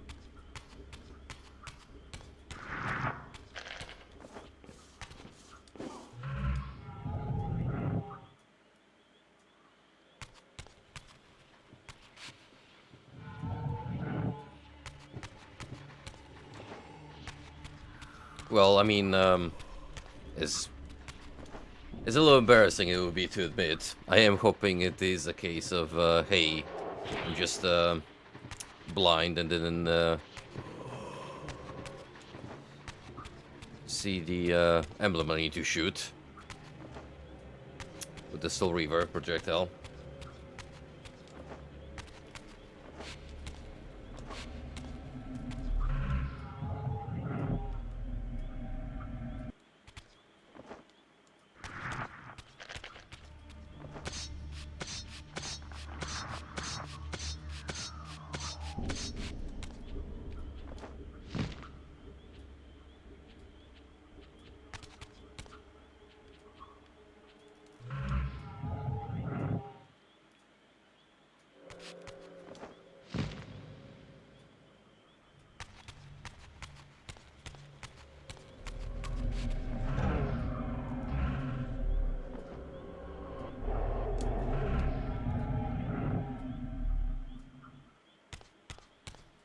So yes, we've hit that point where backtracking becomes more and more prevalent, but they do give you more of these stray souls around, so it's way easier to recuperate.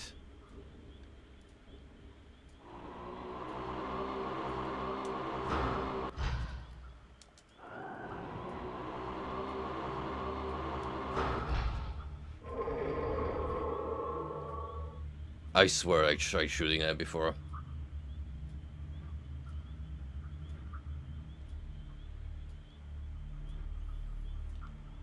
Well, at the very least, I had part of it figured out.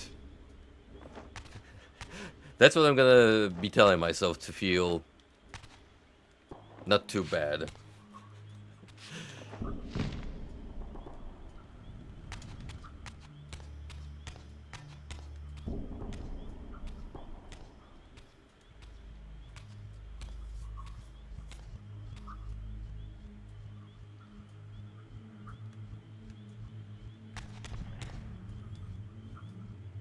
Look, it wouldn't be a video game stream if the person broadcasting it didn't fumble around for at least an hour in the name of milking content.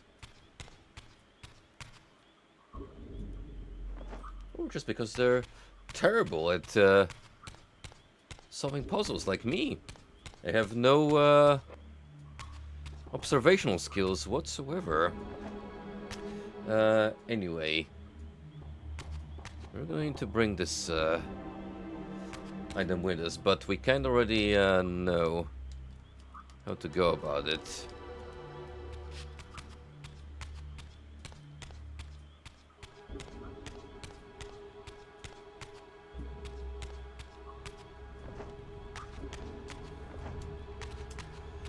At least, can I throw it down like this?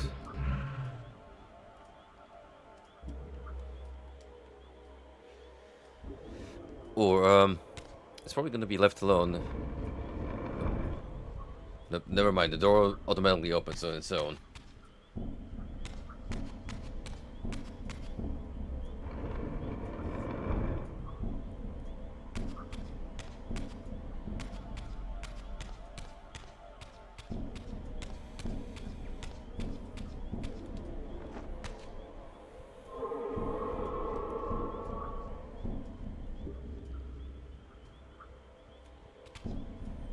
Okay, now that it's in place, maybe the other area will now be possible to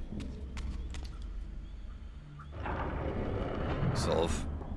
Here we have to shoot the ceiling again.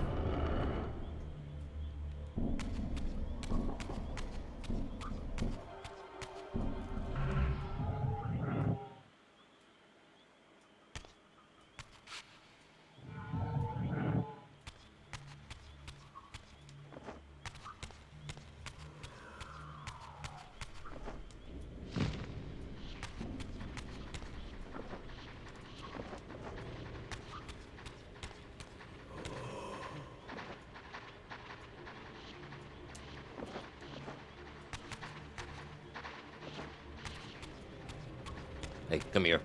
I need a full health bar. I don't feel like fighting the spiritual Aquaman. It's a little too long for my liking to harvest souls from them.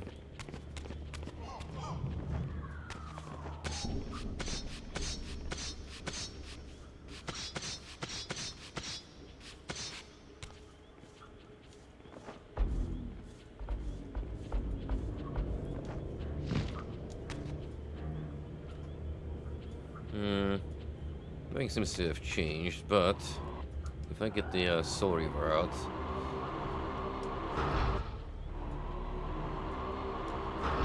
can we just not aiming properly?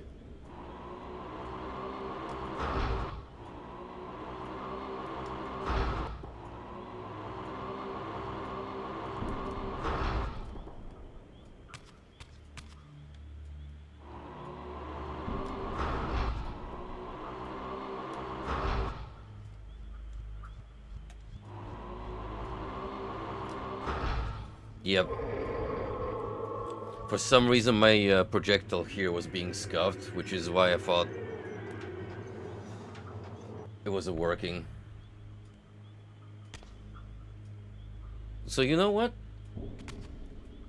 I kinda had to figure out. Just that the game was acting a bit uncooperative.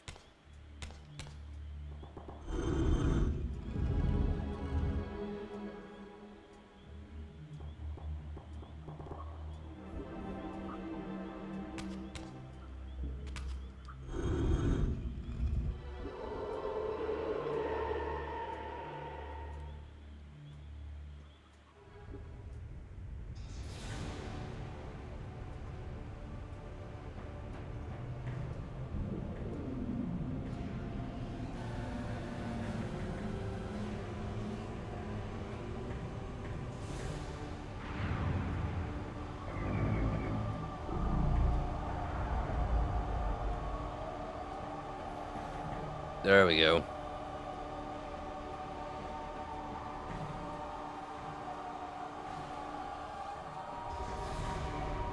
For extensive effort, finally, we have activated the thing. What is the thing? Well, we're about to find out what it does exactly.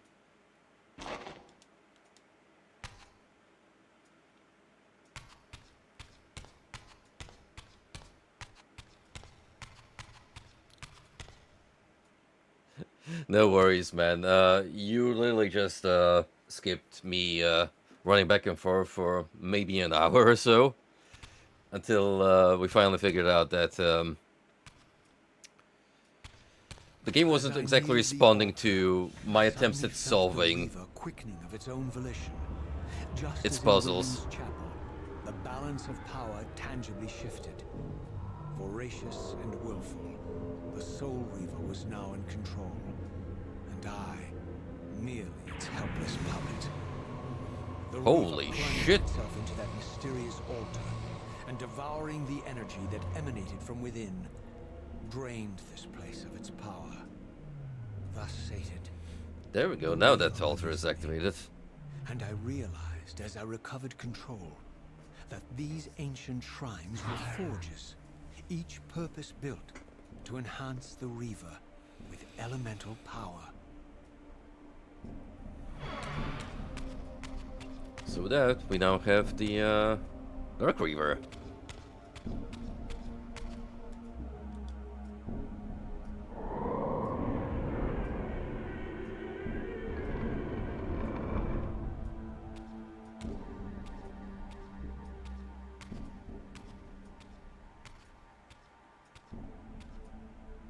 Now I understood the purpose of the mysterious basins I had seen throughout my journey. They were elemental fonts, each attuned to a fundamental essence. When I forged the blade, every font in Nosgoth with the same elemental attunement was simultaneously quickened.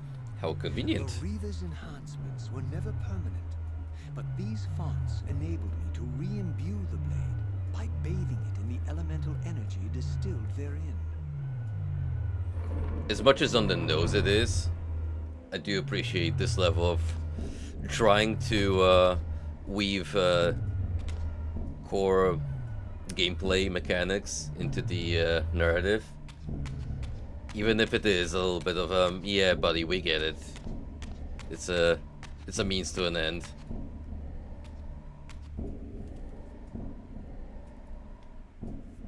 Concentric circles, one eclipsing the other. I recognized this symbol from the door sealing that other ancient shrine, the one I had seen in the lake, outside the Sarafan stronghold. Perhaps now, armed as I was with the elemental power of darkness, I could return and gain entry. In other words, we have to return to the stronghold.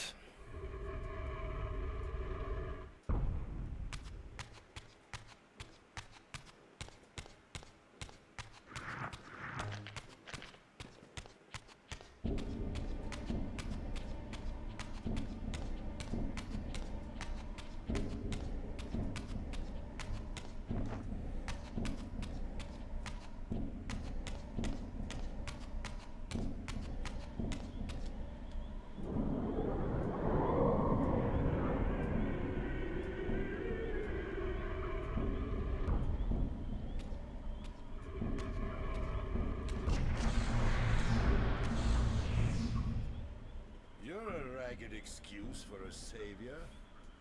Vorador. I see my reputation precedes me. It does. All good, I hope? He kind of looks like I've been watching you since you emerged from that Jim accursed Davis Muppet. Strange This art that style. your arrival coincides with the corruption of the Straight ripped out of the Dark Tower. But I'm wondering, are you the catalyst of these events? Or the answer to them? I don't. The over-exaggerated lip I syncing will speak plainly. does not help. I distrust your origins, stranger. Seeing you crawl from the putrid depths of Mobius's keep makes me question your purpose here. And what should I make of your appearance? Not human, clearly, and more demon than vampire.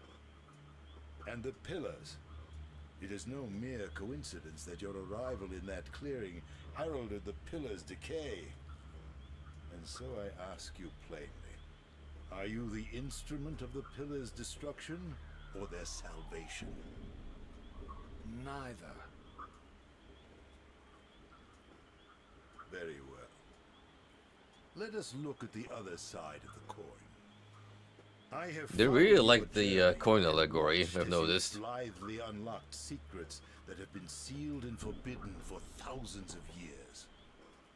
The path you have been treading is open to only one being. You don't know what you are, do you? I have been many things.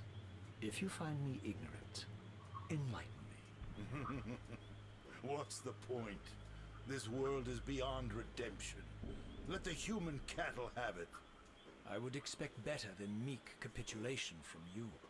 Centuries of persecution have taught me well. 500 years ago, our race was nearly exterminated by the fanatical crusades of the Seraphan. And now the same sick drama unfolds again.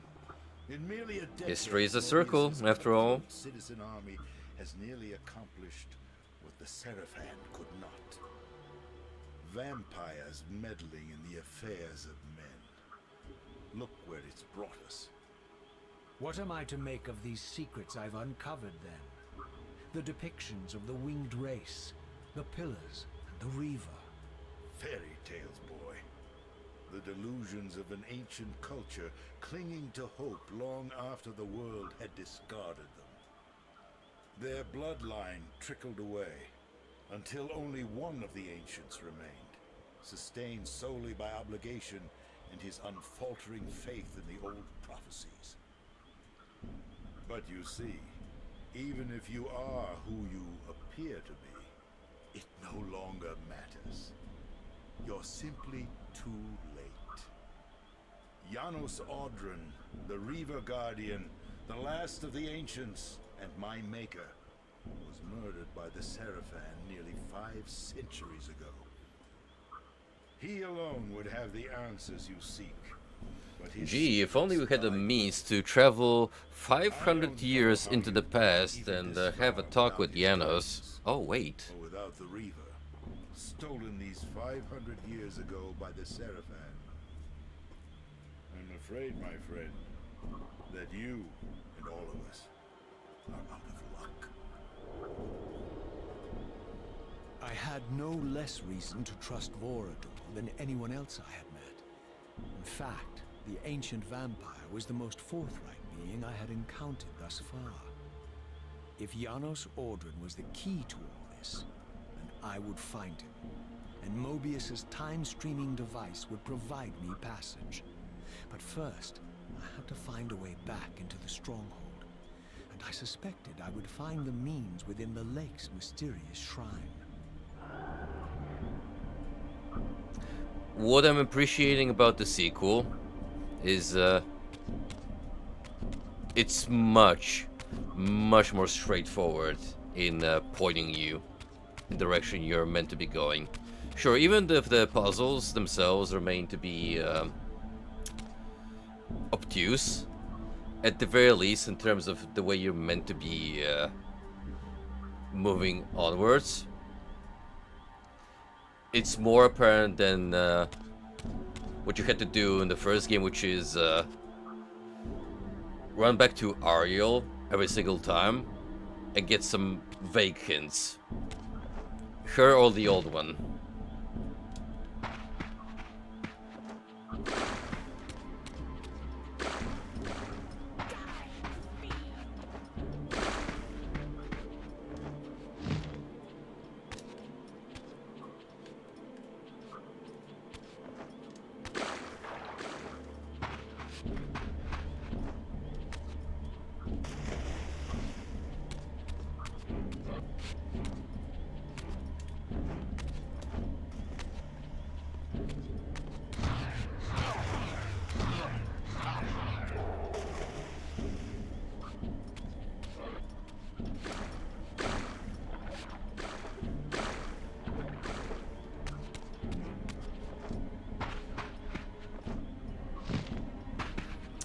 Now, for the journey back home. Well, we don't really have fast travel per se. So we're gonna have to rely on these crystals just to save our progress. And we'll make the run back.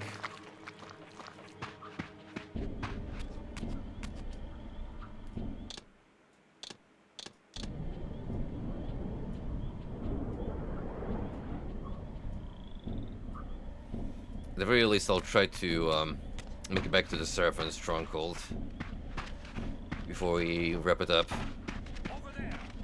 for the night,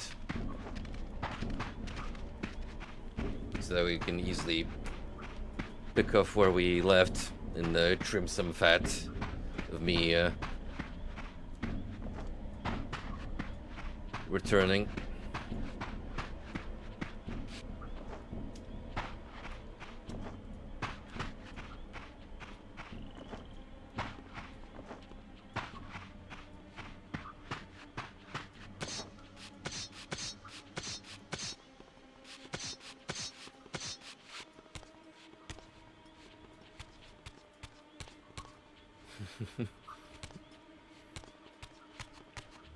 No direct fourth wall breaking like whenever Psycho Mantis in Metal Gear scans your memory card to see what games have you been playing.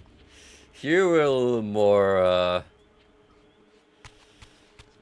lore friendly.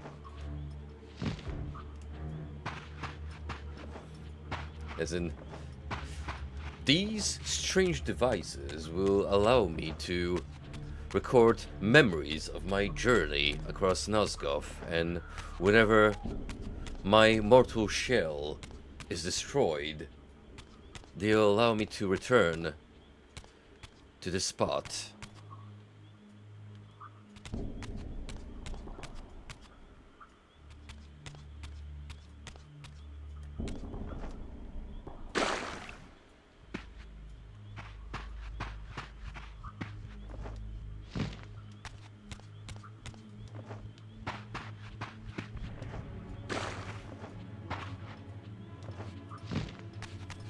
I'm under the impression that we're running in circles.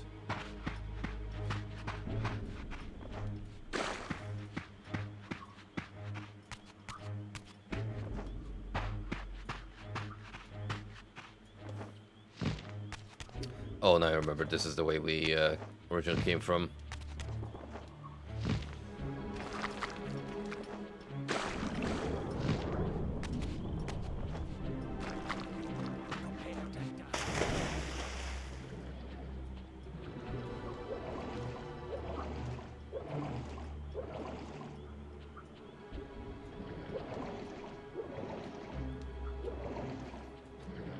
I see, my puppeteers are those of a perverse kind. One of their puppets appears to be a small insect who enjoys flying around draining lifeblood from the breasts of women. How depraved indeed.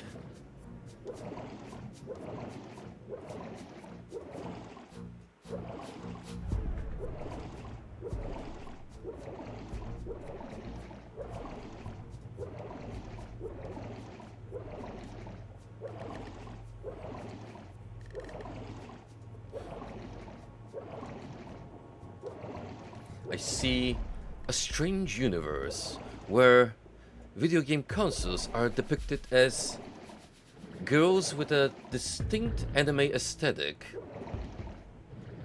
and they appear to be engaging in a world-changing conflict bearing resemblance to the notorious console wars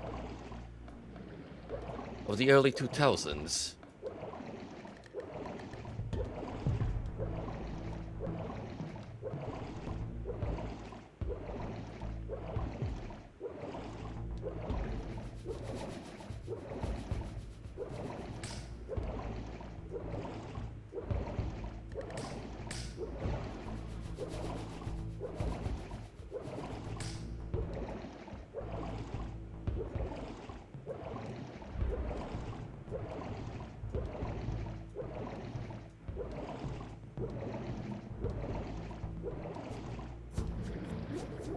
Their eyes bulging out their skulls to such an extent I feel the urge to inquire if they need medical assistance. But then I realize that their anatomical structure is beyond my mortal comprehension.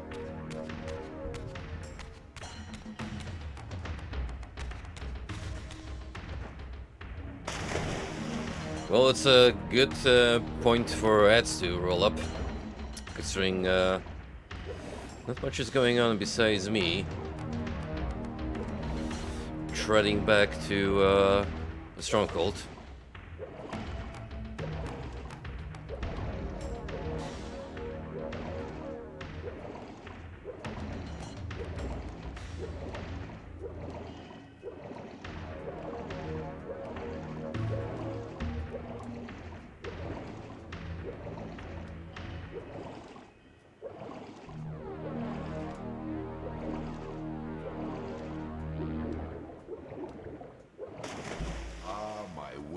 Child returns.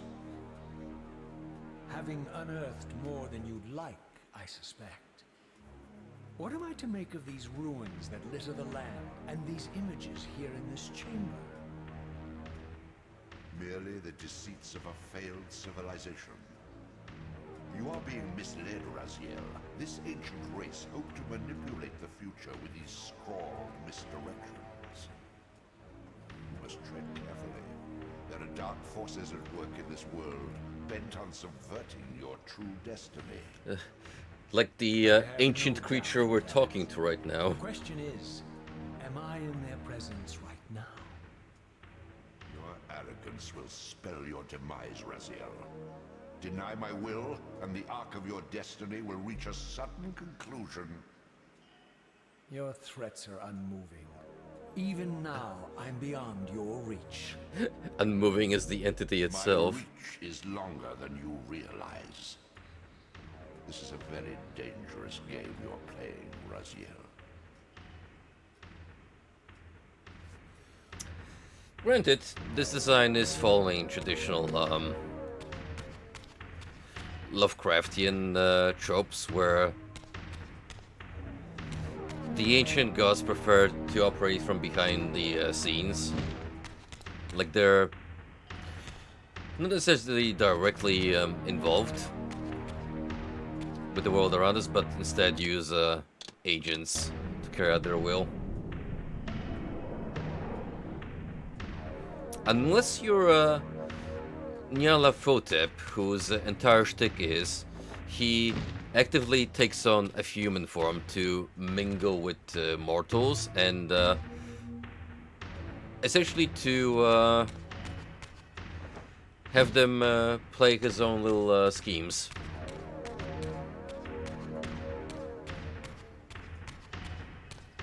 Mostly for his own sick amusement.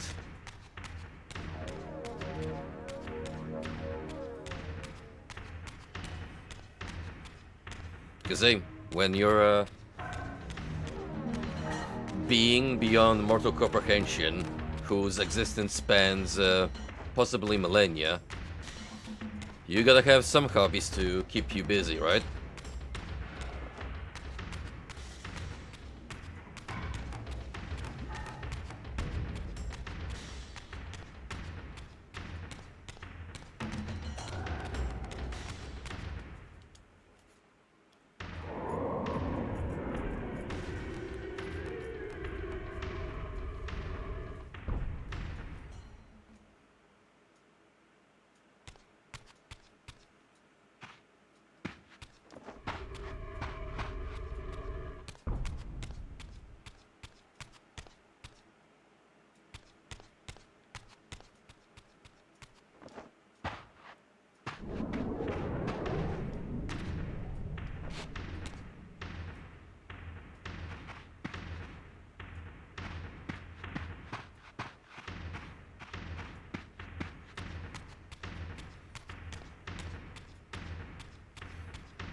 You could have played all the video games in existence due to the infinite time at your disposal. But that also means you'd have to willingly subject yourself to the likes of Action 52. Is that a price worth paying, I ask?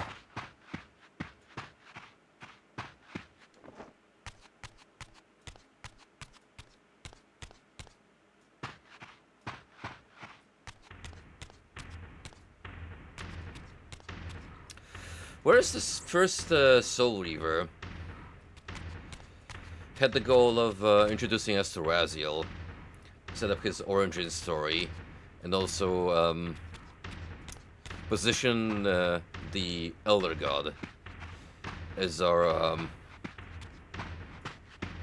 instructor, quote-unquote guardian figure. Here, we're getting into trust no one territory, and we're basically our own agent, locked between many forces struggling for power in Nosgoth.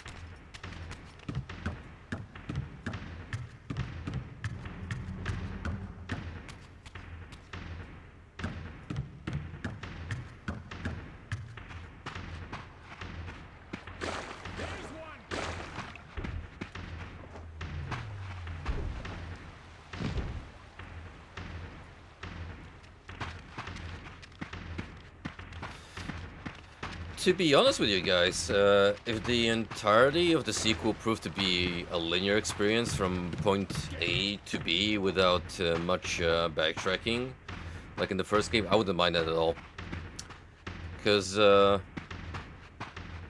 let's be honest, the reason the way the first entry is designed the way it is, it's pretty much to pad out the playtime. And also part of the platformer collectathon experience where you run around to strengthen your character with power-ups and upgrades.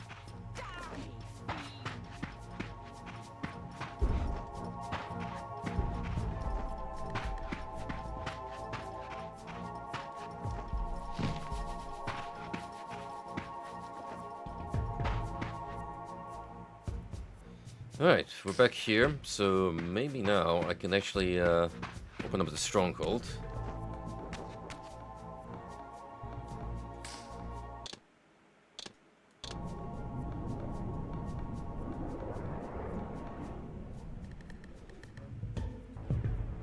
Oh, for sure, I mean, technically we are backtracking right now. It's just not as all over the place thus far as in Soul Reaver 1.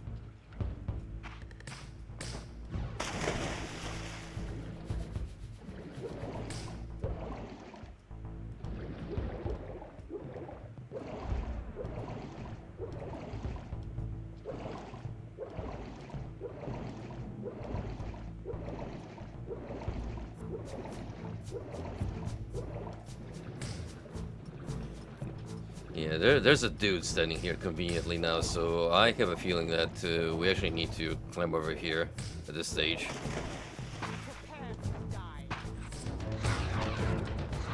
No, I don't think so.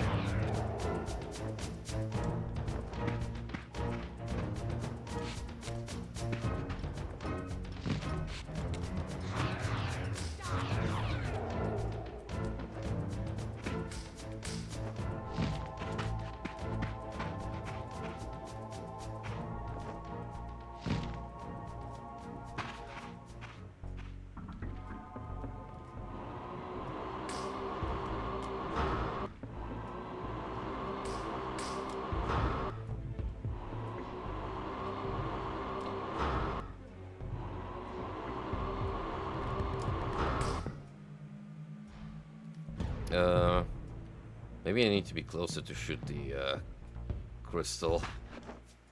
Because that's, I'm assuming, what I need to do.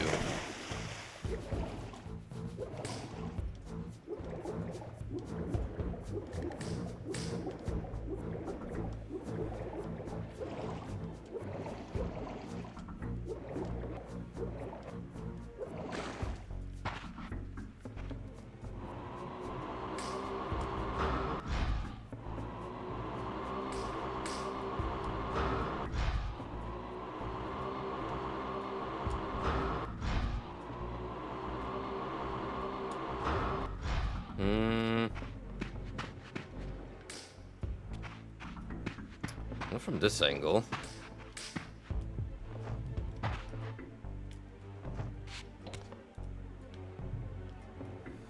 Is it being particularly precise like before?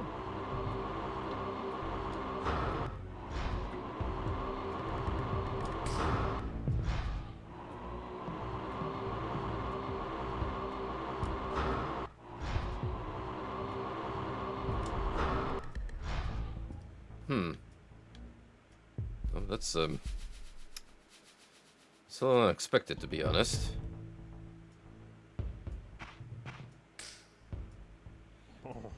No! Oh, no, that's your froggy ass. I am going to commit suicide. No. Let's not give up just yet.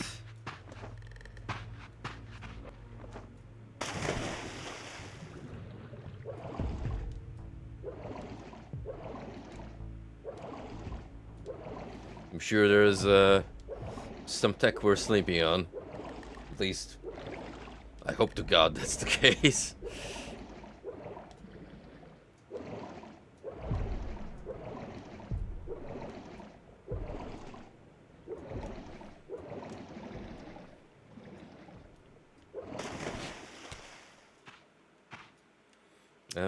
Before anything, the Asian girl in that donut shop was sexy as fuck. Right? Something about an older Asian. I would have fucked the daylights out of that Chinese lady. If I could fuck that Chinese lady, my life would be fucked. Fucking that Chinese lady is. I can't fuck that Chinese woman. I almost fucked that Chinese lady on the. Yes, I would fuck that Chinese woman. Sexy Chinese women usually. Fuck that Chinese bitch, man. I'm quitting TikTok as that Chinese bitch broke. That Chinese slut will never see my business. Chinese bitch is stolen my heart and shit. That Chinese whore used to make me a nice bird. That Chinese bitch doesn't. Chinese women are getting sexier. They used to always wear the. I basically fucked that Chinese lady. This Chinese bitch is trying to seduce me. Chinese women apparently give the best intercourse. I want to fuck that Chinese lady at that donut. Chinese bitches around the world. We know that. That Chinese bitch wants to fuck me. It's official. That sexy Chinese bitch wants me to fuck her with the donuts. I want to fuck that Chinese bitch, but this bitch forgot one of the donuts. Sexy Chinese bitches give good donuts, but sexy Mexican. I wouldn't fuck that Chinese bitch. Fucking that Chinese bitch cured cancer. Chinese sluts have played with my emotions far too many. I would fuck the older Chinese lady because she's sexy, right? She gives off some sort of sexy. Me wanting to fuck that Chinese lady is the only reason I have to offer myself, right? These are not from her. Fucking that Chinese donut lady is the only thing I really desire in life, right? Nothing. I really want to fuck that Chinese lady. I would fuck the ethnicity out of that Chinese lady, right? I want to fuck the Chinese lady and give her. I want to fuck the Chinese lady and elope with her in Las Vegas. I'd let the Chinese lady molest me if I was not. Thank you for reminding me that I need to check in on Jado, how he's doing. It's actually been a while since I've last looked at his TikTok.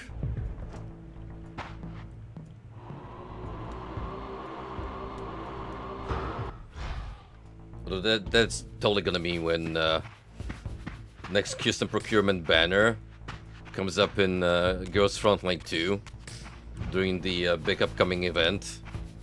And here I'm gonna be wondering whether I want to pull for the Chinese chef lady, well, already short on resources as is.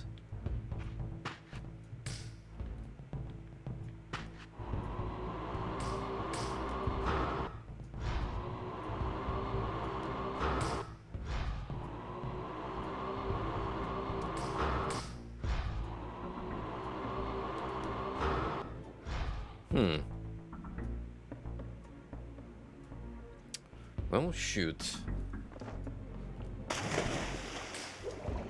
That's a bit of a problem that we have here.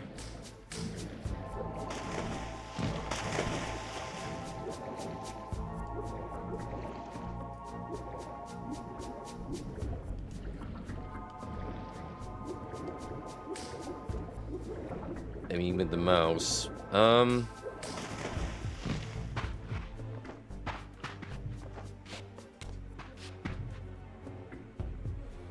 Currently using the controller.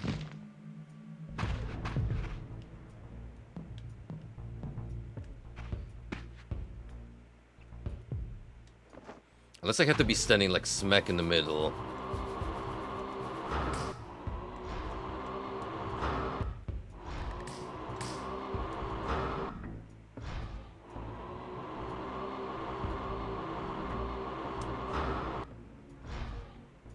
Oh, that definitely hit the middle of it. You can't tell me I fluffed it.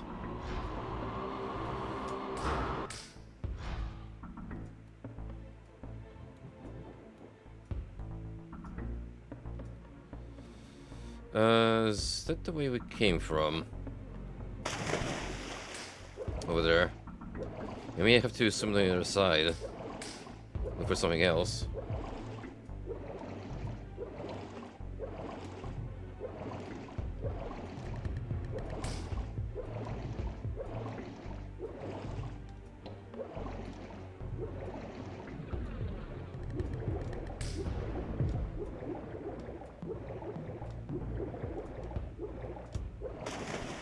Oh, wait.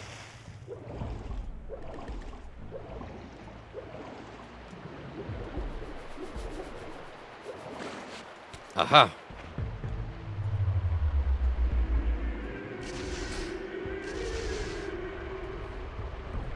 I totally forgot about this door.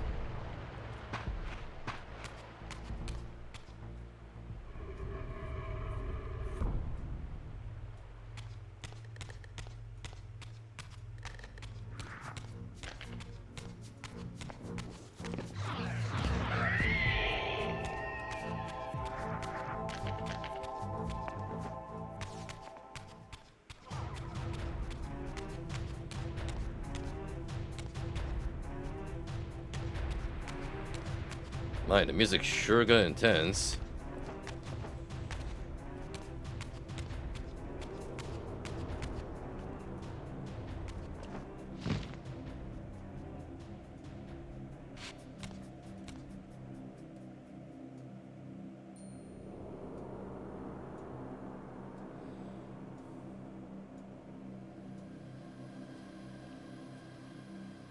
These murals left no room for doubt.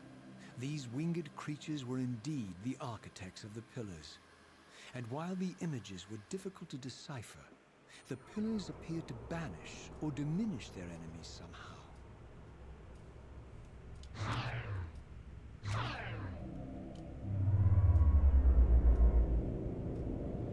Oh. Okay, now I get to create my own makeshift bridges. That's neat.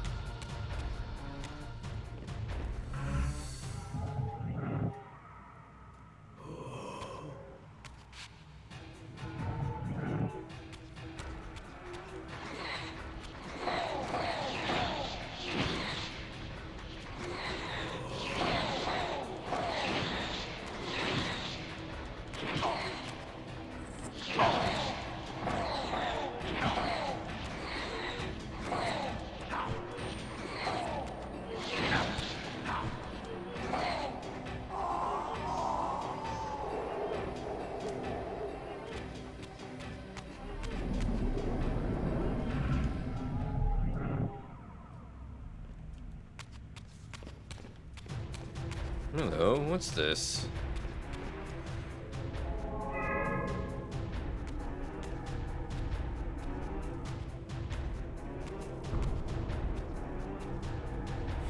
The skeleton just stares at me in confusion as I pay no attention to him.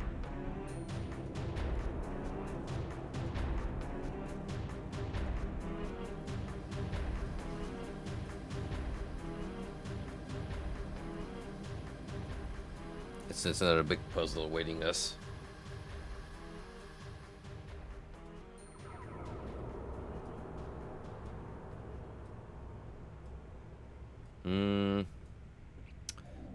Judging from the symbol, we might be acquiring the light element here.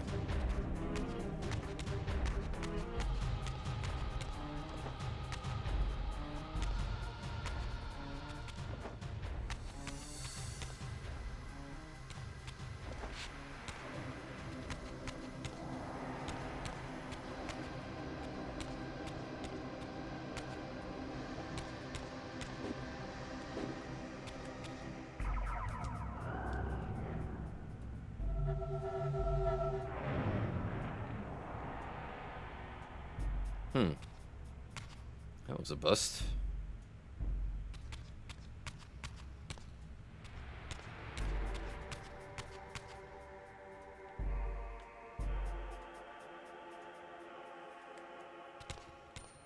And then there's that whole area over there.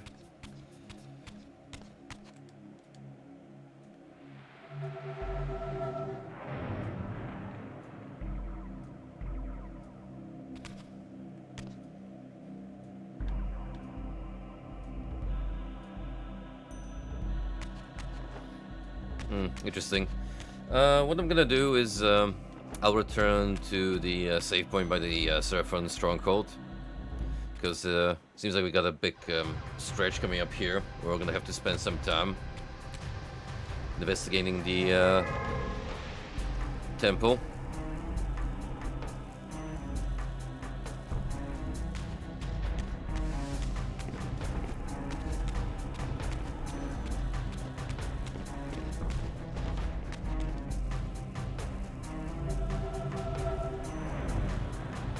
Yep, see, we're gonna need light now to shift past that obstacle.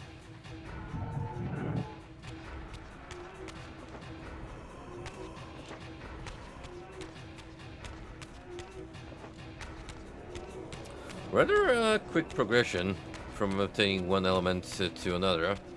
And then again, it was purely optional in the first Soul Reaver whether you wanted to enhance your blade or not.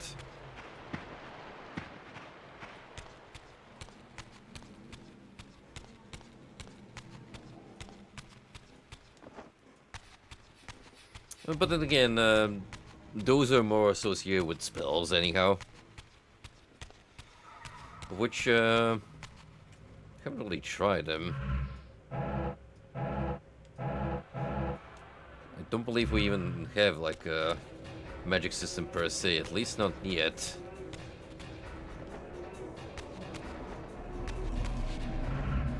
It's definitely leaning more into giving the titular Soul Reaver late prominence. Which, you know, makes sense considering that it's a pivotal artifact in this stretch of the greater narrative.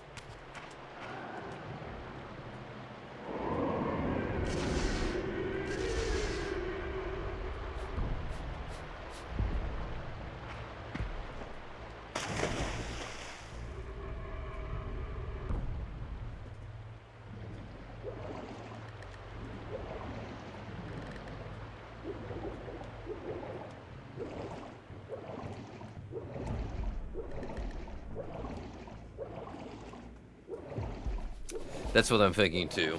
Then once we do that light temple area with the blessed enhancement, we'll be able to power up that crystal and thus open the gate to the Seraphon Stronghold.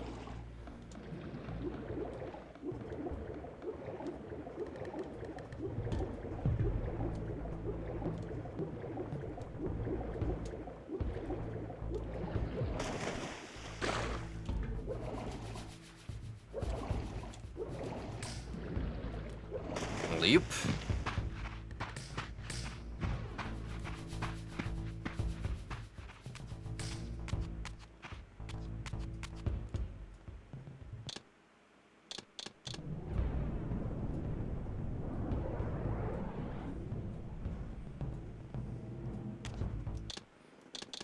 And we'll truly end up going back to the past by 500 years to be exact. At least that's what the sequel is leading us to believe thus far. And I'm kind of liking it better thus far compared to its predecessor, at least as far as pacing and structure goes. again, if it's a more linear experience compared to the first game, I think I'll end up liking it at least a little bit better than the first entry. I don't know.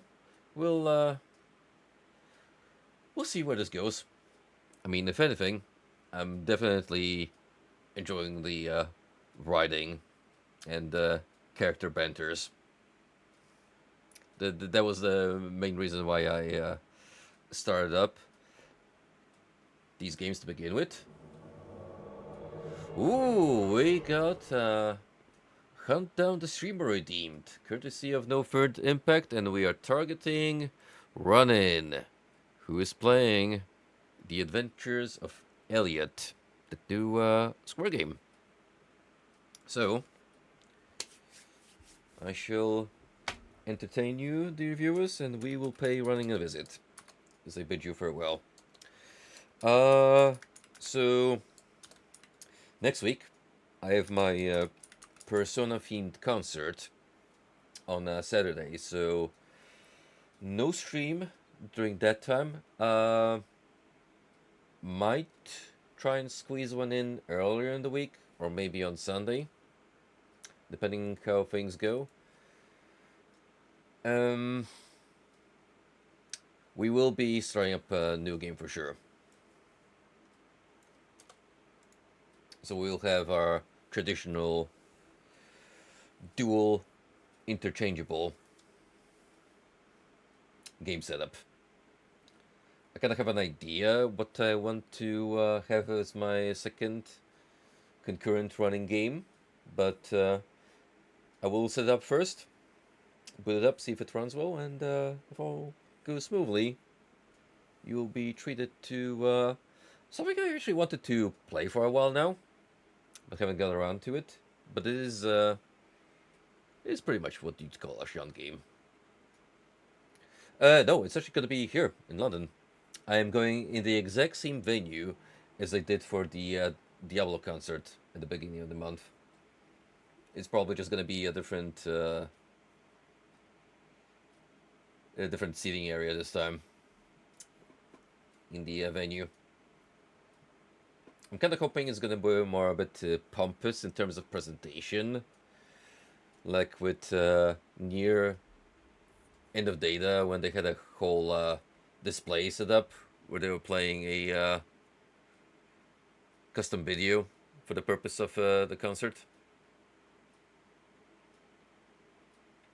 No, but did they ask us to mute our phones and not use them at the time of the concert.